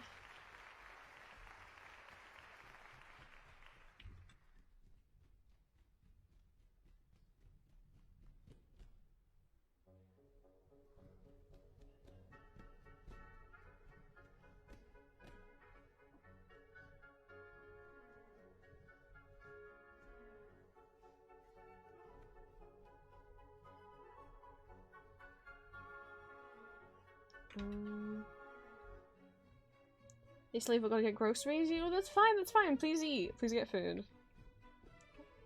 I'll see you for another. I am thinking of streaming tomorrow, considering that I didn't stream yesterday. So if I remember what I would have streamed yesterday, I'll try and stream tomorrow.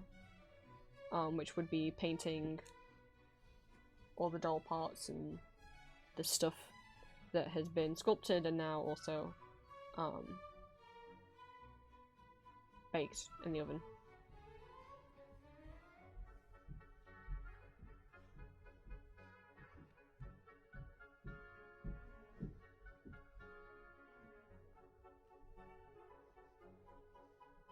I don't know how long it'll take to paint everything. I guess we'll find out. I'd like to get them done. I don't want to rush them, but I also want to get them done as quick as I can, because 2 of them are anniversary presents for Julia, which our anniversary was 3 days ago. Which is crazy. We've been together for a year now. I feel very lucky.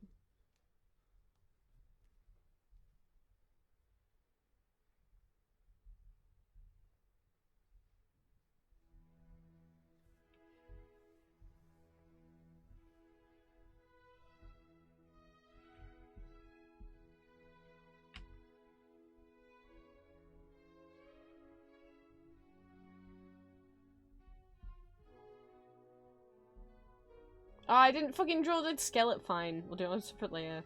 I already forgot about doing the I already started shading. I'm like, oh, fucking gloves. Fine. No, it's fine. I'll do them on this layer. It's fine. I'll do them on this layer. It's fine. I'll do them on this layer.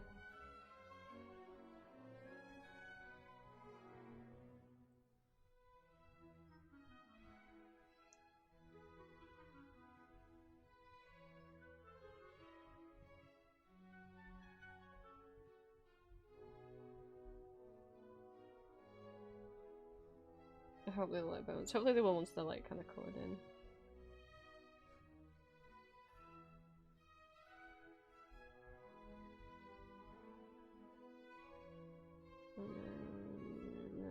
Okay.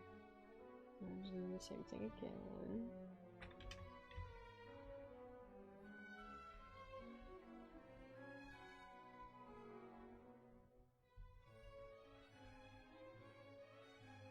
And then 2 more times. I made this one blood.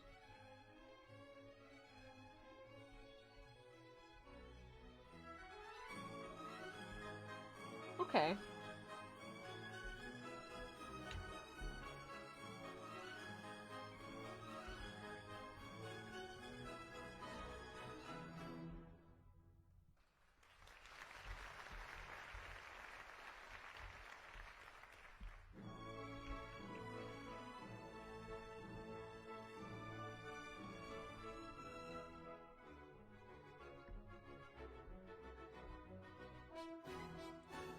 Guess we can start trying to colour stuff in.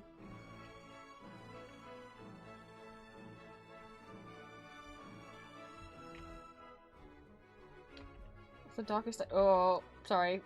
I forgot I had it set to active layer instead of all layers. What's the darkest grey I can go while you can still see it next to the line art? I think probably that. Ow! It's fine, that was my good elbow, not my bad, not the one that's got the infection on it.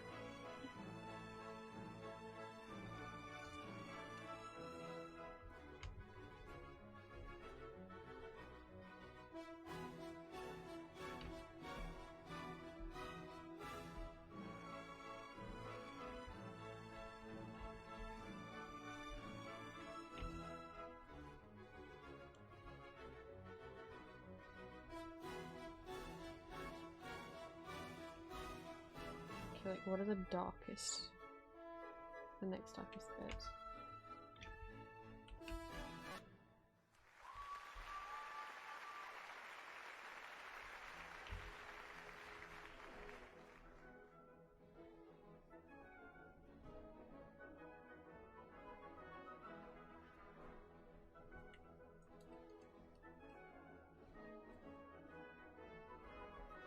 Oh, I didn't.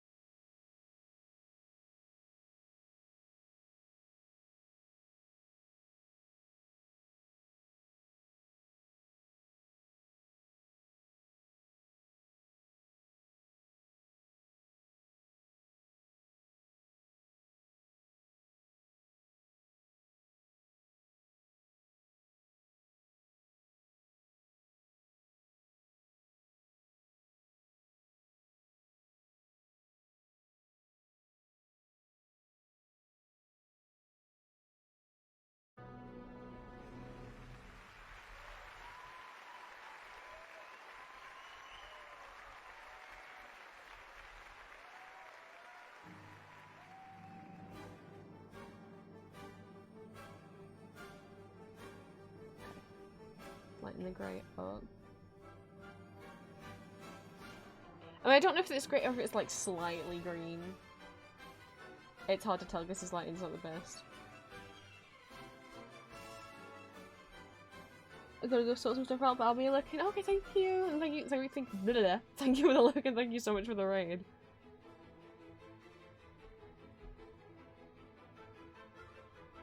Look it. The slightest bit green, I guess.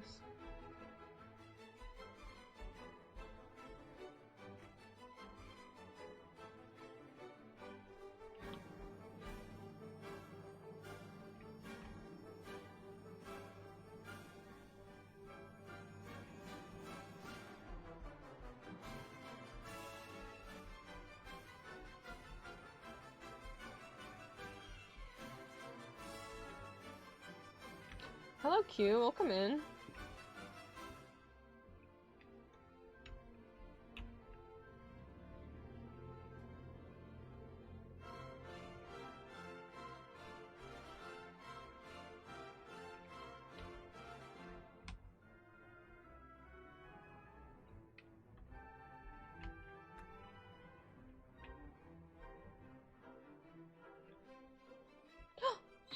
Thank you for subscribing with Prime.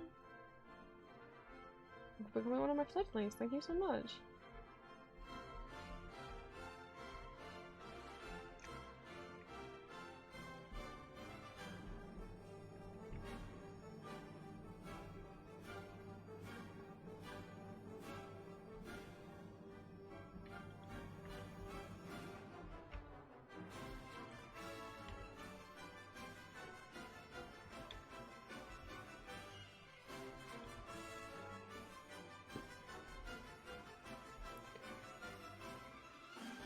Okay, I'm trying to see what we've got left to call.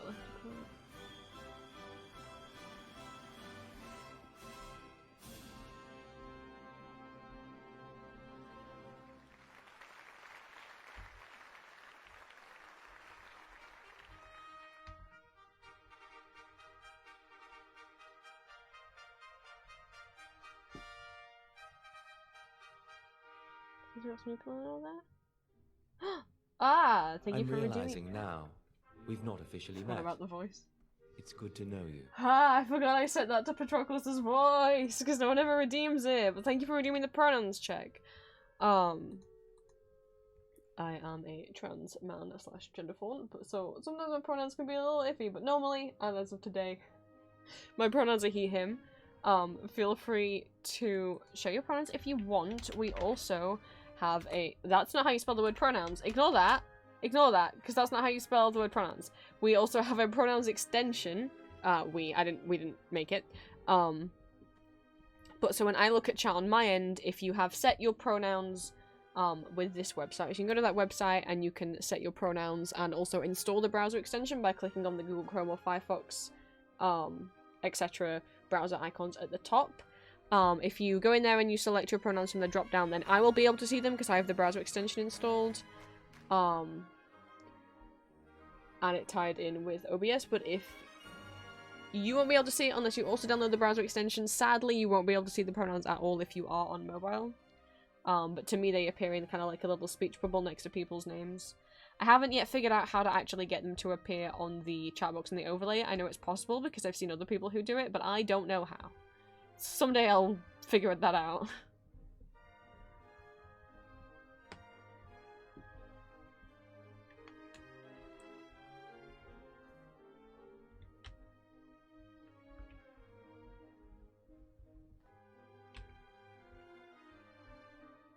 Feel free, if you want to, set up your pronouns for the extension, or if you want to share in chat, feel free, or if you don't, you don't have to. Not everyone has to tell people what their pronouns are.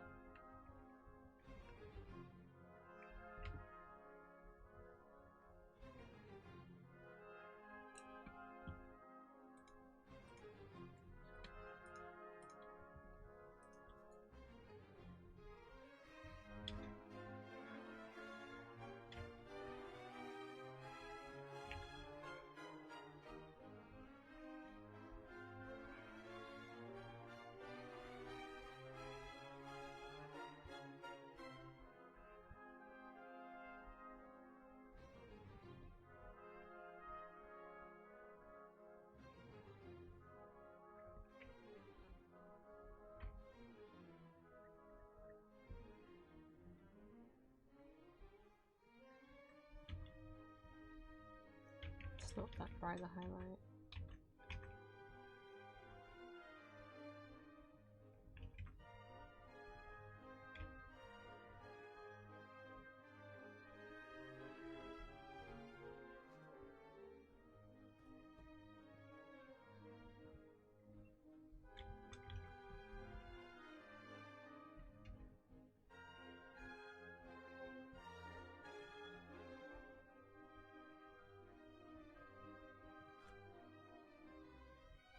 He, she, gator feet.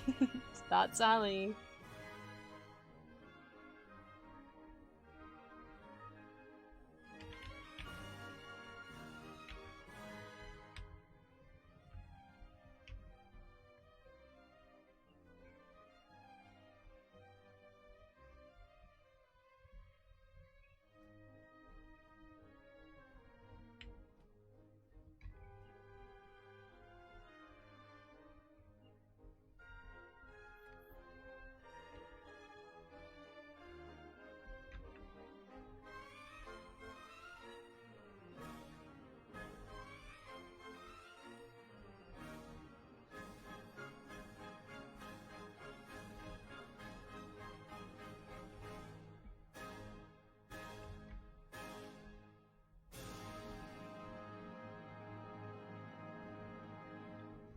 see.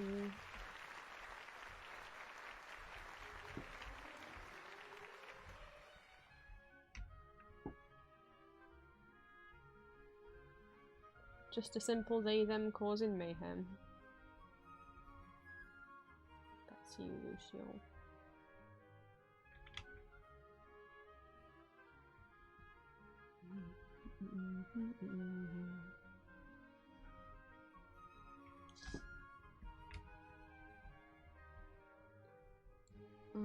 Okay.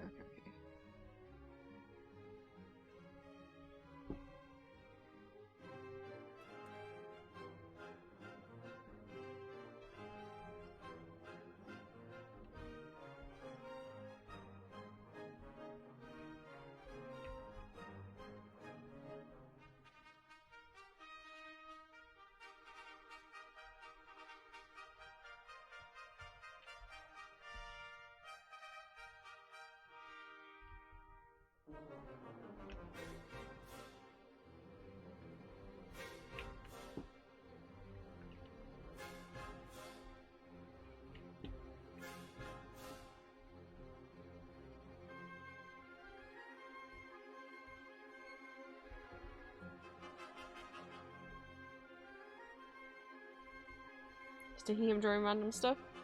Thank you, Valentine.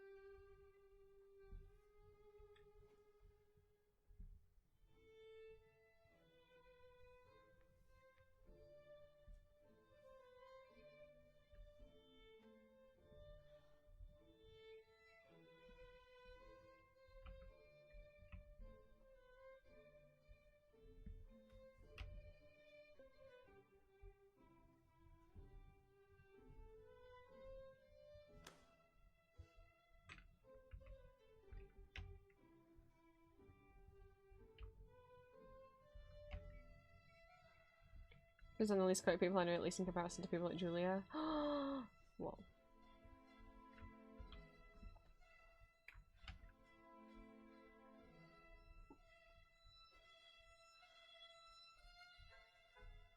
Not to recolor the bits of the line art that need recoloring, so like here.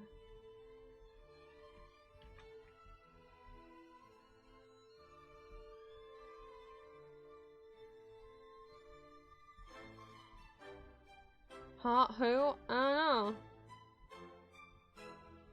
You'll have to read back Lucio's message, Julia.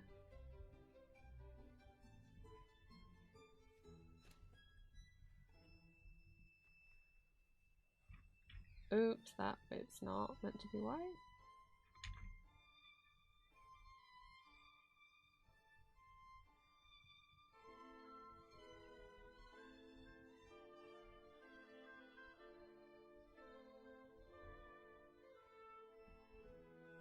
Oh, yes.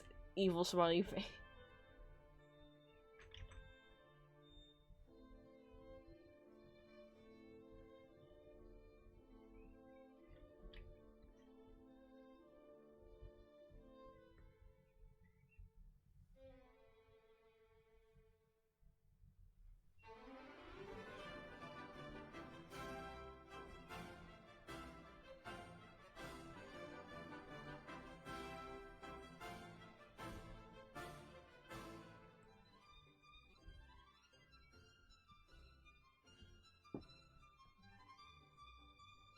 Don't think there's anything I missed. Oh, wait, I didn't clone the Union Jack.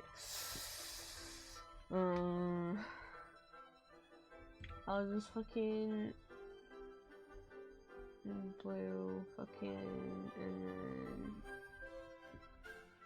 it's too tiny for me to put the white in, so we're just gonna do the red.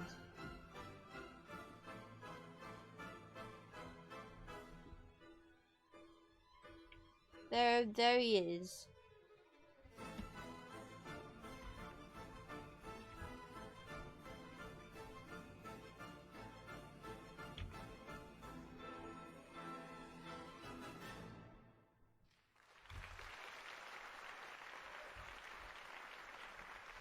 Smooch. You know what? I didn't leave that Wikipedia page open that I was gonna. Well, it wasn't on the wiki.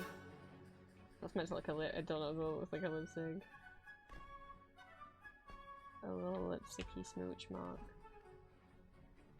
I mean, I could. You know, nothing's stopping me.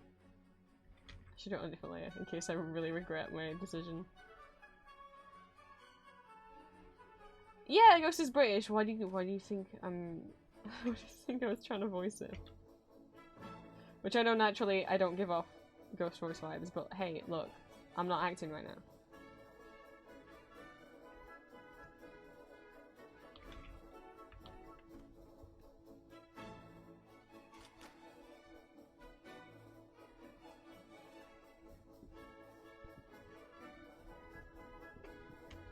Let's give him some.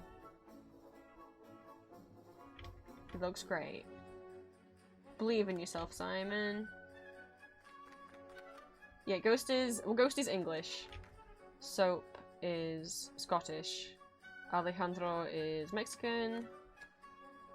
Fucking Graves is American. Gaz? I don't know. I haven't listened to him speak. Just the fact that his nickname, like his name is shortened down to Gaz, makes me think he's also English. I don't know for sure.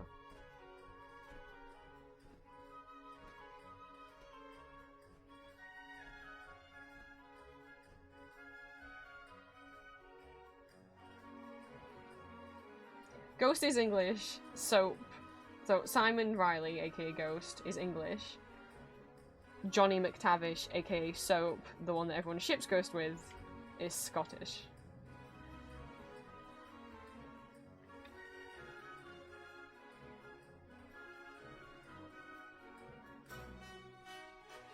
When do I stop doing the sparkles?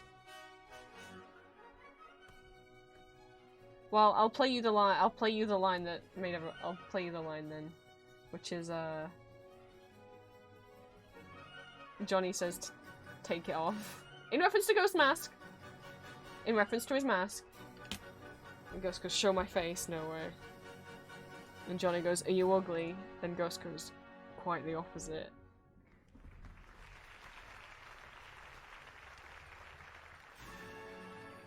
There he is. Oh, I should have put sparkles above his head. What a fool.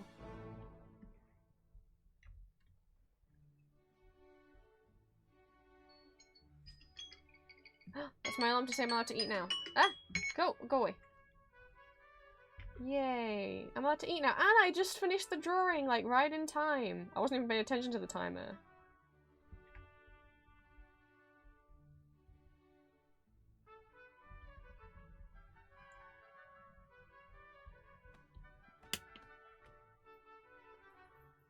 Oh, what is this zombie's last mustache?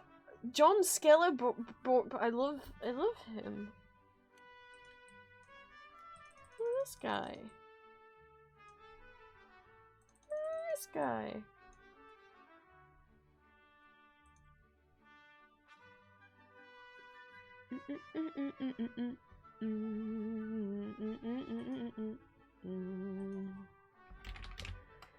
We're gonna risk opening YouTube. Wait, I can open on my phone, and I can play them into the microphone, so Lucy can hear what they sound like.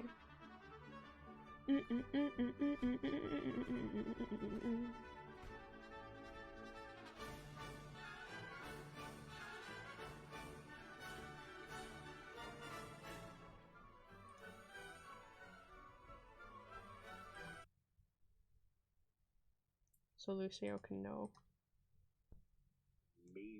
I'm getting an ad for some knockoff Genshin game. I'm in the coffee shop. There's Johnny. Fucking Brits.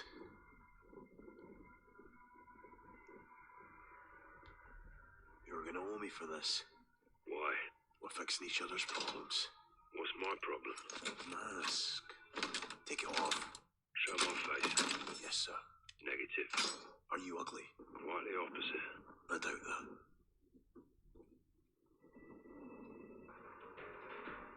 This is a fight against our...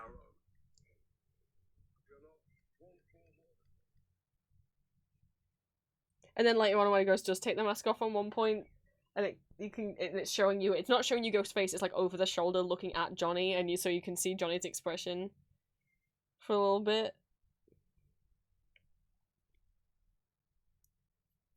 Don't worry, there's multiple compilations of like Johnny and Soap's bromance.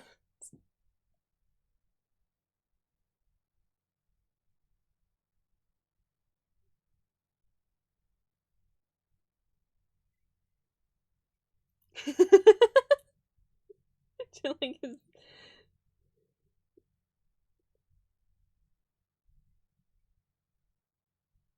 I'll play the compilation on YouTube, but YouTube's not like really liking being on stream at the moment. Roger. Marines are loading in now. You and the sergeant are leading the way on this. Sergeant, it's Johnny! Let's get ourselves a win, yeah, LT? He calls him LT. And Ghost, and Simon.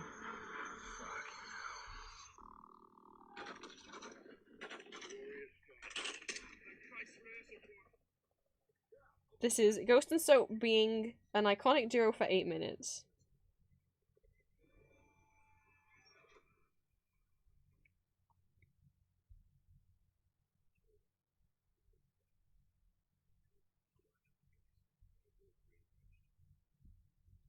Killing everything in their path. So there, we're just talking. Makes me want to commit a few war crimes at my own. Graves is American. He says y'all, but then spoiler alert, he ends up betraying them and being the baddie. I know. I know. It won't stand. I think we'll get a green light to go after these guys. No more green lights, Johnny. We're on our own. They're on your own.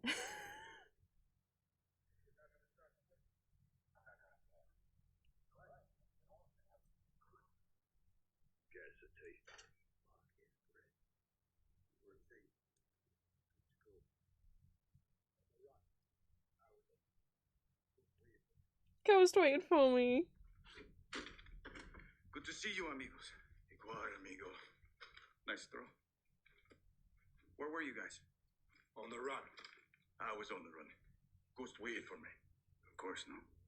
No. Yes. We're a team. Good to go. There's no, yes. Like, Johnny's like, no, Ghost interrupts him, yes. We're a team. They're a team.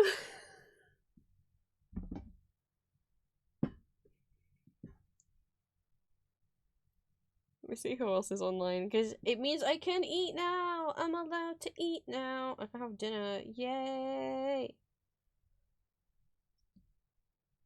Oh my god, there's been so many people online in the evening lately. I've been watching so many streams, but I guess the people who like stream in the weekday evenings, and they were teammates, and not people who stream in the weekend evenings.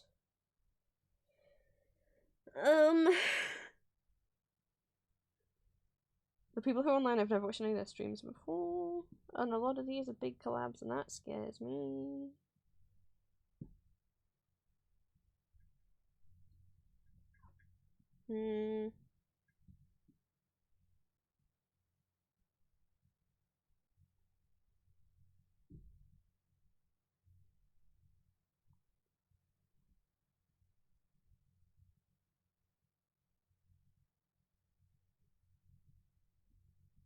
Let me see who we can raid.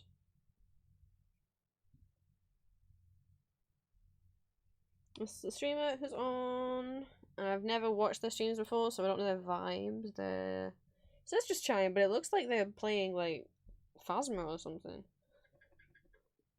I can't tell, I'm waiting for an ad. But the thumbnail wasn't just chatting thumbnail. Unless they're watching a video. No, they're playing something. Might be Phasmo, I can't tell.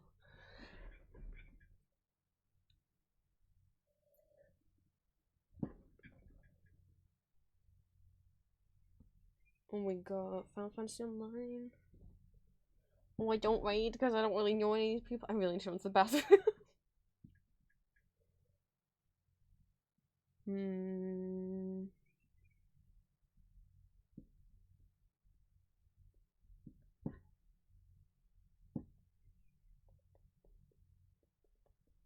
I guess we could raid Dimmy. Last stream before debut, question mark, Final Fantasy Online. I don't know Roman numerals and I don't remember what number the game is. Oh, we got a Bob Day subathon special.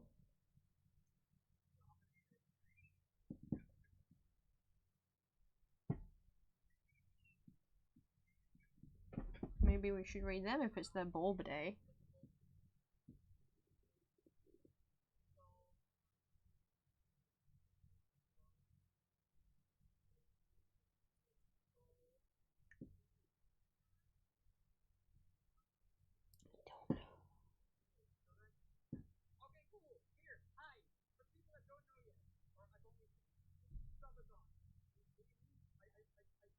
Let's go into this person's subathon. It says Bob Day. I don't know if that means it's actually their birthday today or if they're just if it was their birthday earlier in the week.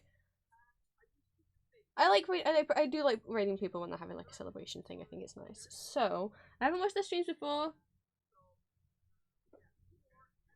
but let's see what they're about. They've got like their anxiety, ADHD, transgender, queer, and lesbian tags. So I think it will be a safe space. Let me get the raid messages ready, and I would really appreciate it if you guys came along for the raid, even if you have to then immediately leave the stream. It really helps me and the person on the other end out if you do come along for the raids. So let me get the raid messages up in chat. Thank you all for drawing with me today. I was really like upset before. I was kind of crying before stream, like 5 minutes before stream. So I'm glad I braved up and I streamed. The message posted by Stream Elements, you can copy and paste that if you are not subscribed to me into the person we're gonna raid channel, and if you are subscribed, you can copy and paste the second one. I'm gonna see if I can stream tomorrow, unless my arm hurts too much, because I'm having a hard time, moving my left arm at the moment. So we will see if I'm good for painting tomorrow. God, I hope I spelled that right. So we'll see how good I am for painting tomorrow. What I will also try and do is on maybe Wednesday have a watch party in Discord for one of the ballets that I mentioned. Maybe I'll put like a vote up and let you guys pick which ballet. Or I'll just pick, and at some point I'll try and do like watch parties more frequent, so maybe we'll do a ballet this week and maybe we'll do Transformers another week. But we're gonna go raid Trash Panda Equal. What are their pronouns? Is it in their about?